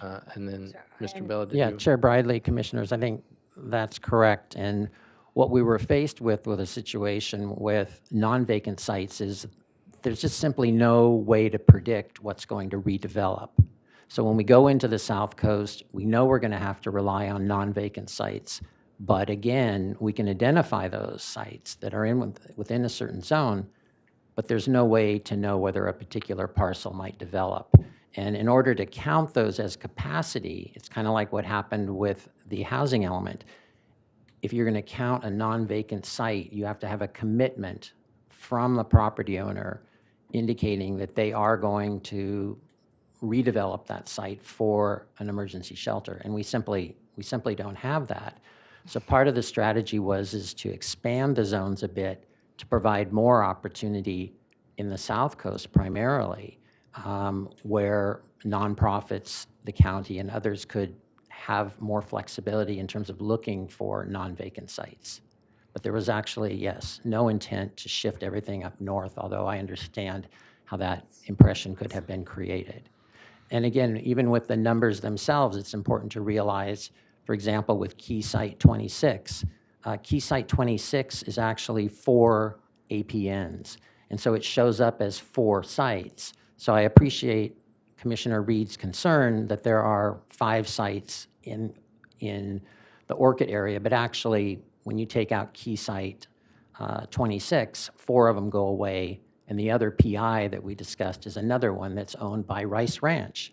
And what's the likelihood that Rice Ranch is going to develop a 9-acre parcel into an emergency shelter? Well, not likely. But that was just part of the methodology we were trying to go through to show kind of the worst case scenario, or what Ms. Marrero referred to as the theoretical maximum capacity. We certainly don't expect those to build out in that way. Okay, Commissioner Cooney? Yes, I think this is an important topic socially, obviously, for our county to participate in. But with the team, you remember we've been through various provisions of housing, making housing possible throughout the county. I can think of 5 or 6 different initiatives that we worked through, and somehow by our fingernails we hung on to get approval from the state. And this is now, we're really dealing with a most difficult subject, and that is how can we do this with our with our eyes open so that we really are providing an increase in the inventory.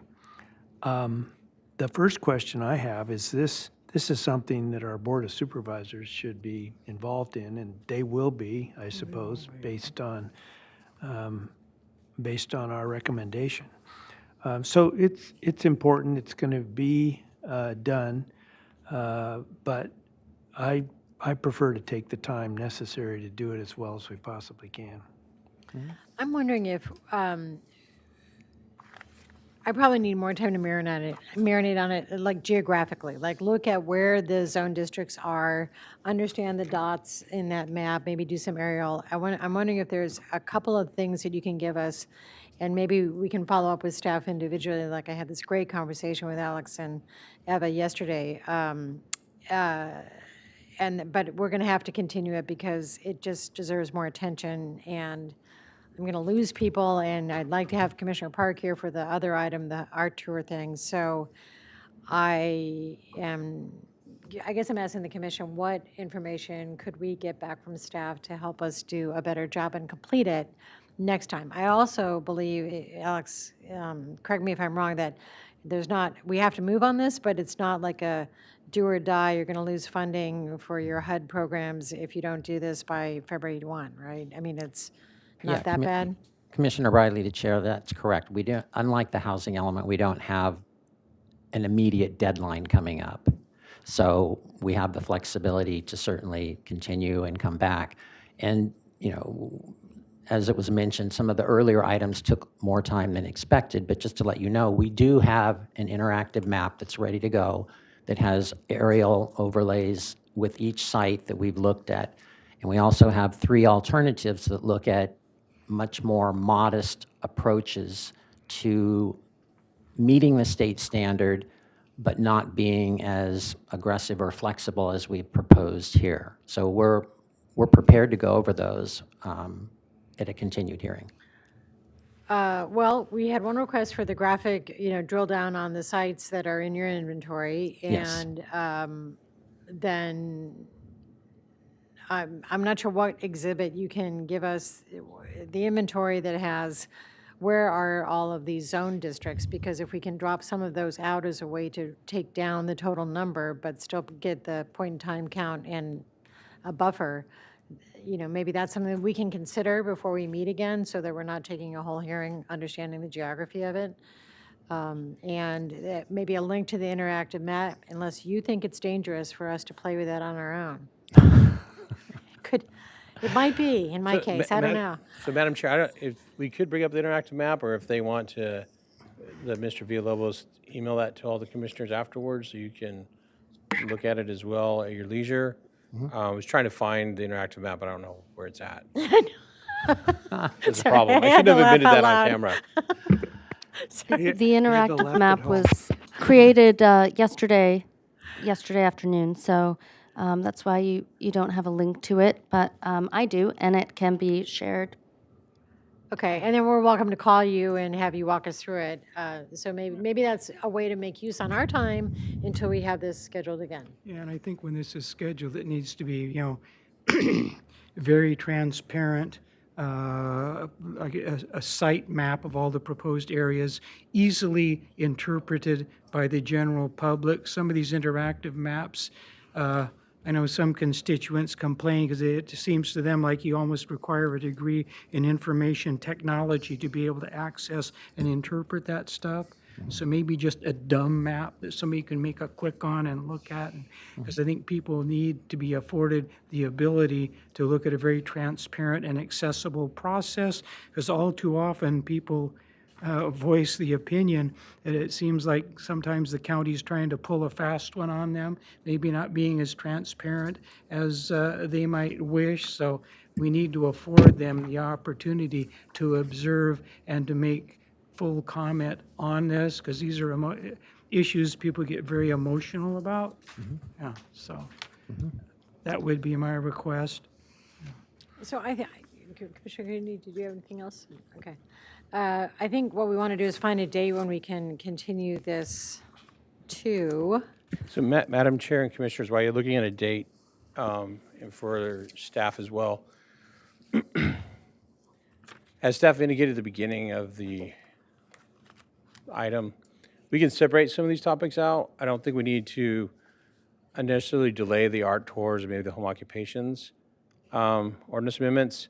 So we Well, but we do, want, I'm sorry, we want Commissioner Park here for that, for the art tours. so we do have a hearing on February 5th with only one item.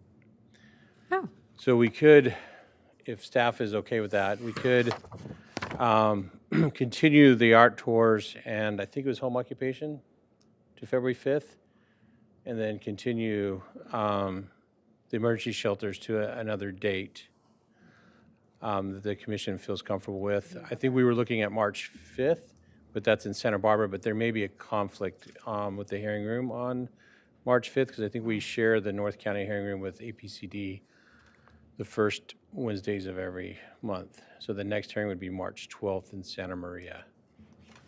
So March 12th for the homeless, February 5th for the arts, is what you're talking about? That is what I'm proposing, if staff and the commission would like to consider that. I have a feeling Mr. Tuttle's having a headache. He's giving me the sign. Did you really want to try to keep them together? I mean, our calico mix, come on. I'm being funny.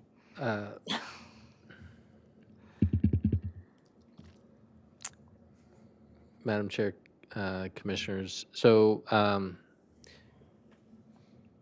at this point, it's easier to keep them together just because, for example, the findings are a single set of findings that cover the package. But we can, it will just require a little work, but we can extract and separate them out and have a You know what, separate set of findings. and- Okay, you know what might be, I mean, I hate to put more time into this, but maybe on February 5th, you come back and walk us through the interactive map. We make a little more progress on the homeless shelter thing, and then we schedule it for March 12th to adopt all of them. That way you're not messing up the findings, but we still make progress on it. Because I think this, the rezone for the emergency shelters is probably the biggest concern that we feel like we need more time on to understand, and maybe the public needs to understand it a little bit more, and that way we make use a little bit on February 5th. It's mostly staff walking us through the interactive map and helping us understand your inventory and how you came to these conclusions, and then we actually take action on March 12th. Does that make sense? So what are you saying? We do the Say- interactive map on February 5th? 5th, just make use of that time, because we already have a hearing, and there's nothing, we've got a little time on that. That's just the one appeal on design review for cannabis. We can, then we'll really be under pressure to make decisions that day. That's okay. Okay. Then do we want to look at a motion to continue to March 12th? Is that acceptable to staff? March 5 we made a start on it today. I thought it was March 5. So it's going to go, it's going to be March 12th. We can't confirm the availability on March 5th. So we just go with March 12th. It's Okay. already scheduled for Santa Maria. So we move the whole thing to March 12th, the arts as well as the homeless? Is that what we're saying? It's fine with you. I think the art, maybe I'm naive, but I think the art tours and the home occupation ought to be pretty simple. Madam Chair, Commissioners, perhaps we could hear from public comment before we make a final decision on the continuance date. I'm not sure who's on for comment. I do know with regard to the art tours and the home occupations, we do have, I believe, on Zoom, staff person from the Arts Commission who might be able to provide some insight on Okay. the importance call. of moving that along. Okay, so we're finishing up our questions to staff for now, and we're opening the public hearing portion of this. So our single speaker request is,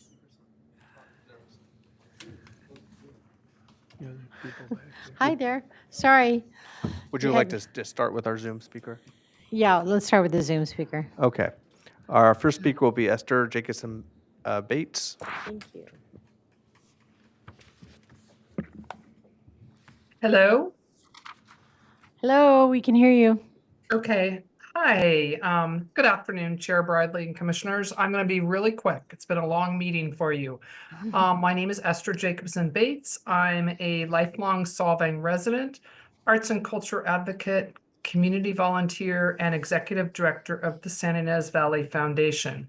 So first, I want to start by thanking the Planning Department staff for their thoughtful and thorough work in reviewing the county ordinances related to the artist studios and the tours. Their careful approach will help ensure that these very valuable activities continue. It's been a long and winding road that led to today. I strongly urge you to approve these amendments as presented and forward them on to the Board of Supervisors. With nearly 30 years of experience working with artists, I've seen firsthand the incredible impact of art studio tours. My background includes 20 years as executive director and exhibitions curator at the Elverhoy Museum of History and Art. I was 4 years on the Office of Arts and Culture's Community Art and Public Places Committee, and also 7 years as program director at Arts Outreach. So studio tours are about much more than just viewing art. They bring people together, they enrich our community, and really nourish the soul.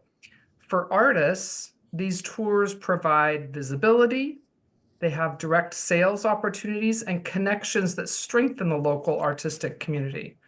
For the public, they offer a rare chance to step into their creative spaces, engage directly with artists, and experience inspiring cultural exchange.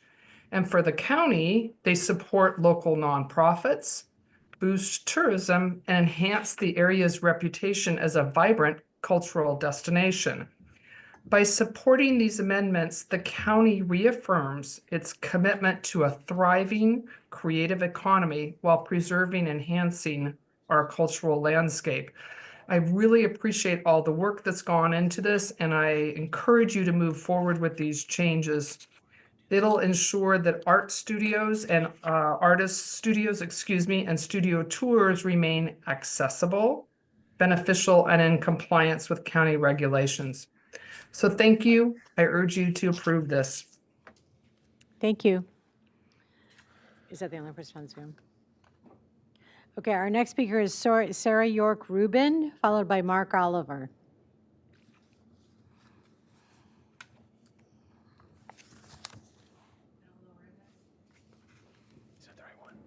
Is that? Good afternoon, Madam Chair and Commissioners. Thank you for your time. My name is Sarah York Rubin. I serve as Executive Director for the County Office of Arts and Culture, also the County Art Staff Liaison. I want to thank you for considering the proposed amendments to right-size the permitting processes for museums and cultural institutions, especially in unincorporated areas. These are little guys, largely free, volunteer-led. They serve as also after-school centers, places of worship. You know, they become all things with very little. And the proposed amendments would make the lift more feasible for them to continue the fundraisers that have benefited their year-round ability to stay open. Additionally, I think the amendment would also, other amendment, address what's really been kind of an unnecessarily burdensome process for our local artists.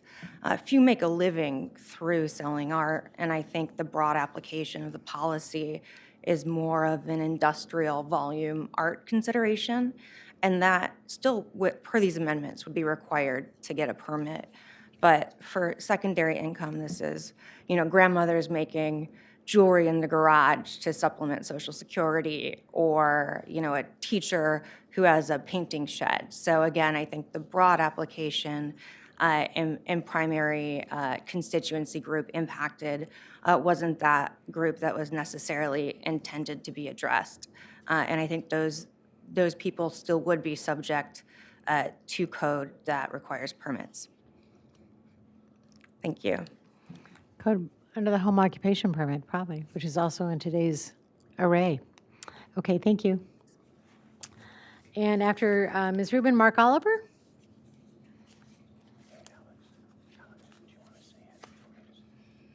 Madam Chair, Commissioners, thank you, and sorry, I'll make this as fast as I can. It's been a long day. My name is Mark Oliver. I'm the Vice Chair of the Santa Barbara County Arts Commission. First, I urge you to make it possible for artists to use their homes as art studios. And secondly, I ask that you approve staff's recommendations to permit artist garden and architectural tours in the unincorporated areas of the county, exclusive of Montecito. Historically, from about the 2000s through 2015, various types of art tours, including art studio tours, had been operating in the county. Simply put, a disagreement between neighbors led to a complaint being made about an art tour, and because of that complaint the ensuing publicity, the county stopped all tours. Economically, the arts are a significant source of revenue for the county. According to the 2017 Arts and Economic Prosperity 5 study conducted by Americans for the Arts, the nonprofits and arts and culture sector in this county is almost $200 billion, supporting 5,857 equivalent full-time jobs, jobs that generate government revenue and are at the cornerstone of tourism. Tours are dynamic platforms that benefit everyone involved. For artists, architects, and garden owners, it's a chance to gain exposure, connect with potential buyers, clients, and collaborators. For the public, they offer opportunities to meet local creatives, learn more about the creative process, and support artists and their community. But for government, these events boost tourism, stimulate the economy, and contribute to the cultural vitality of the county. I wish to recognize the Planning Department staff for recommending adoption of these amendments to the LUDC. They note, as they have said, it has, quote, been a long objective of the county to update its zoning code to accommodate such events, end quote. They have made a great effort to recognize and support the arts, and I thank all involved. In summary, I urge you to approve the amendments as proposed by county staff. Thank you for my Thank you, Mr. Oliver. Okay, that closes the public comment on this item, and I think we have a comment from staff. Thank you, Madam Chair and Commissioners, and this gave me a few minutes to think about the best way to move this package forward. And given that these two components do seem to be on pretty different tracks, and so as not to bog down one with the other, I support, if your commission wants to break them apart, separate them out, we could come back next Wednesday with the HOMOC and art tours. You can move that forward at the hearing next Wednesday. Okay. We can certainly come at that same hearing next Wednesday if you want to just continue the whole of the package and present the additional mapping information, just so you have that. I think it's that's up actually to a good you. use of time. Yeah, well, if you can do that, I mean, But maybe what we will that's- do is set it up so that you could, at that hearing next Wednesday, take action on the art tours and home occupations. Yeah. And then be able to continue the emergency shelters to the March hearing for further discussion. That seems good to me. Everybody agree? I would agree with that. It makes sense to me. I don't, as far as doing the art tours and HOMOC next week, I couldn't anticipate a lot of public objections to that. It seems pretty straightforward. So yeah, I would fully support that one. Okay, so that's, so I'm looking for a motion to continue the item to, your lights are on. Did you want to opine on that approach, Oh, or did you I want to? was just going to say, it sounds logical. I was just going to ask, in regards to the arts thing, my only question, just so you know, I think you can bring me the answer, is that if a house is designated by an artist that lives there, how does the public know about it, and also the neighborhood know about it? That's all I'm going to be wondering about. But I'm all in favor, and I'd make the motion. Okay, do we have a second to continue it to February 5th? I'll second. All right, thank you, Commissioner Reed. All in favor? Aye. Aye. Aye. Are we anxious or what? All right. I think that concludes today's meeting, and we will see everybody back here next Wednesday. Thank you.